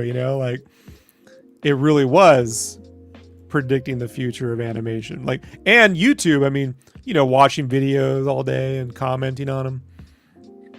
Beavis and Butthead was the future. Culturally looking forward. Culturally, I don't know culturally. about animation. No, culturally though, what it was doing, and the everyday cartoon, bringing back like really everyday dudes. You know. Yeah. You know, like gave you King of the Hill, which lasted way longer. You know, and gave rise for Family Guy to happen too. You know, because of the animation at Fox going on with King of the Hill. Yeah. So yeah, that's interesting. That was a really good podcast, man. I was gonna say that's really cool. It would take some British dudes to figure that shit out. So, if you're gonna reboot Ren and Stimpy, what past are you looking at? The 50s? I mean, are you gonna go through that again? Are you gonna look to the 90s for? You know what I mean? Or are you gonna try to take these characters and create a lore out of them? Because that ain't gonna work. You know, the minute you start adding scripts and storylines to Ren and Stimpy, it's gonna feel like something else. That's what's gonna happen. Each episode has to be a reboot. Each episode has to be a reboot. Yeah. You know, it's the way every Bugs Bunny cartoon was a reboot. You know. Okay. Yeah. Right. Yeah. Same premise, but no sense of shared history. Right. He would meet Elmer Fudd for the first time in every cartoon. Every single episode, but yet they had already a built rapport. Yeah. Right. Okay. Yeah. So wow, that's weird. When you that's what I'm saying. Like, if they try to apply, you know, this is the house and this is the city and this is the town they live. That's not going to work. You know. If they try to comment on modern topics like the way Family Guy does or something, or Animaniacs, that's not going to feel like Ren and Stimpy. I mean, Ren and Stimpy was playing concertos and shit, dude. Classical music, you know, in like mono vinyl. I mean, like it. I don't know, man. Like it's the 90s. There was a part of the 90s, as you're aware of, right? That it was weird, doesn't quite describe it. It's like pre-internet weird. It's not kitsch. Like Pee Wee Herman's kitsch, right? Mm-hmm. Like 90s was like, when you get to things like Squirrel Nut Zippers and Syphil and Ollie, there's another part of the 90s, Roman, that they don't really talk about. No, it's the hidden underbelly that built everything that we know of as culture now. Right. The you know, Particle Man, you know, They Might Be Giants and shit like that. Yeah, and, you know. Yeah, fucking right, yes. So I'm like, who's going to recreate? That's why you kind of can't recreate Scud, right? I mean, that's part of, I figured Rob Schrab's humor is part of that to me. Like it's right in there with the state, you know, like. Yeah, and then like that state reboot was just the. Yeah, you know, you can't. Yeah, no, I never. You sometimes you just can't go home. And Rob said that about Scud. And I'm so happy that Rob finally, you know, was at a place where he did find his way home and was able to put out those last couple of issues. But it took him 20 years and he operated within a bubble unto himself, you know, given carte blanche. You're not going to see that with something like Ren and Stimpy and like creation by committee these days is so bad anyway. Like, I think probably they need to have fearless artists. Well, I'm sure their artists are fearless, but I'm sure that the people with the money and the people that are right. That's what I'm saying. You know what I'm saying? Yeah. I mean, yeah, I get what you're saying, but I'm sure, you know, Ray is fearless. I mean, he is. Bill Ray's. What does he give a shit? You know. Right. And then what are you gonna tell Bill Ray? Go fuck yourself. I'm not gonna tell Bill Ray anything. He is not what I would call an egotistical man by any stretch of the imagination. No, man, he works in a hoodie all day and paints. I mean, like, yeah, I was gonna say, you know, very, very soft-spoken guy for the most part, but definitely knows his worth artistically. But working inside of a machine like that, quite honestly, I've always been astounded about when people are able to create meaningful art in those kinds of circumstances. It is a fucking... Yeah, like, how did the Iron Giant actually really get done? Oh my God. Right? That shouldn't exist, you know? No. There's no way. How the hell did they let them do that? I get how the Page Master happened. You know, like, I get how Quest for Camelot happens. I understand Rockadoodle, how that happens. I don't know how you so many things have to go right, you know, for that to happen. It's definitely an anomaly, you know. Oh, dude, I mean, everything. Yes, absolutely. And it's why it still stands up so well now. Just because of that voice that was allowed to be... But the 90s were such a weird point. Because you're right, man. There was like a...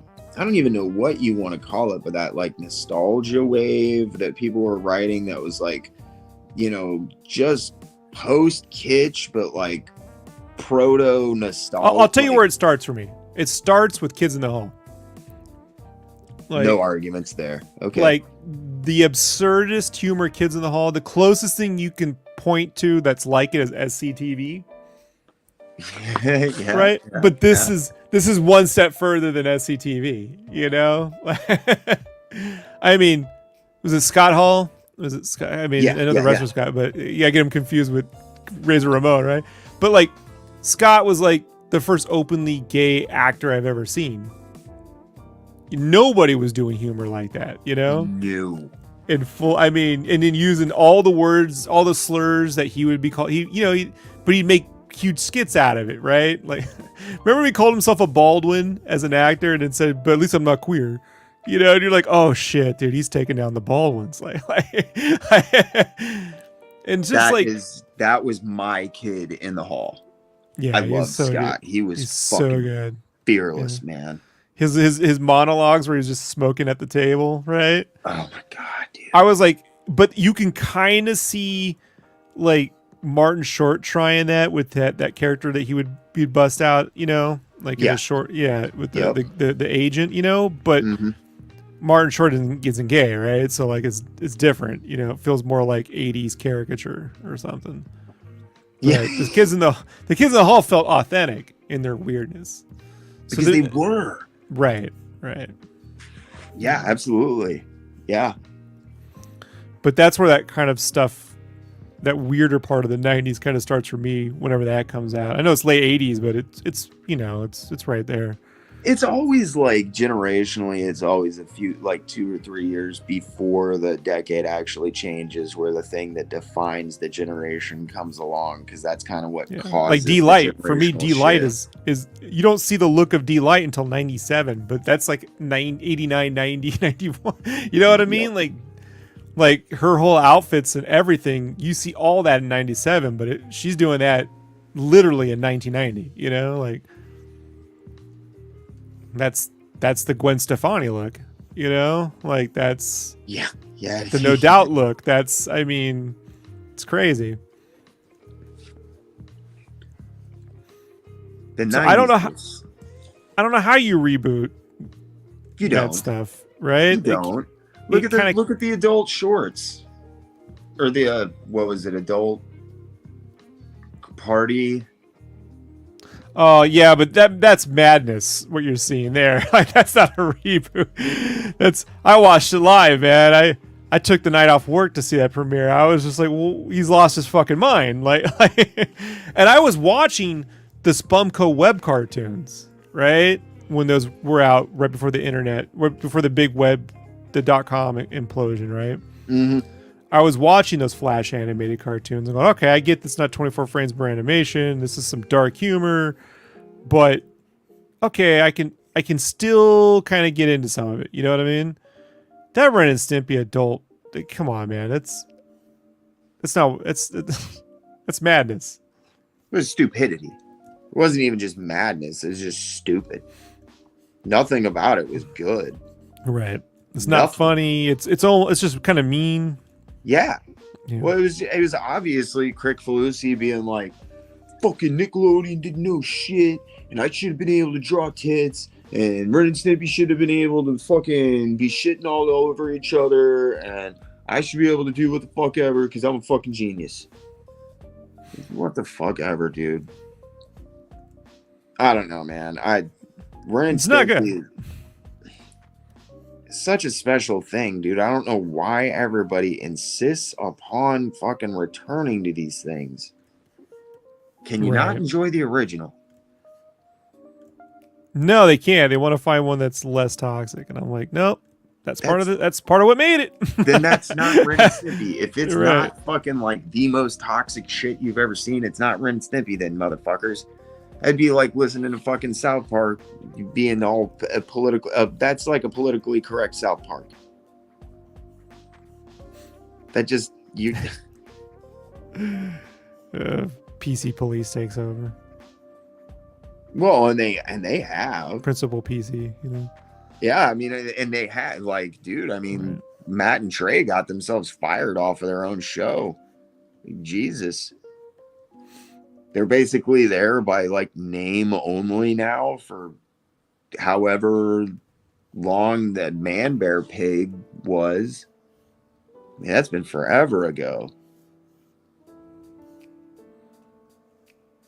They just couldn't shut the fuck up though. Fuck Al Gore.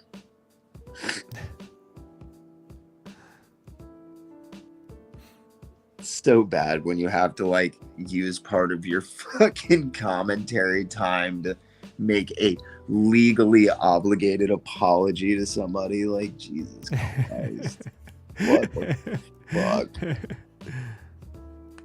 Yeah, well. But those guys have always been nozzles. You don't write the Book of Mormon and be like a well-balanced individual. No. You know? I got a couple of buddies that went to high school with them, and like they were like, it was the weirdest shit ever because they were like the young Republicans, but they would come to us to fucking buy their drugs. It was so weird.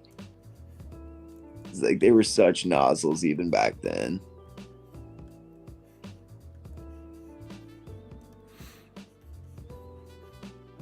Because it was like their treatment of Isaac was enough to tell me what I needed to know. Like that guy worked for them for years for fucking Scale, and they were supposed to be buddies, and they just couldn't. Honestly, as big a breakout a character as Cartman when that show came out. Yeah, I think people vastly underestimate how big Chef was when that came out. He had his own song on the first CD. Dude, I was gonna say, dude. I mean, like, yeah, chocolate. He salty really balls. helped them out, and he never asked for shit, and he really went the extra mile for them. And the only thing that he ever asked of them was just like, dude, I get it. You think the religion's dumb, but that's my religion. Can we just not do any more episodes about that?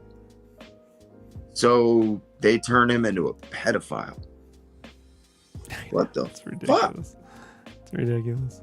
What the fuck? That being said, they did make the Coon episodes, which, you know, it's my favorite non-superhero thing. You know, it's a conflicting show to watch sometimes. Well, but that is after with the that's after Matt and Trey had been let go. Oh yeah, they didn't have anything to do with that. They technically, yes, they do, but on paper, but they were gone. I mean, all of that stuff that has continuity, the multi-episode stuff, they have nothing to do with that stuff. They couldn't write it if they tried. That's why they did one and done shit forever. That's their style. I don't necessarily mean that as a pure dig on them either. That's just their style. And that was in a large part the whole point of that series for many, many years. Well, whoever put episode. the coon can all that stuff, whoever put that together was fucking genius. And that was like the big writing room. That's with a the writing comic room book story. also with the comic book illustrated cutscenes. Very well done. I honestly, dude, like, it's really good. But you know, my superpowers, I can't die and shit. Like, it all work. Like, and it shouldn't work. It rarely, you know, usually it's just like one-off satires, but that one actually came together for the whole thing. I'd say structurally even better than the movie did. Oh well, yeah, I wouldn't argue with that. I'd have to go back. I love the movie. I watch the movie every year. So, but the coon thing is like, when you give it in a perfect world, it would have been the theatrical South Park counterpart to the MCU films taken off. You know what I mean? Probably should have done it. Yeah. To be very honest. It's that good. Well, it would have worked better as a film than it did as episodes, in my opinion. Yeah, I think you're right. A good 2:15. Yeah. Somewhere around there. Yeah. You know, I think it would have worked better, and I find continuity in South Park is not a thing that I'm a fan of, so I grew up watching it. I remember when it started on Chicago Public Access and watching like bootleg tapes of the fucking pilot and shit. And oh yeah. You know, I got in early on that one. That was one of the ones that I got in on. And it was really cool for a little while. And then it kind of like lost its luster for me. That was one that like, because I can like with Ren and Stimpy, I can go back and like Crick Falusi's not rubbing my face in anything. So I can still enjoy Ren and Stimpy. Rub his nose in it. Rub his nose in it. You're a bad little monkey.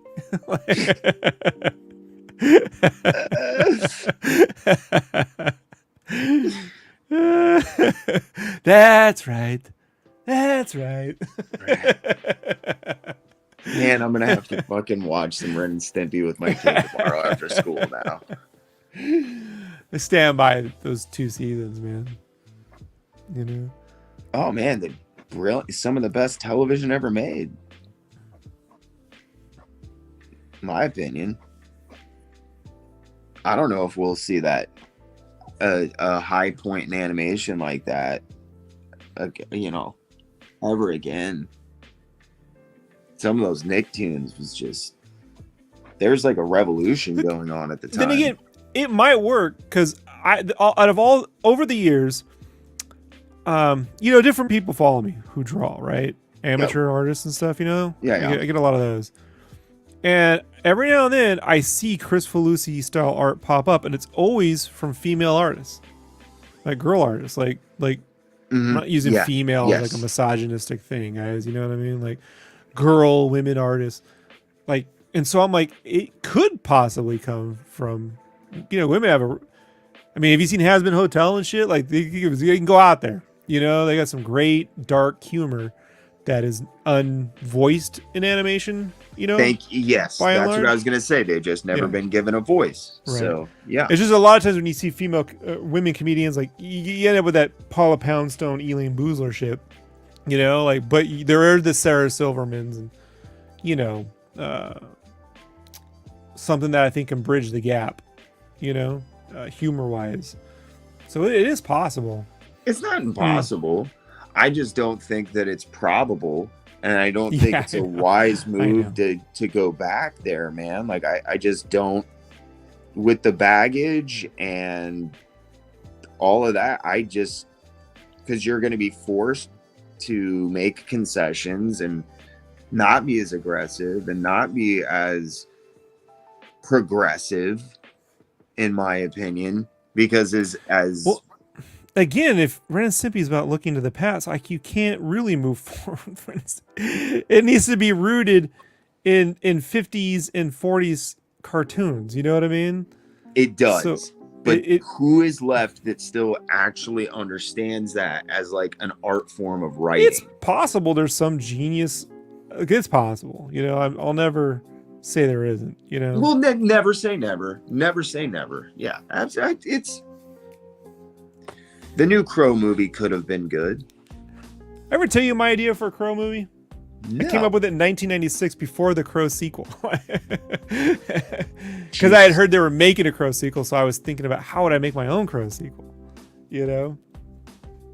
And I didn't have a whole lot to go on, right? Because I'm like 18, you know, or 17 really. But I was like, all right, I'm not going to cast a guy because you're never going to cast better than Brandon Lee. So my casting idea was to cast Alanis Morissette as an Italian opera singer set in the 30s when Mussolini and them are taking over. And she works she's like a singer at a theater house, and her brother or her and her lover or whatever are, you know, they're murdered when the Nazis and the fascists take over. And so it's her on a Nazi hunt when she comes back on the gondolas, you know, with that like Alanis soundtrack. Yeah. I would have watched that. Like with the motorcycle and the trench coats, you know, killing Nazis. Oh, dude. With the gondolas, you know, and the water and the steam and the mist and all that shit, you know. How the hell did Alanis Morissette not act? Like, how did that woman not get into acting? I thought when she was announced for Dogma that I was like, holy shit, Kevin figured it out, you know? Finally, yes. But then she didn't speak. And I was like, God damn it, you know? But yeah. I'm certain it could have happened, you know?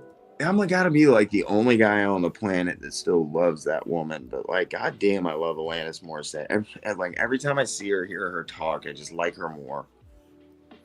Like, but yeah, if I had my way, I would do it. If they were like, Rob, you got to be in charge of the Crow, I would just do it set during World War II in Italy, and I have, you know, her killing Nazis, Inglourious Bastard style.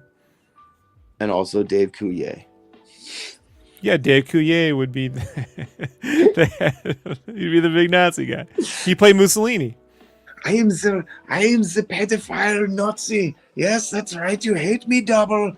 I'm Dave Coulier. I guess he wasn't a pedo. What was I think she was 18. So gross.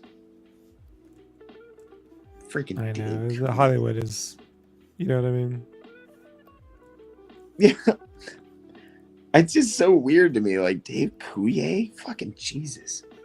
It's everybody. Hey, man, how was Scott Baio a thing? I don't get it.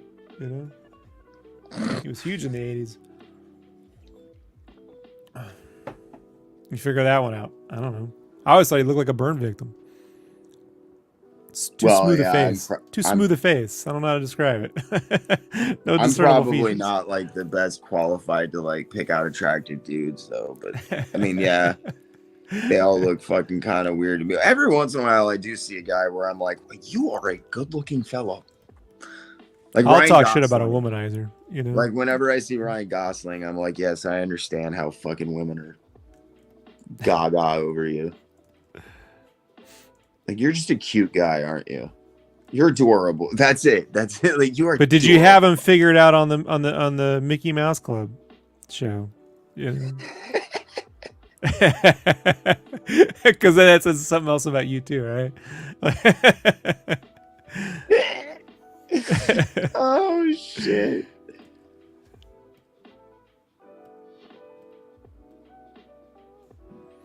I remember seeing that because I was babysitting my girlfriend's cousins at the time, and they were watching it. I was like, oh, this shit's still going? You know? Like, really? You know? It's like, still fucking up people's lives 40 years later.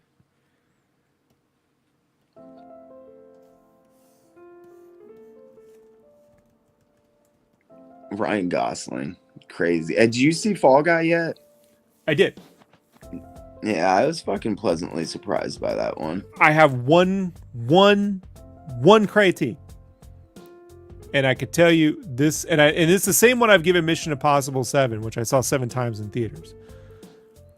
They did not cast the villain. They needed to book the villain better.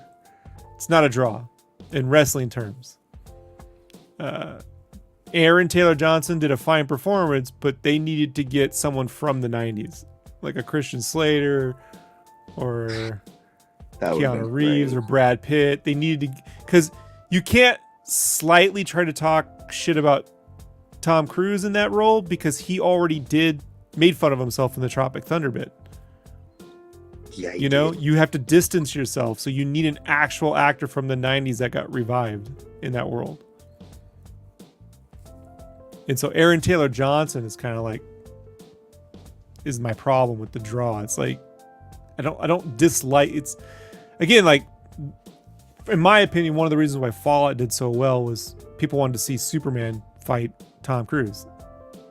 You can't underestimate that. People wanted to see, man, Henry Cavill fight old Tom Cruise.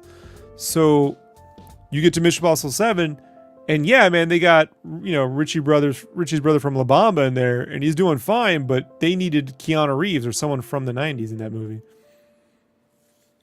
I wouldn't argue with that. Because that movie is based on Ethan's past before he was in the IMF. So you just needed a more hook. I mean, look, Oppenheimer had the bomb, and Barbie had Barbie, and Ryan Gosling. That was the draw. You needed a draw, and so Fall Guy is an excellent film. I mean, like, if it were me, and I, you know, and you could just force people to do things, I would sign that director and his crew up to, you know, Blade or Marvel shit as quick as humanly possible. Oh yes, yeah, because it's fantastic. The story, the choreography, the action, everything, it's clear, you know? It's fun. That was my thing, dude. It was clear and legible as an action film. That in and of itself is a goddamn miracle in these days. Yeah, some of the more creative fights I've seen since The Bourne Identity, really. You know, where he's just using everyday objects and stuff, you know? Mm-hmm. Yeah.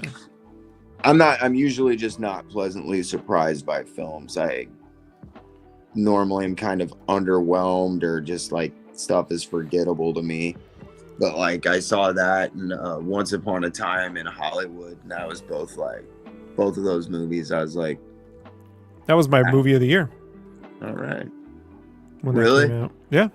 That was I was like, he somehow managed to take slice of life with fictional history and add actual horror elements without doing any horror at all. Like when he goes to Spawn Ranch, right? That's like the most tense I've ever seen a scene from Tarantino. Yeah. Of all time. And really nothing happens. You just don't know. It's the possibility. It's very Hitchcocky in that moment, right? Dude, like, yeah. Good call, Rob. Yes. Yeah. Very much so. Yeah. And then the world building felt authentic. It did. You know? It did. It felt like I was inhabiting a world, and that's the thing about Tarantino's last several films that he just has lost me on. And like that movie was. I wanted to talk to you about that because he said something years ago. Maybe he was just talking out his ass, but I'll give him the benefit of the doubt that he meant it. And he said that his movies fall in one of two worlds.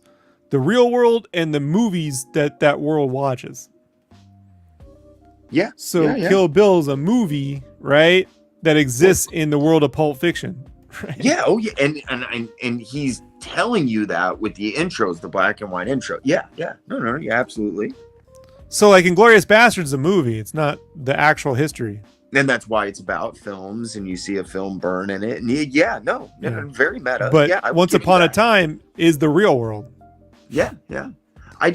My thing is I didn't know if he was capable of going back there.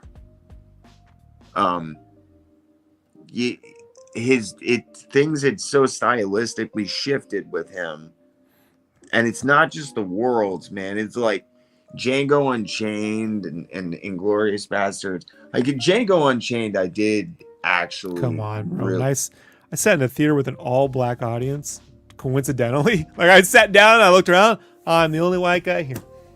You know, like my buddy was supposed to come with me, and I got the last ticket. He's like, "You go. I'll see you later." I'm like, "All right," you know. And man, every time some person got done wrong in that, they were looking at me.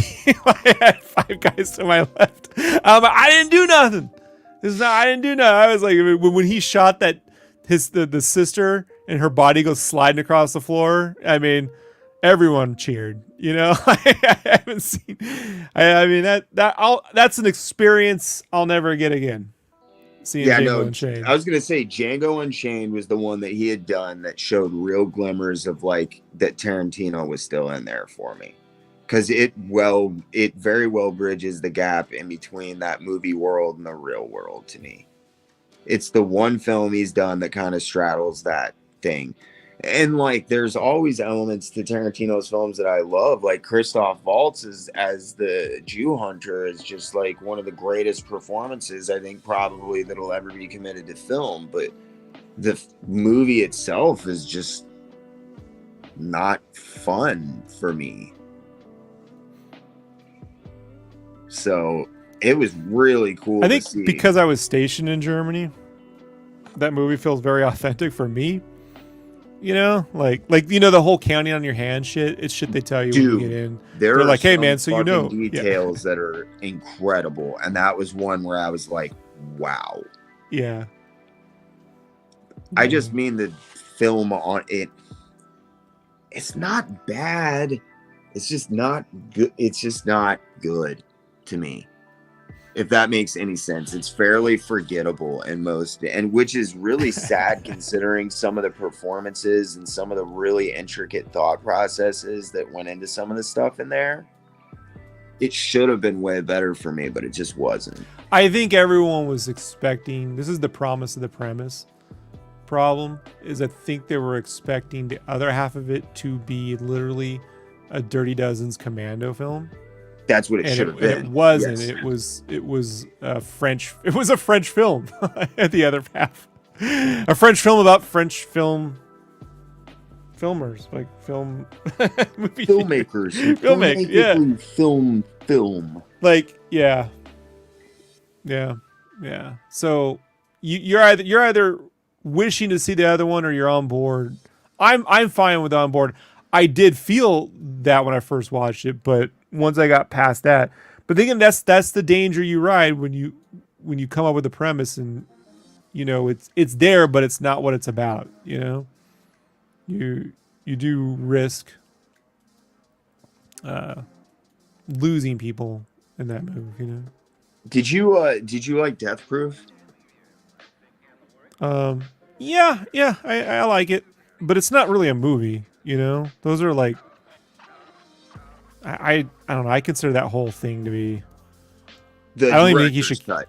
The director's cut, not Grindhouse. You're right. Yeah, the director's cut. I still, for some reason, it feels more like an experimental thing than a full film for me. Okay. But yeah. Okay. But yeah, no, I do like it, but because I know what it was intended. It's intended to be an anthology piece. You know, it's like you can take any one of the bits out of Trick or Treat and make it a 2-hour uncut thing. But at the end of the day, I knew where it come from. I can't get my head past that, you know? So the fact that he considers that a full film is weird to me. Well, he doesn't, and he has gone so far as to say if he ever directs another movie that bad that he will quit directing. Yeah. And Death Proof is one of my it's the one that yeah, I think it lines up. How do I say? I like Death Proof way more. The only movie he's made I don't like is The Hateful Eight. Really? And I love the way it starts. I think it works better as the TV series version on Netflix. But fundamentally I have a problem with it. And it's I don't buy all that shit's happening in one cabin. It should have been that mansion in Django Unchained that Don Johnson's in, like a burnt out mansion from the Civil War. If you're gonna do Agatha Christie, you got to do it in a big rich house. You can't do it in a cabin, a 1-bedroom cabin. It stretches the bounds. They're having conversations with one another that they're not hearing. It's impossible. I don't buy any of that. You know, Okay. They got to crawl under the floorboards. No, it should have been all one part. You know, Sleuth. You ever see that movie? Not Sleuth. Was it Sleuth? Yeah, with Michael Caine and Laurence Olivier, where they're in that house and they basically end up killing one another. You ever seen that movie? Sleuth is fucking dope, dude. I'm just gonna say, dude, no, I gotta fucking. Young Michael Caine and young Laurence Olivier. Shit. And the house, like, you can see them referencing that house in movies like Murder by Death, right? And Clue. I mean, those two movies were made by the same producers, but the house in Sleuth is definitely affecting the design of those films, especially Murder by Death. God, do I love Clue. Jonesy says, Martin Scorsese lives only on his name. This is a guy who lost the ability to create suspense in his films. Flower Moon, slept after 20 minutes. Tarantino also overhyped. Jonesy. No. No, he's not overhyped. Not overhyped. You find me a filmmaker that can get their voice into a film, and that is a handful of people. You know, he writes, produces, and directs his own and casts. And no, it's not. And overrated. he also does his own soundtracks. Yeah, it's not overrated. He's a true auteur. Let me continue the ways in which, even though I don't like all of his movies, Tarantino simply outclasses and outthinks probably 80% of the filmmakers from his own generation, let alone ours. I would highly recommend, Jonesy. Don't take my word for it. Go listen to Tarantino's podcast, The Video Archives. He did listening to him speak, yeah. And Roger Avery, yeah, they go through, and then the way he breaks down all the films and the way they have conversations. I mean, he's still a fan. You know, doesn't just have the knowledge. He's a fan too. You know, and watch him, and that's going over films you've never even heard of. You know what I mean? Like, no one really. They're only available on videotape half the fucking. I mean, they all come from the Video Archives. So, yeah. I don't know about. I really have a hard time with giving people the term overrated. You know, because it starts to be like, as a creator, you're like, oh man, you know, does anything ever live up to you? If someone told you I was the greatest artist ever and you saw my shit, you'd be like, this fucking guy? You know what I mean? But to somebody, I might be, right? So it's like, I'm never that dude to tell someone. It just depends on how you overhype shit. But I can look outside and see someone's craft and go, I mean, like, I defy anyone in Hollywood to craft a better action sequence than James Cameron. Period. You can't. His coverage, build up, suspension, all of it. Nobody, not even Spielberg could pull that one off. So,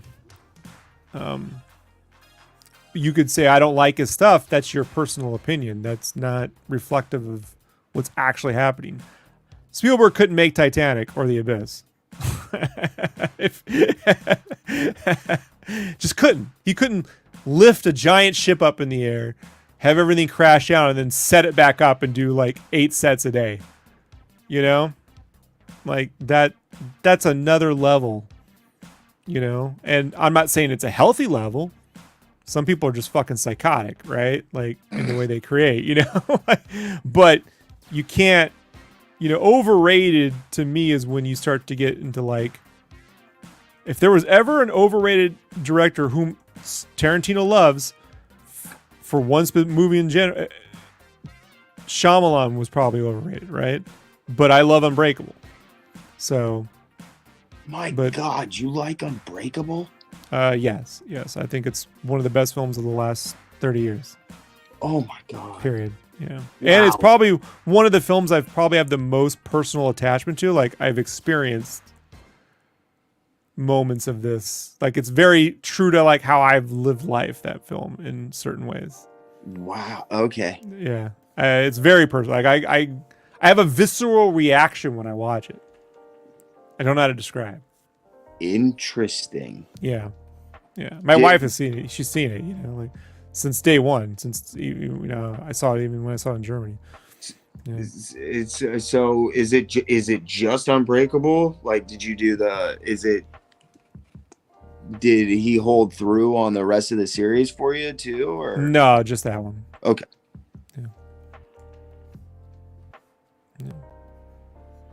Yeah, something very, very iconic. There's something very, I don't know how to describe it.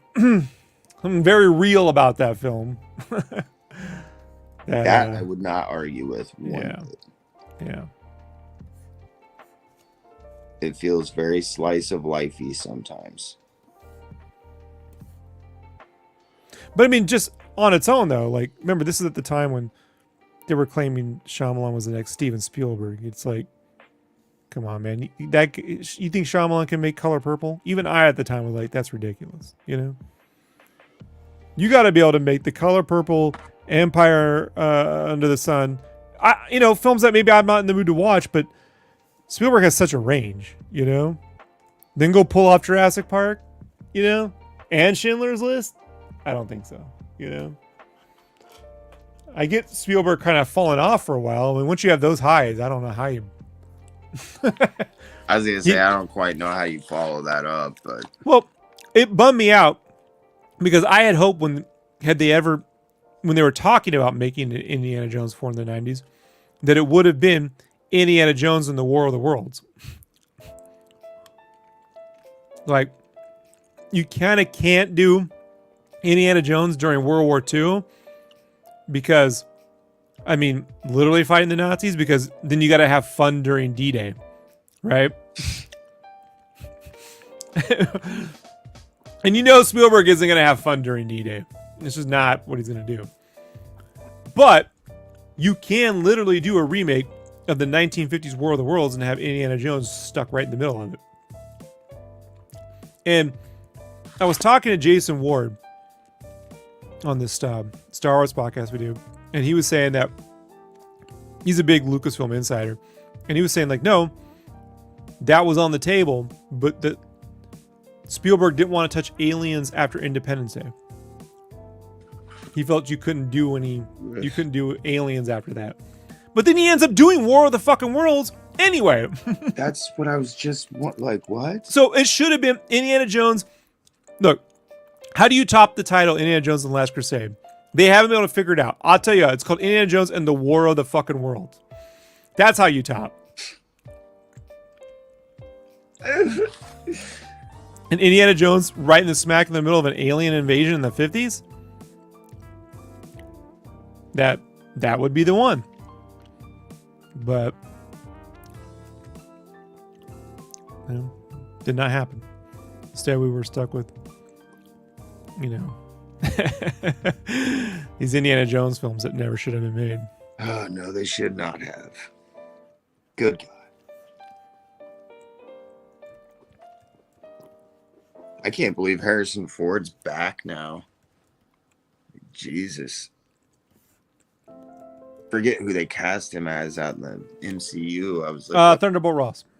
Oh, yeah, that's who it was. Yeah. I do wish they would have got Sam Elliott in there, given that he already played him in the Banner Hulk movie. And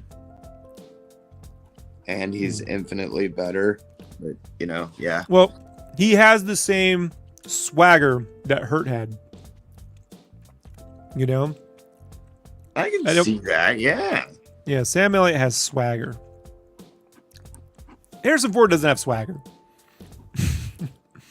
I mean, he did when he was younger, but old Harrison Ford, I haven't seen it. The last time I saw swagger from Harrison Ford was I mean, pre-Fugitive, right? The Last Crusade, maybe. Like, That sounds about right. yeah. I mean, something about his performance in The Fugitive changed him. I played that movie, by the way. I played that movie, and I skipped the opening and just jump right to when he's coming out the prison. So you don't see he's innocent, and the movie plays 10 times better. When you don't know, you just see he's a prisoner and all this stuff's happened to him, and then he says, I'm innocent, and then Tommy Lee Jones says, I don't care. And then when he finds out, you start learning with him that he's innocent. Like, you mean you didn't like being spoon-fed the entire point of the movie? No, that opening, every bit of fucking the opening ruins it. That there could have been in that goddamn film. The opening ruins it. If you know he's innocent, it plays better, like more like Andy Dufresne. You don't know if he's innocent. It doesn't fucking matter. You want him to be innocent, but then you like hitting points. No, yeah, dude, totally. Because like Fugitive is a fucking awesome film, in my opinion. Like, really is. I think it's Harrison Ford's last really great film. But like, Jesus, dude, they botched the shit out of some of that stuff. Like, I've tried to find B-roll from the early 90s Chicago at night so I could just create my own opening. Credits, I can't find anything that lines up yet. But I'm on the lookout. If I can find some good 1990s, it needs to have that film and the same buildings and the film emulsion that they were using to get the color grading. I gotta find something very similar. Something had to have been made that fits the bill. Even if it's Cleveland or something that gets you close enough. But I have yet to find it. It's out there. It's finding it. You know what I mean? Yeah. But it plays better when you don't see that he's innocent. Shit, I bet it does. I mean, I've never watched it like that, but that's kind of like my whole shtick with that movie, was that it always felt like reading the back of the clamshell VHS days, and they just told you the entire plot of the fucking film. Yeah. It was like, because that's what they did. Yeah, exactly. Like, why do I need? And it also, like, as a guy, who studied film and shit, like, when I watch that, it feels inserted. It feels superfluous. Like, it feels somebody in the studio was like, no, we can't have Harrison Ford as a wife murderer, so let's tack the first whatever you said, it was 20 minutes, like that first act on there. Like, no. Yeah, it's really not. Yeah, it's honestly, it's not a lot. It's just the first 3 to 4 minutes. Because remember, the movies moved differently back then, right? So the first 3 to 4 minutes, it's just, you just need to cut to the shots of Chicago. You need a good shot of like Chicago by air or helicopter, where you're just panning in or trucking in or flying into the city, at night, with the music and the right atmosphere and the sound, and then the fugitive, and then you follow the bus, the sheriff's bus to the jail. And it's just called The Fugitive because it starts with this guy who's a fugitive, Because he's a goddamn fugitive. Yeah. Yes. Things that make sense. But the whole plot with the dude at the dinner, and like that, it's just, you see all this shit again anyway. You have to see it twice. That's what I meant by superfluous. Like, it just felt like add-on by committee. Like, we can't have Harrison Ford as a wife murderer. Right. Or even to be thought maybe he would be, right? We got to definitely show you he's the hero. Yeah. Yeah. And like, why? Doesn't that make the movie like way more? I mean, I bet that makes it way more interesting. Yeah, and that scene when you watch it from there and you pretend, because if you're like me, man, you can, once you're watching it, you can delete your knowledge of it while you're watching it, So like, if you just watch how it plays, when Tommy Lee Jones says, "I don't care," you almost don't care either. And you get the feeling that, does this guy even care? And so that's when he survives and they think he's dead, and he's actually then trying to uncover you know, what happened, it just plays totally different. Damn. When you know he's innocent, I don't know, it feels more like a Hollywood movie versus a mystery. Like, we disagree on so many movies, but it makes me want, like, talking to you makes me want to, I want to do a movie podcast with you now. I love this. Yes. Oh, yeah, but then they're going to be like, Rob doesn't know what the fuck he's talking about. He thinks he knows. Like, I did that Star Wars podcast for 3 years, dude. They hate me, you know? Like, when I saw Andor for the first time, very first episode, I go, this feels like George Lucas had made Star Wars without making American Graffiti. We went right from THX 1138 to making Star Wars. You take away the Americana and you go right to the science fiction dystopian future, you get this show. I love it. But most of these motherfuckers don't watch American Graffiti, you know? Like, or they have, but not on any regular basis, you know? God, what a good movie. Oh, it's brilliant. American Graffiti I think it's better than The Godfather, but, you know, I'm in the minority on that one, but. Godfather 1 or 2? 1. Okay. Yeah. Or The do Godfather. you rate Godfather 2 below 1? No, 2 is the better movie. Okay, cool. Yeah. Well, yeah, awesome. We see eye to eye there. Yeah. You don't even need 1. You could just watch 2. You could just watch part 2. And you could Yeah. take scenes, and really, if you wanted to, you could make a really fucking, like, big-ass Scorsese cut where it's like a 4-hour fucking movie, and just put some of the scenes from part 1 in there as flashbacks. Oh, yeah. Or Yeah. fucking perfect.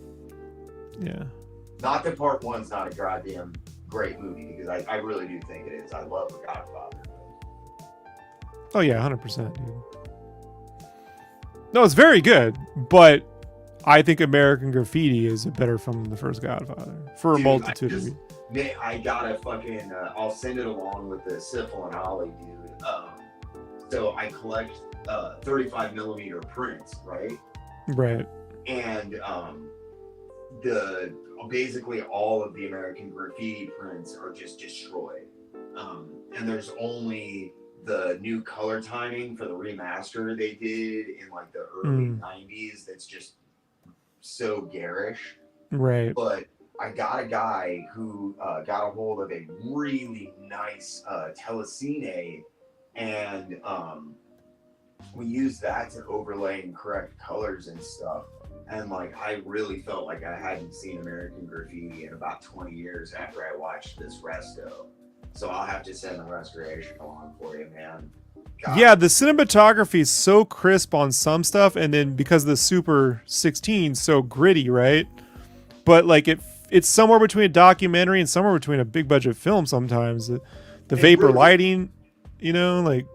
And you have to be able to see that shift. I And try to DNR and color correct all that stuff out of that movie, and it does. When was Carpenter's first film? What year was that? Carpenter? Yeah. 78 would have been.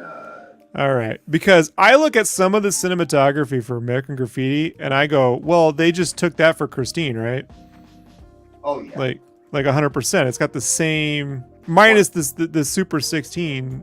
Or was it 32 or whatever? The film stock he used was all super grainy because Lucas wanted it to feel like a documentary, and he couldn't use it on Star Wars because it didn't survive the optical passing. But when they went to Super 32 or whatever on Star Wars, after like the optical compositing, it had the same grit that American Graffiti would have through the degradation. So he felt like he ended up there. But like almost end up there with that wash. God, man, you know what the fuck you're talking about. I'm like, I'll keep going. Oh yeah. Sadly, I know about this, right? And look, guys on the Star Wars podcast, they don't want to hear this. They want to hear you talk about like how the Bad Batch lines up with the timeline, and I'm like, who the fuck cares? Like that's not a movie. That's no one gives a shit. Like I care about how this shit was made. What's funny is the show's called Making Star Wars. I'm like, it's called Making Star Wars. It's not called making sense out of Star Wars. Like good luck with that. The fuck can do that? But no, I again, American Graffiti just looks so good. You know, it's so fucking visually unique, and it was a really big departure, and it was a big fight for him to use the film stock and the soundtrack too. You know, yeah. Oh god. Yeah. Everything about that movie was just an uphill slog. Turned out wonderfully though. Highly underrated these days. I don't know why nobody talks about that film. Star Wars took over everything, man. So again, when I watch Andor, it feels like Star Wars without American Graffiti. Because you don't end up with Luke Skywalker and that Americana without American Graffiti. You know? Yeah. I mean, Harrison Ford comes from that. It's all there, you know? But of course, I'm a big fan of Tony Gilroy, dude. You ever listen to that guy talk? Not enough. I have, but not enough. I have. You have Android or iPhone? Well, I use Android. Yes, me too. So I use an app called Castbox for my podcast, right? It's kind of a cheap little Chinese app from China. I'm not being racist, but I do like it. But I can search rando podcast through it, right? And when I type in Tony Gilroy interview, I get like I've gotten a few, and that dude lived a life, man. Like his father was a professional gambler, and he won. And his brother's Dan Gilroy, you know, that did Nightcrawler, you know, and his other brother's the editor on Andor too. Like they had the film. They're all three brothers, and he was going to be a musician, and because he used to play like in country clubs and shit, and he'd work on the East Coast, you know, like in the Hamptons and all that kind of stuff. And he was like in the 70s, he's doing this.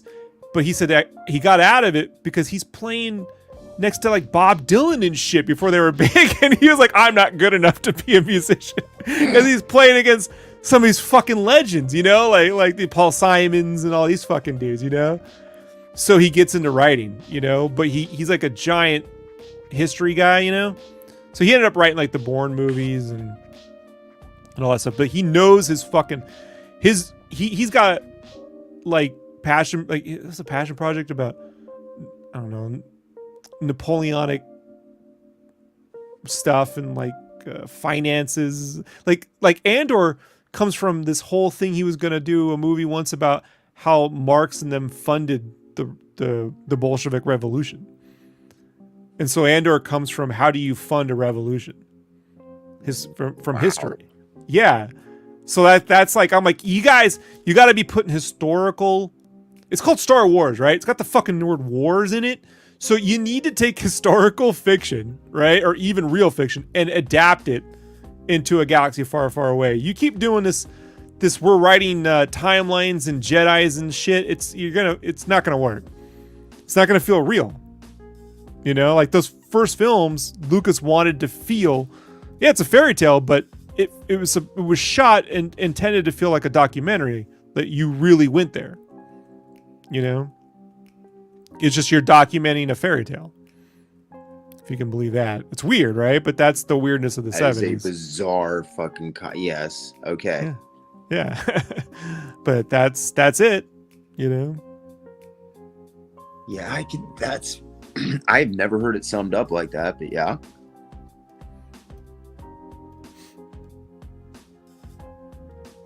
I couldn't even put my finger on what turned me off of Star Wars so long ago. I'll tell you what.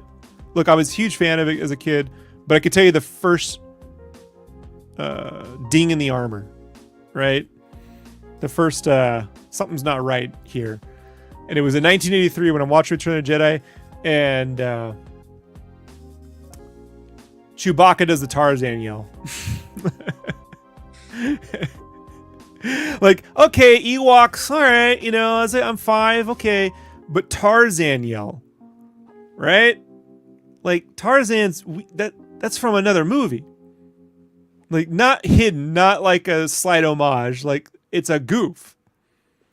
You know, like now we would call it meta, but to me, I was like, oh man, are they making fun Tarzan was not something I was into in 1983, you know?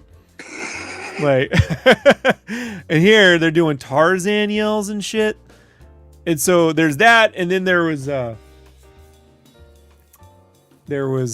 never understood why Princess Leia wasn't leading the battle of the second Death Star in space. Because she's a princess. She's telling everyone what to do on Hoth, right? She's running the rebellion. Why is she like Han Solo's girlfriend on the moon? I was gonna say, and they wiped out her fucking planet. You think she'd, she's in charge of the rebellion, man. like, you know? Yeah, she's literally the one handing out the awards at the end of the first movie. God damn, you're right. Yeah. So we don't need a Admiral Akbar or a Mon Moth. She's running it. She should have been on the command ship, leading the battle. Han Solo's on the moon, and Luke Skywalker's on the Death Star. They're all split, but they're not really split, you know. So that probably came from Lucas being mad at his wife, you know, at the time of the divorce. You know, I've had extensive conversations with people in the know, and that seems to be something that can't be discounted. Put it that way. That Carrie sort of got the shit end of that stick. But yeah, that shit happens all too often, man. Yeah. And I was just watching Nancy Allen talk about being on RoboCop 2. Like, Jesus Christ.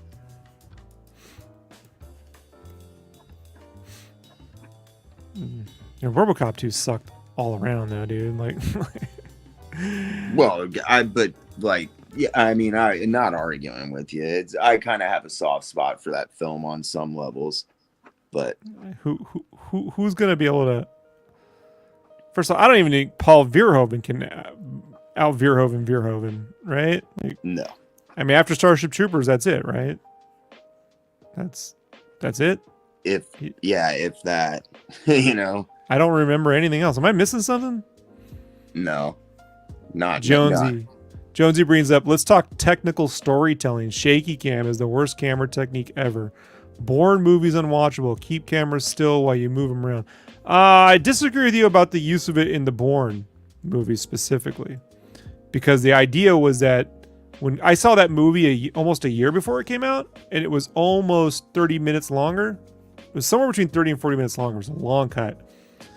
And the way I looked at it was Greengrass, because Jason Bourne doesn't know what's happening to him. The idea is that shaky cam is to give you the sense that you're uncertain. You know, like you're getting the feeling of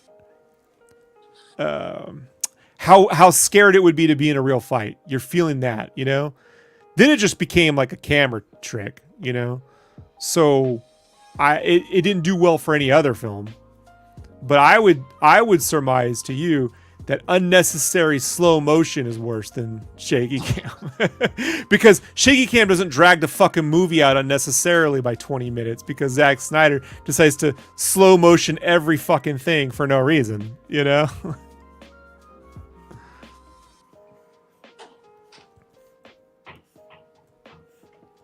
Not a fan of unnecessary slow motion, but the fight in Bourne where it's him with the pen in the house.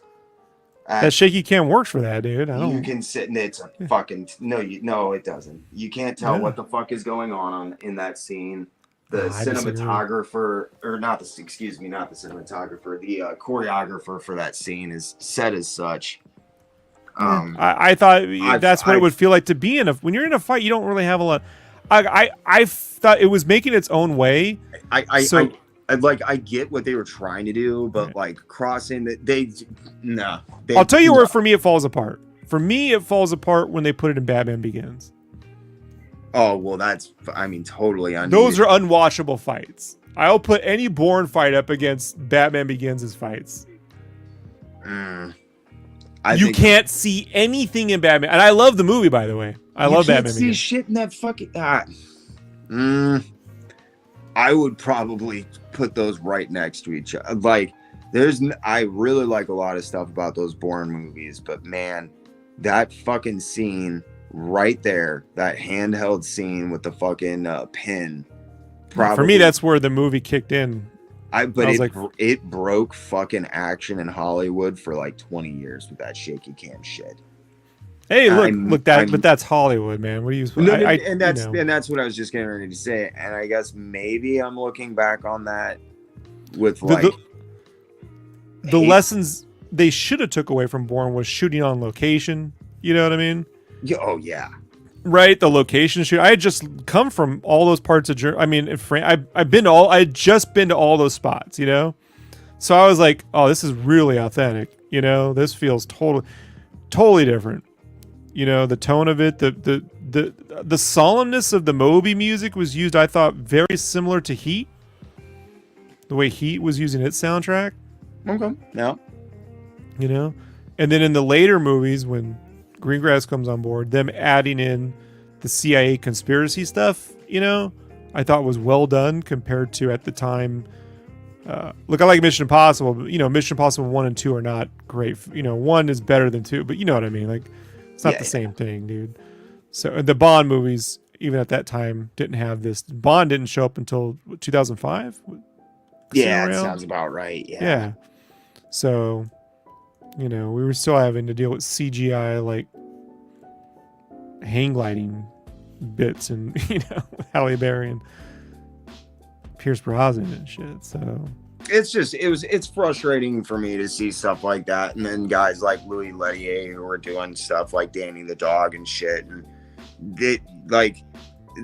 there can be a good usage of shaky cam. I thought it was just way overused, and I never understood people's gravitation towards it as a storytelling device, like in fight sequences. It just often it's used to obscure, you know, it's always used to obscure, and that's not the case in Bourne. Well, there was shaky cam in the Raid,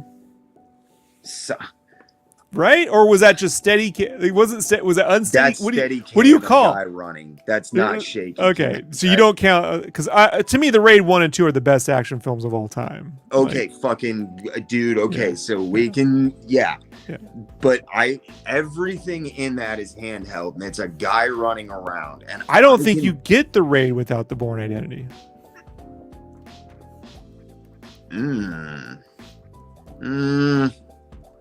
I'm stand by. That's how influential the Bourne Identity was, dude. I don't know. I don't know about that. I suppose I wouldn't necessarily like go to the mat arguing against that. Because I get he's got, you know, Gareth and them, they have a lot of influences that come from different, maybe South Korean films I've never seen. Fine. But there's also something, there's a westernness to the Raid that doesn't exist in those other films too.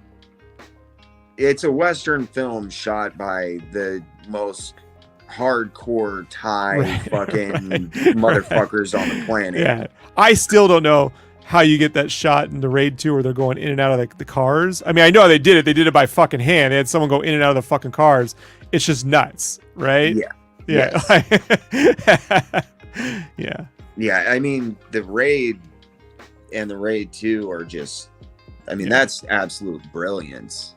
Yeah. But to be very honest, they're very heavily influenced, not necessarily the Western side where they came in for production, but the way that it was actually made and the product you see is probably more shaped by guys like Pak Chun Parju and stuff like that were, you know, doing The Protector and all of the Tony Jaa films and that kind of stuff that were making a return to the Shaw brothers, I think, than Bourne. But, you know, I think, there's probably a good argument to be made that like the film wouldn't have necessarily been like kicked off, you know, by the English directors and everything. Because going a lot of over those other there, films but- sometimes have that John Woo over the top comic bookiness that the Raid avoids more in the Raid 2 than the Raid 1, but avoids. Yeah, but it's logically building on. Did you? Yeah, I don't know how familiar you are with Tony Jaa's, first film, Protector, and yeah, I saw Protector. Hey, bye, Sunbee. Proc Chong had done a number of films where I think he was really perfecting that tightrope walk, and the Raid just took that to a whole other level. But there's a lot of overlap in those. Why doesn't Marvel just lean into that shit? Because you can't have that stuff in America. You literally could never. Oh, like they're doing illegal, unsafe shit, right? Dude, some of the shit that happens in those movies to those stunt doubles. Oh my! Like Michelle Yeoh when she's jumping off the bike onto the train, and she's probably right, that kind of shit. Yeah, dude, you don't do that. And that's what you're doing with your major actresses, right? If you imagine I'm trying to think of which one it is. I think it's Chocolate by Proc Chong, but he literally, there's a scene where you watch it and a guy gets knocked off of a 4th-story building and he just goes through layer after layer after layer of these the big Thai neon signs that are on the side. Yep. And you watch it and you're like, man, that's just, I don't even know how they did that because there's no cuts. And yeah, they just had a guy go through a bunch of neon signs. They threw a fucking guy off of a fucking roof. You know what I mean? Holy shit. Yeah, and I think really more than anything else, and if you look into the, you listen to them talk about how the Raid got made, that is the genesis of the Raid, really. Is they came in with a germ and a seed of an idea, but then they were given real ability to act out and make that a bigger, better thing. So it perhaps had a seed in Jason Bourne, and maybe it would have never happened. That's maybe a accurate statement, but I don't think that it the action and the final product really, I think, has more to do with what you were seeing coming out of that weird Hong Kong revival in Taiwan that was taking place at that time, which is a really, really weird thing to say. Right. And Singapore was doing some similar stuff too as well. Just some really, really good, solid shit.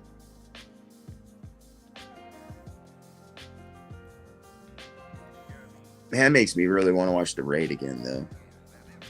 Yeah, unfortunately it's a film my wife is not into, so I'm like, okay, well, I'm gonna be up in my study tonight. When I really want to watch things now, I got a really nice TV, but when I really want to watch a movie by myself, I just put it in VR. It's I can drown out the world and I get my own movie theater. I was gonna say, but that's tits, dude. It's my own movie theater, and I just get the biggest cup of something, like a big 64-ounce of drink or something, and I just stick it in my mouth like a shitty sci-fi movie. I just sit there with the injecting sugar or God knows what else into me while I'm just trip out over cinema. But I've been thinking about getting some VR, because if I can find a cheap one, because I found these guys that do SDS conversions, and you can watch 3D on those things. I know that's what I do, man. I have all the 3D Blu-rays. I bought all the good ones, dude. I got almost all of them, dude. So I've ripped them, and then I stream them using a software called Skybox. It's free. Oh yeah. I just rip it straight from my computer. I was gonna say I use Skybox and Plex and I just Skybox it right there, bro. And I mean, let me tell you something. Fury Road in 3D that never goes out of sync. right? Glorious 3D, my friend, dude. Like, I find even Spider-Verse is amazing.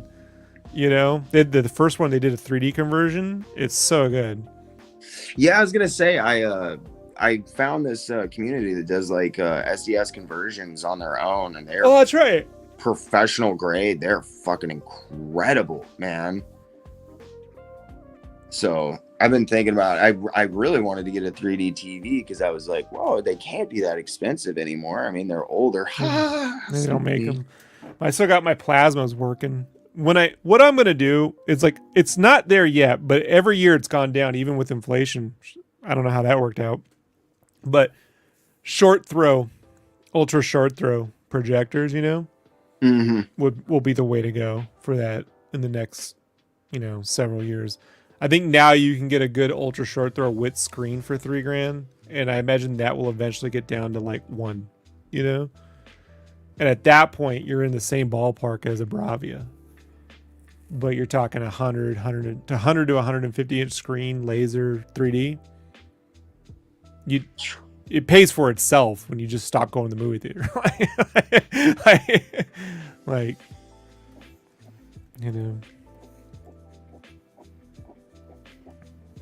Yeah, I haven't fucking been to the theater in a decade. I might go see that Saturday Night Live movie if the review's coming good.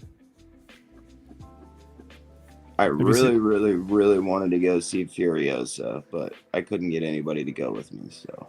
Oh man, I saw it. I would have gone. Yeah, I'm very upset that I missed that film at the theaters. I'm not gonna lie. Yeah. And I feel like I did George a real big disservice. I feel like it's really weird, but I actually feel like bad to George Miller. Yeah, because you didn't see it? Yeah. Like, there's so few directors out there that I actually like respect and like as a person, and their whole. Yeah, he's a doctor, man. Dude, he's just everything about the guy is fucking 100% honest, 100% himself, 100% awesome. It'll be it fucking will go down as a travesty that we never got to see his JLA movie. Hey man, look, if you ever talk to my wife and you mention the Justice League, she's gonna give you a look. It's because in 2004, when we first met, I was endlessly talking to her about this. Man, it's Justice League movie's coming. It's gonna be the greatest thing ever. Oh, I can't wait. We're gonna shoot down in Australia. George Miller's coming. And it was this thing I always talked about. And then when finally Snyder makes one, you know what I mean? And Justice League and all that shit. She was like, "This is what you were all." I'm like, "No, this is it's George Miller." Nothing like this. Yeah, I know. Now, admittedly, the stuff I have seen from the designs are not the greatest. The Weta designs were not the best designs I've ever seen. But I know George would have made that work. You know what I mean? Oh, you can't take the design by itself with George Miller. Well, and especially not at the point in production where they had to stop, man. It's not like you're seeing everything that would have been on film. And God knows it doesn't look any worse than any of the stuff we've been seeing for the new Superman movie and that kind of stuff. I mean, Jesus. At least not in my opinion. I like Superman movie is interesting to me. I'm a big fan of James Gunn. I suggest with that one, pay attention to the extras. Because the extras are all wearing clothes from the 70s. No, I'm not saying those are the final. I'm just saying, like, I think they're going for a stylized universe that I don't know if the set photos are going to capture very well. Well, nothing. No, no. The shitty set photos for anything superhero like suit related just looks almost laughably bad, which is why you don't ever see them. But the Peacemaker outfit looks stupid too. But then when you watch Peacemaker, Oh, dude, that's it shouldn't work, right? But it does work, Because and it's comic book accurate, which I'll give him. It's one of the few guys out there that tries really hard to do that shit and make it work on film. yeah, Not gonna. Yeah, no.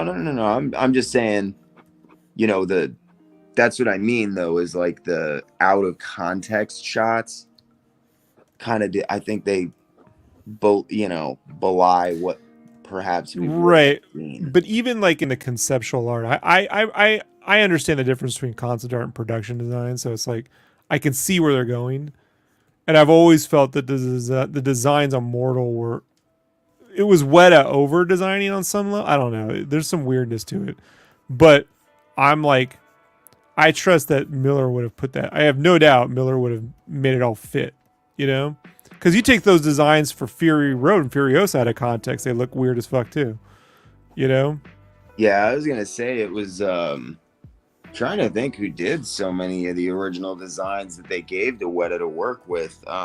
Steve Scroce is the guy who did them, which is why they look so exaggerated and weird and stuff. But I mean, look, on Furiosa they got that the Praetorian, right? And like out of context, you look at the Praetorian and you're like, oh, he's just a Mad Max clone. You're like, yeah, but not when you watch the movie, right? It's not exact. I mean, yes and no, right? Like it works in the movie. It works perfectly. Yeah. Right. So it's hard to convey. But yeah, anything out of context is gonna just paint an accurate portrait. Plus, Miller knows how to make. I mean, the guy knows. I mean, he made me like Happy Feet. I was like, my wife wanted to see it. She's like, we love penguins. That was the thing she, at the time. She's like, we love penguins. And so I was like, I'll go see this stupid fucking singing penguin movie. Like, I hate musicals. So I'm like, all right, man. We'll go. And when that little fucking penguin jumps off the cliff to go save in the ocean to save his people, and he just like, swims off, and you're like, there's no fucking way this little fucking penguin. Like, I was like, motherfucker had me. I was like, this guy is genius. Do not underestimate George fucking Miller. No. And then he did it. The penguin saved everyone. Like, how is that possible? Like, yeah, George makes you believe. Yeah. My daughter loved that movie growing up, and it was so funny watching that to me every time, being like, you wrote and directed Mad Max. Yeah, and I hate Elvis songs and stuff, so I should not like this fucking thing, but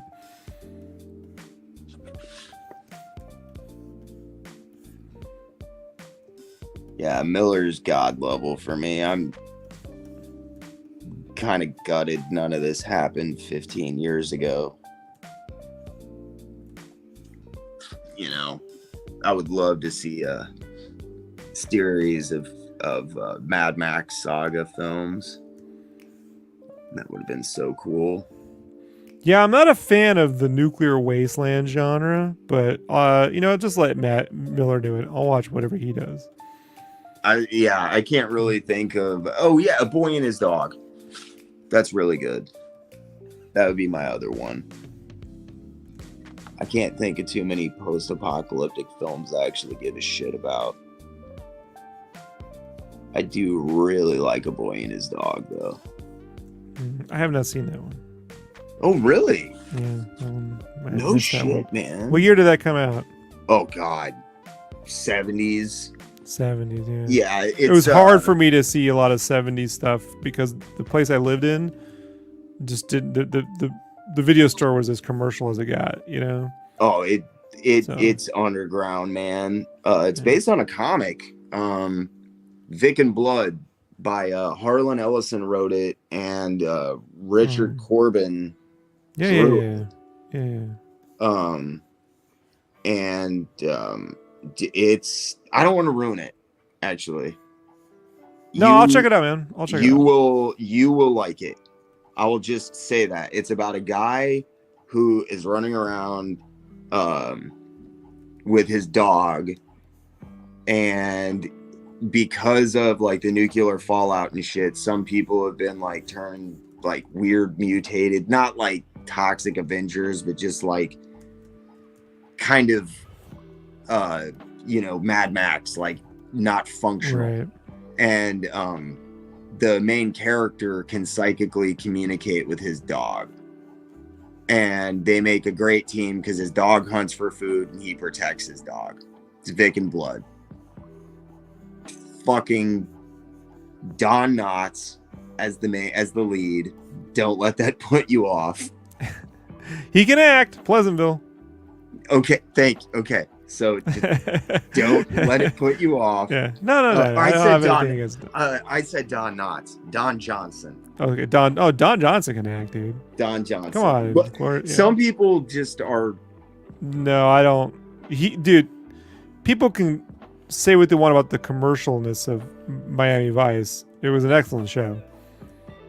Okay, you lived through Miami Vice. You can answer that question appropriately. Yeah.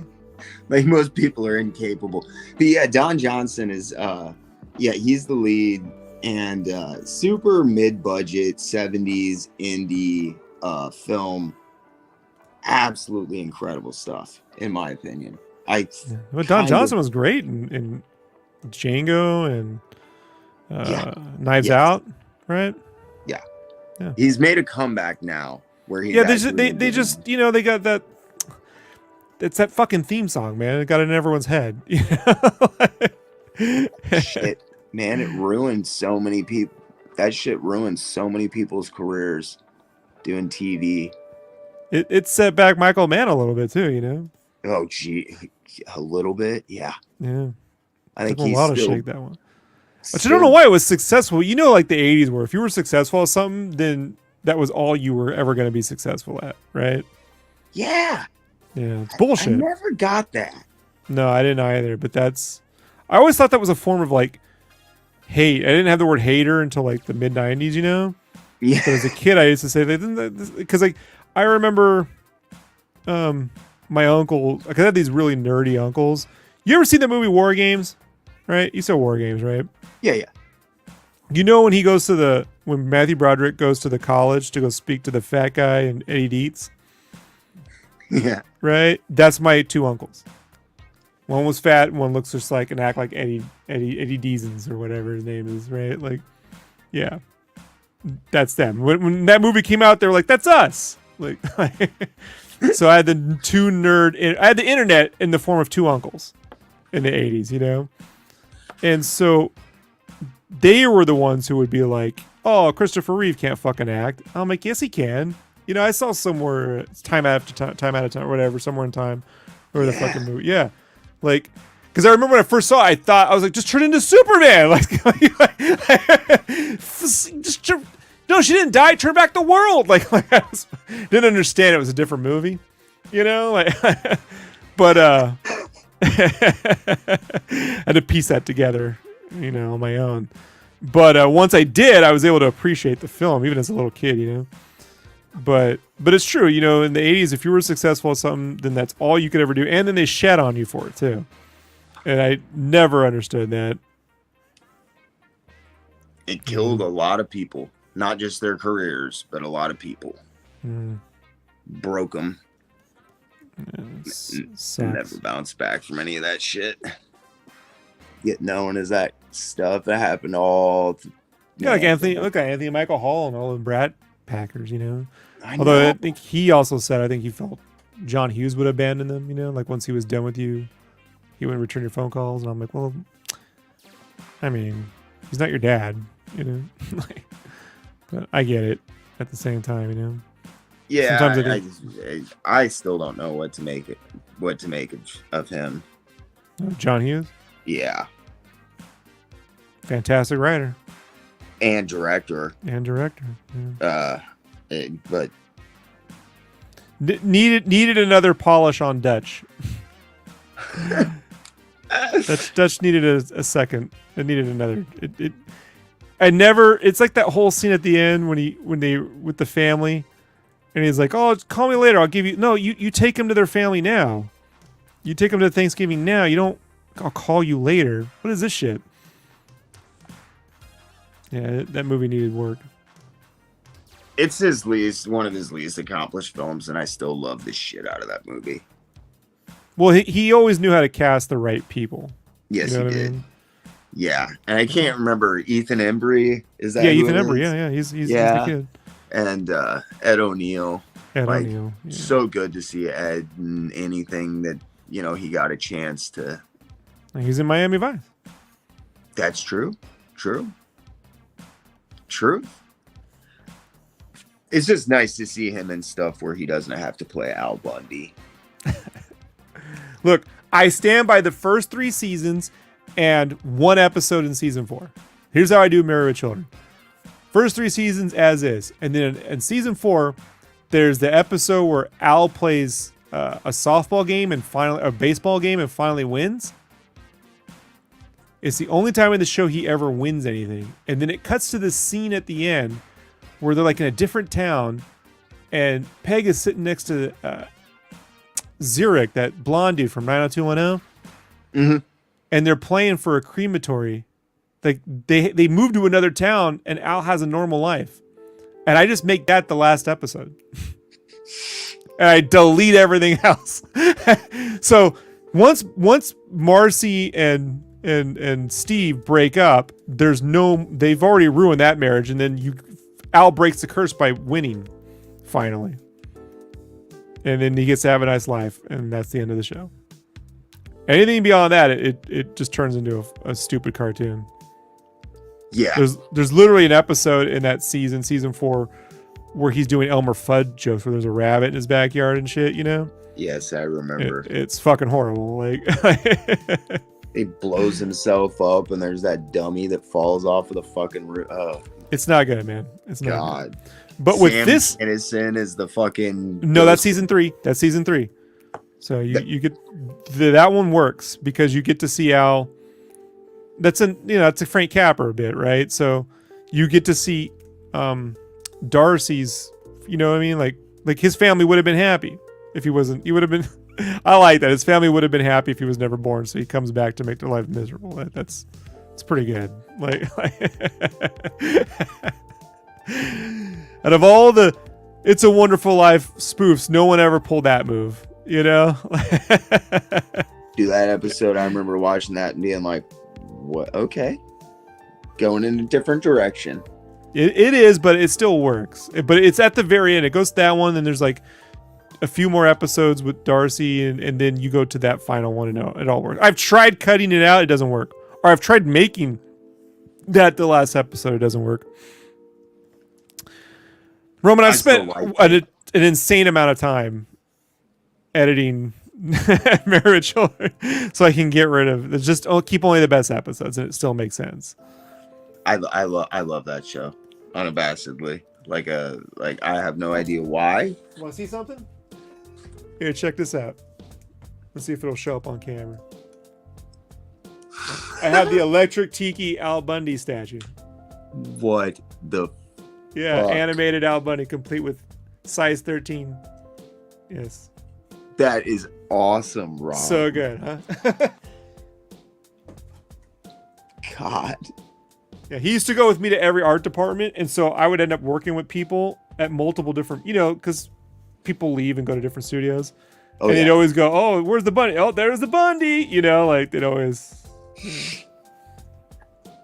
I'm not gonna lie, I'm not gonna spoil it, but I will say in issue 4, there's a Married with Children something in there. You will appreciate. Nice.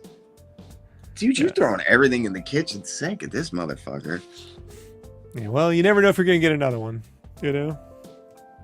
Fair dues to that. Fair fucking dues. Who else references Scud and Married with Children in the same book in 2020, in the year of 2024?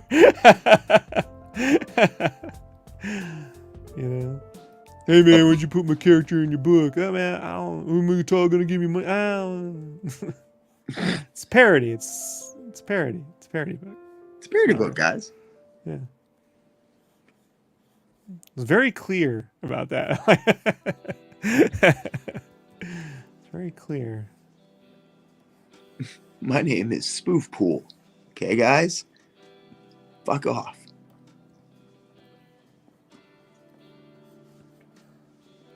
But yeah, Ed O'Neill. I mean, remember that scene he had in Wayne's World? That's exactly what I always so think good. of, dude. Because it's so like good. so funny, but the acting is so good. So that first film is so when good. A man kills another man. Like, dude, holy shit. Al Bundy's lost it.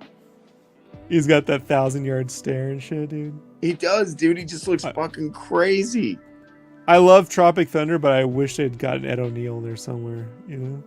Oh, man. Yeah. That would have been fucking brilliant.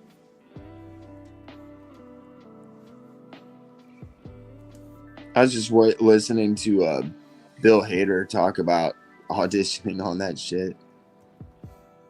Oh, on Tropic? Yeah. I fucking love Tropic Thunder. Yeah. Say what you want about Tom Cruise. You ever see an actor like fix their career by making fun of themselves like that? My God, he did a great job. Right? And he took down Katzenberg in one fell swoop. Like, yep. I sat right there. I'm like, he's fucking making fun of Katzenberg. Oh, this is so good. The Diet Coke, I couldn't stop laughing. Couldn't stop fucking laughing. You know? Yeah, that movie broke all the fucking rules and still works. Yeah, it's our version of Blazing Saddles, right? I would argue it works better, but yeah. I'm kind of jaded on Blazing Saddles. I get a little bit pissy about that because of Pryor and stuff, but... What about Pryor? The fact they, totally hedged him out of that fucking project that he started, changed the name of it, gutted all of his fucking stuff, turned his character into a fucking... I wouldn't say an Uncle Tom or anything, but... Well, it would have been more iconic with Pryor. They fucking castrated everything that Pryor wanted to put in there. Gene Wilder's pretty good in that movie, though. The movie's great, but I just get a little... I don't know, man. I watch it and I'm just like, I know what would have... Or at least I say I know what would have... I imagine what would have been there had Pryor been there, and I'm like, this is not it. It's hard to say, though. I mean... That's why I said I don't know that. I just Pryor think that. There's not... I'm not going to say there's not a lot of great Pryor movies, because there are. I would say very few of them ever reflect the genius of his stand-up, or even his TV show. I don't think he ever wanted them to. I thought his TV show was short-lived, but it was really good. Oh, yeah. Like the first black president State of the Union thing. Oh, it's so good, dude. Like, it's as relevant today as it was the day they shot it, you know? Yeah, Pryor's a fucking genius to me, man. Yeah. You know, he's an icon. And my dad looked like Pryor in the 70s and early 80s. He had a big fro and stuff, dude. Yeah. He's a man of color. I mean, he was Hispanic, but he was, you know. So when I saw Richard Pryor, I'd see my dad, you know? It's so weird. I had a soft spot for Richard Pryor, yeah. But yeah, because I kind of always had a thing about knowing the history of Blazing Saddles and the writing and production of it. And then when I met Dave Chappelle, he did a local radio show, and I just ended up getting to hang out with Dave Chappelle for hours and hours and just shoot the shit with him or whatever. And I didn't know, this is so long ago, I didn't know where I knew him from. And I was funny. Yeah, you look awfully familiar. I was talking to him for a while. You ever do acting or something? No, I knew he was acting. You ever work at a Kinko's? It's bro, I fucking know you from somewhere, man. And Dude, you looked at me and I was like, oh shit, you were in Robin Hood Men in Tights, weren't you? I was like, what is Mel fucking Brooks like? Holy shit. I was growing him and fuck it, I will never forget, dude. Dave Chappelle stopped and he just looked at me. He's all-time and racist. I said, what? And he's like, I love the man to death, but look at me in that movie. every shot, I'm behind a fucking horse. What? I'm in the back of every fucking scene. He's old timing racist. And Richard Pryor was his best friend. That's how me and Paul Mooney got to be so close. Talking shit. I went back, I watched that movie, and I was like, damned if you are not behind a horse in like 80% of that fucking movie. Yeah, when he did the pop copy skit. I don't know why my butt is itching. I took a shower this morning. That's so funny. I was at Kinko's and I printed that up and put it on the back wall. I made a big 48 by 96 long banner pop copy. Laminated that shit. Had it on our back wall. My manager came in and she's like, "What the fuck is this shit? Who did this?" I was like, "I did it." Oh, Rob. She liked me. She's like, "Oh, Rob." I'm like, "It's true though. This is true. Like, we all act like this." Like, I am the manager, bitch. Just wait till you see the bathroom. I painted it with Hershey syrup. You're gonna love this shit. It's true. He wasn't lying. Pinball. A real shame what happened with that show too. Speaking of brilliant shows. I mean, sometimes, dude, genius burns a little too bright, right? Yeah, obviously. But it was the right show for its time. That's for certain. I fucking gotta give it to that guy, man.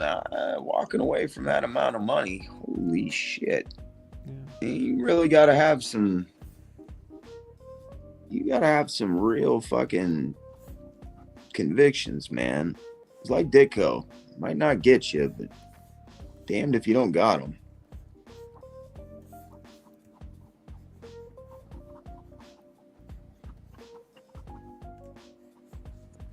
Was kind of sad seeing him get painted out like a psycho. Yeah, he didn't help himself, but I hear you, you know? I don't know if he could have. I don't know if he was quite all there at that point to defend himself. Right.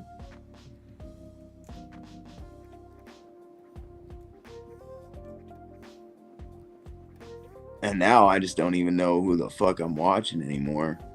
Oh no, that comedian's gone. Let's just let that one. You know what I mean? Like, yeah, man. I don't even know what the fuck to say to Dave Chappelle anymore. Like, shit. Now he's just motherfucker. You were so nice and down to earth when I met you. Fuck. He needs to find a new thing. Like, you know, when Jerry Seinfeld did those, like, I'm in the cars getting coffee with comedians kind of shit. Yes.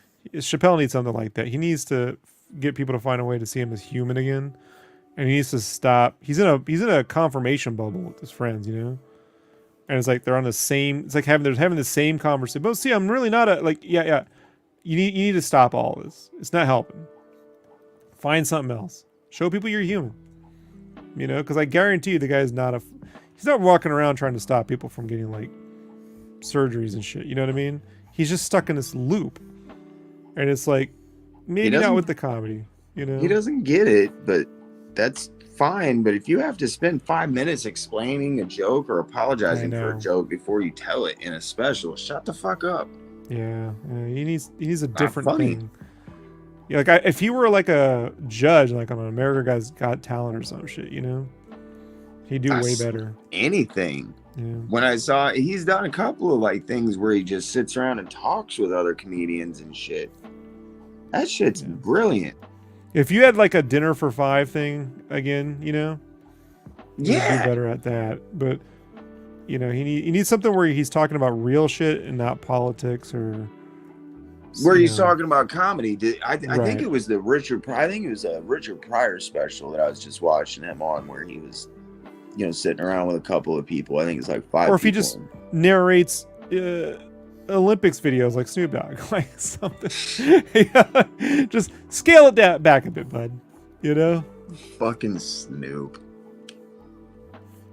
I still, man, that shit weirds me out seeing him. Hey, you know what? Who knew, right? Like he was just an entertaining dude. You could just sit there and read stuff, and you'd pay attention. You never would have thought it, but that's where I'm like, he needs that kind of like a little bit of that reinvention, you know? A lot of that. Yeah. He needs to just, I mean, like you said, he needs to be a person again. Right. I haven't seen Dave Chappelle in 15 years now. Just see whatever the weird mindless automation thing is that's walking around talking mad trash and getting tackled on stage and shit. I know. It's sad. I don't understand it. But I think that's his big problem too.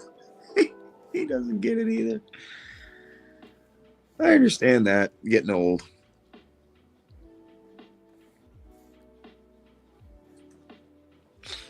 Holy shit. It is 4 o'clock in the morning. Oh my goodness, you stayed up too late, dude. Oh man. Yeah, I should probably hop off. I gotta take my kid to school here in about 2 hours. So sorry. Why are you sorry? This is the first day in fucking like 2 weeks where I haven't felt like strangling somebody. Well, look, I know you can't stay up to 4 all the time, but you're always welcome to come on and shoot the shit if you just want to like draw and chat. You know what I mean? Dude, now that I know we can do it and I can set it up on my phone, dude. Yeah, for sure, man. Yeah, and even if like, hey man, if you're ever having one of those nights, dude, where you're getting into like a bad place, and you just want to come on and chat about shit, just hit me up. You know what I mean? I do. Always. It means a lot, Rob. Yeah, always, dude. So, all right, man, have a good day. Tell your daughter I said hello, and I will. Thanks for hanging out, bud. Cool, dude. I'm gonna go drink some coffee and get ready to take her to school. Peace.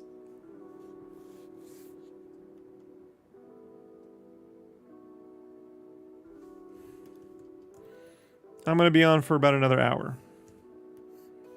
I got to finish this panel.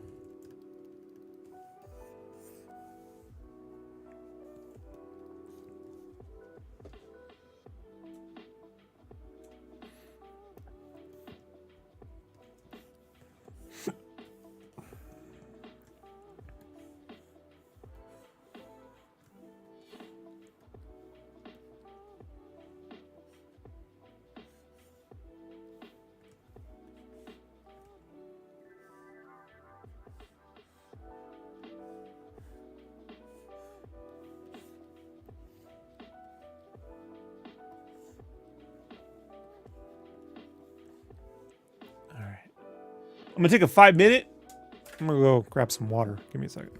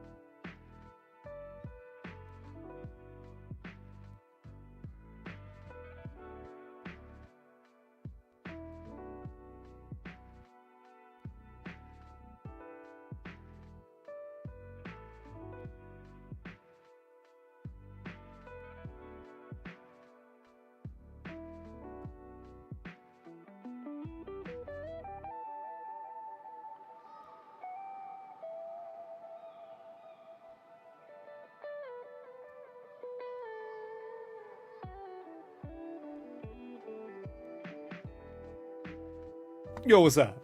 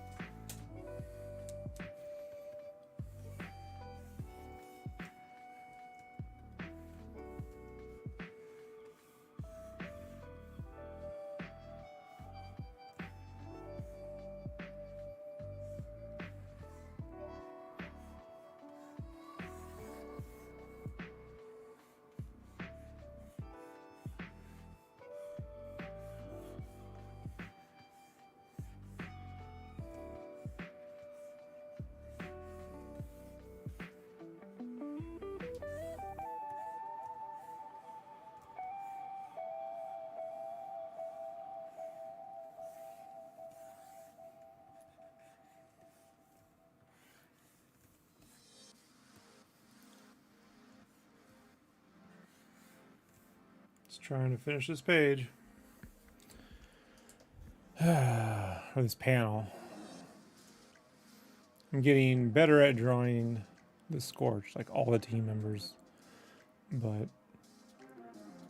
you know, drawing teams I think is hard because it's just a lot of different proportions and stuff to track.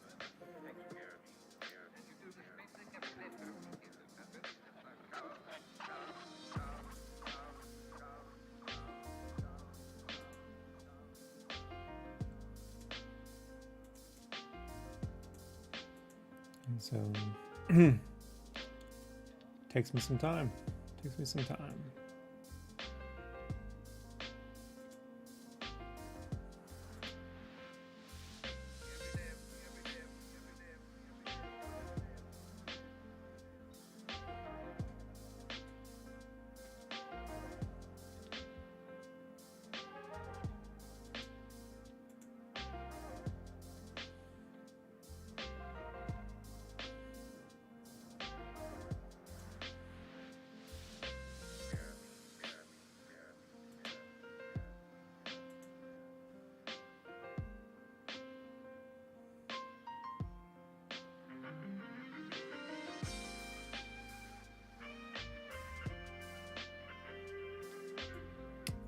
Let me do it that way.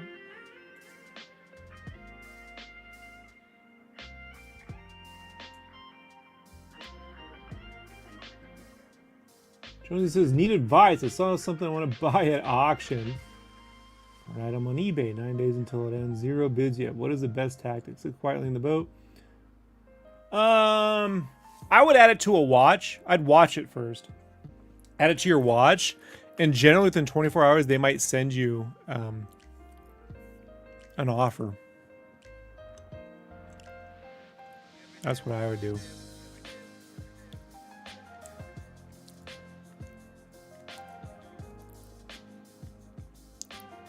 And then the last 24 hours, you can put a bid on it. But I would put a watch first.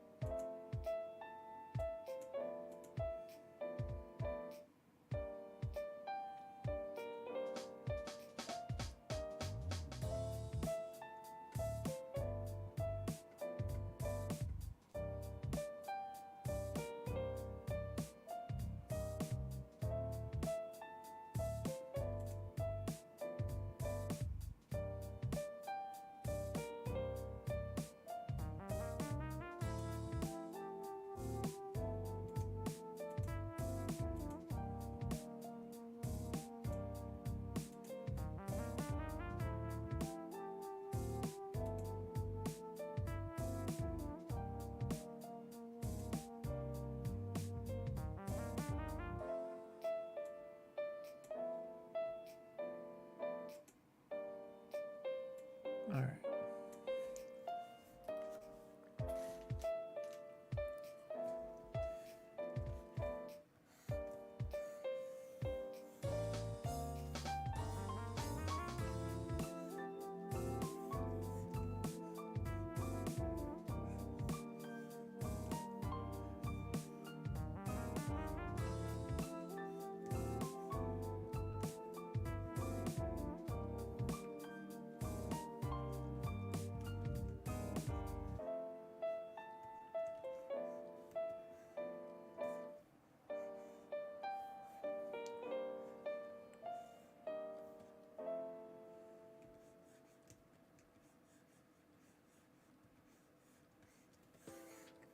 Hey, Ashley, you're here.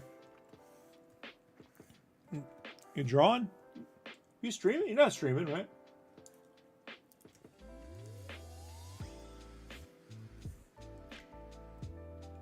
Oh, I know. That was me yesterday. On air, filling with it.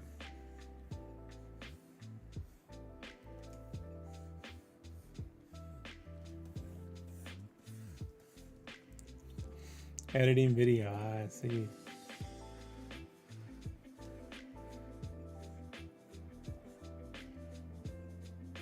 Oh, that sucks.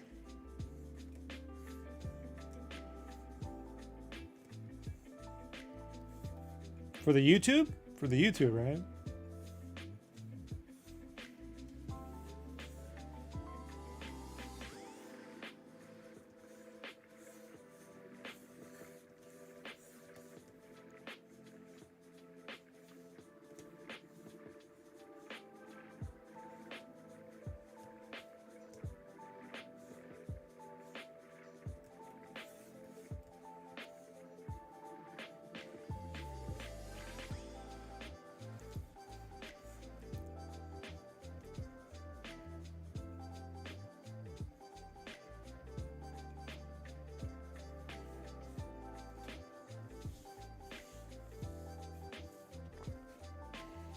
Still don't know if it sounds good yet. We'll have to check later. My speaker setup is not great.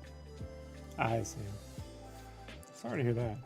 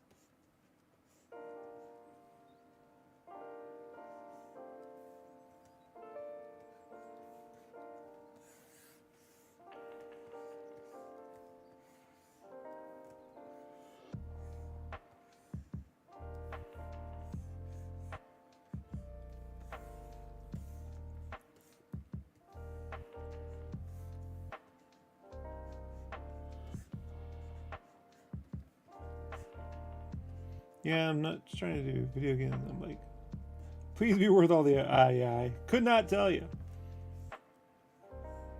I hope it works out.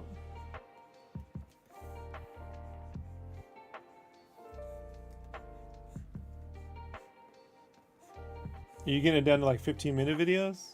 Like those cafe videos? That's what you should do. I'm gonna tell you what to do. Get it down to 15 minutes and put on the cafe music. And do the narration, right?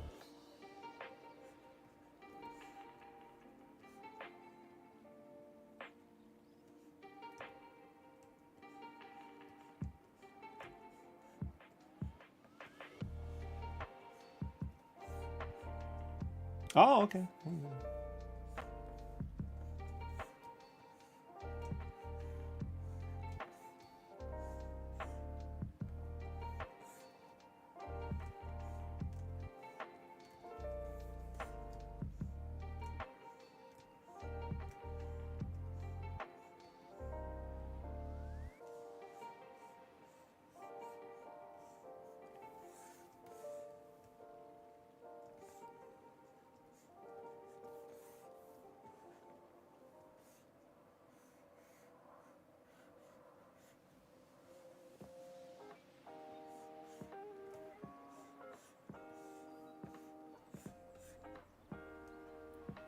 I see. I see.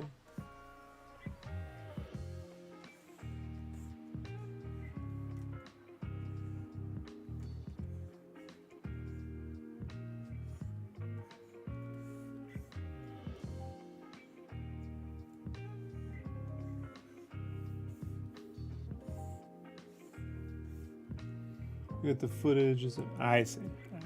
Yeah, I mean, you definitely got the footage, right?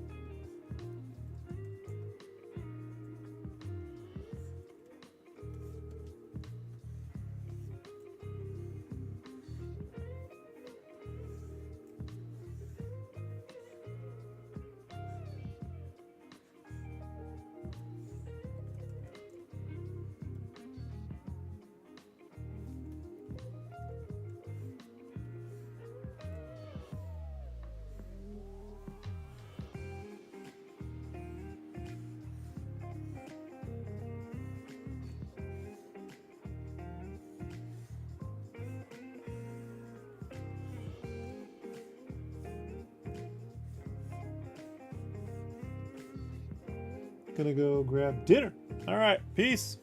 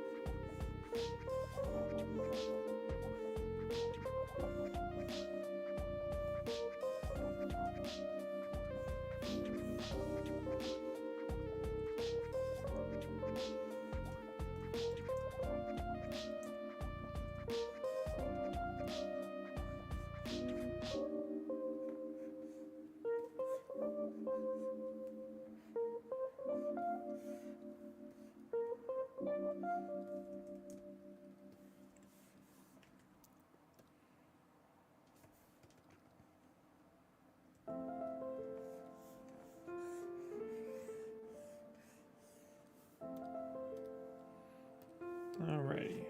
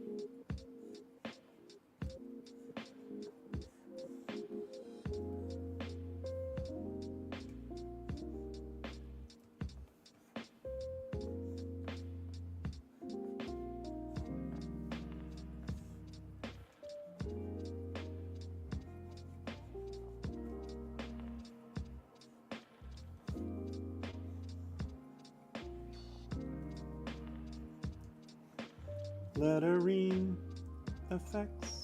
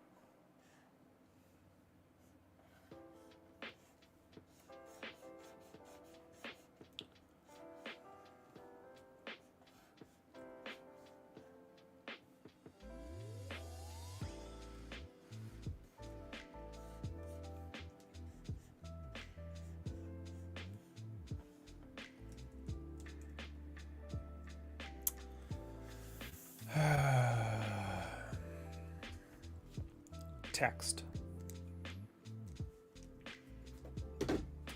Sometimes it doesn't come out the way you want it to.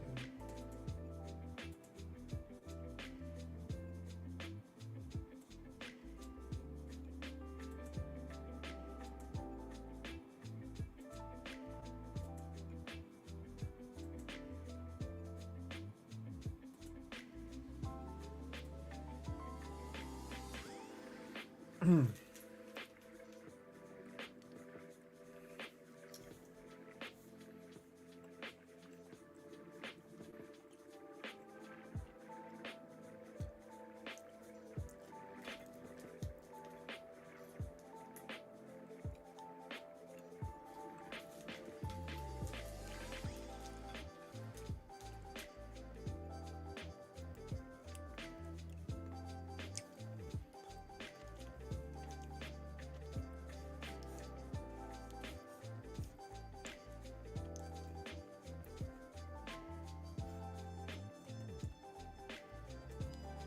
that does it.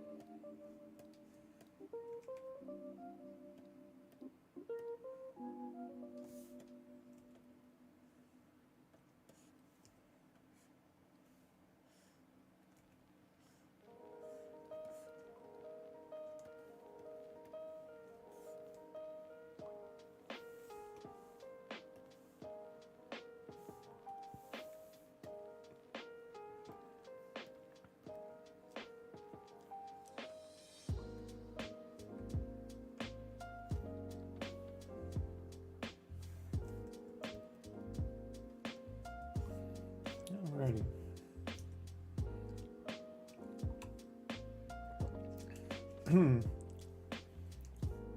Comp this in.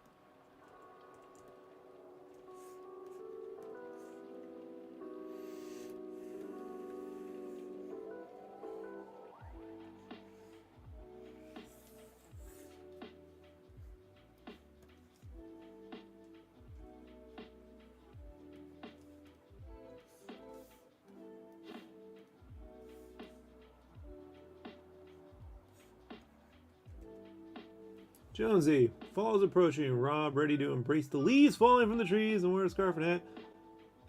Yeah, I prefer the winter and the autumn, man. That's why we moved out of California. I wanted the seasons.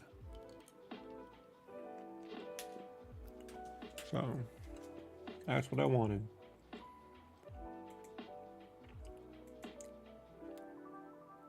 It used to be my favorite when Stranger Things would drop when all the leaves were falling. I think Stranger Things is going to hit Christmas or right after Christmas.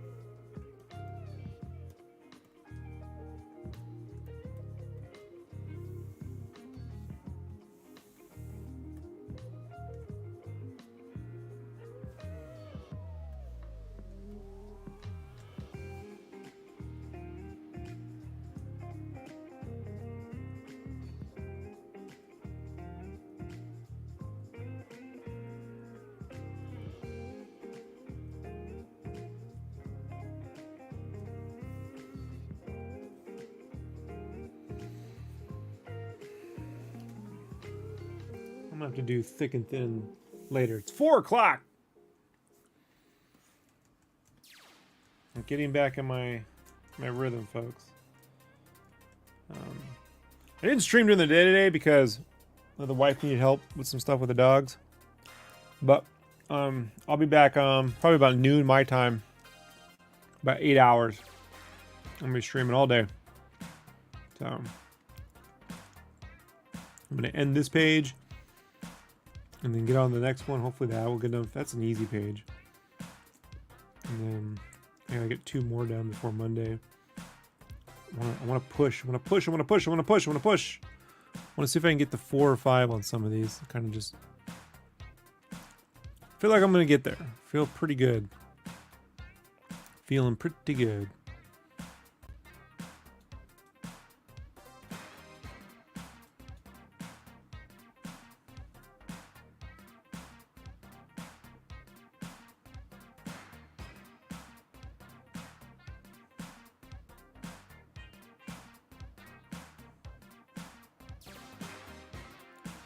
So fun night tonight. We did a good 6-hour stream. Can't complain about that. And most of that was talking. I'll be back on in about 8 hours, folks. Thanks for hanging out, Jonesy, Ashley, everybody. Everybody! And if you guys see Mike Johnson, tell him to make sure he leaves me his socials so I can unblock him. All right, peace.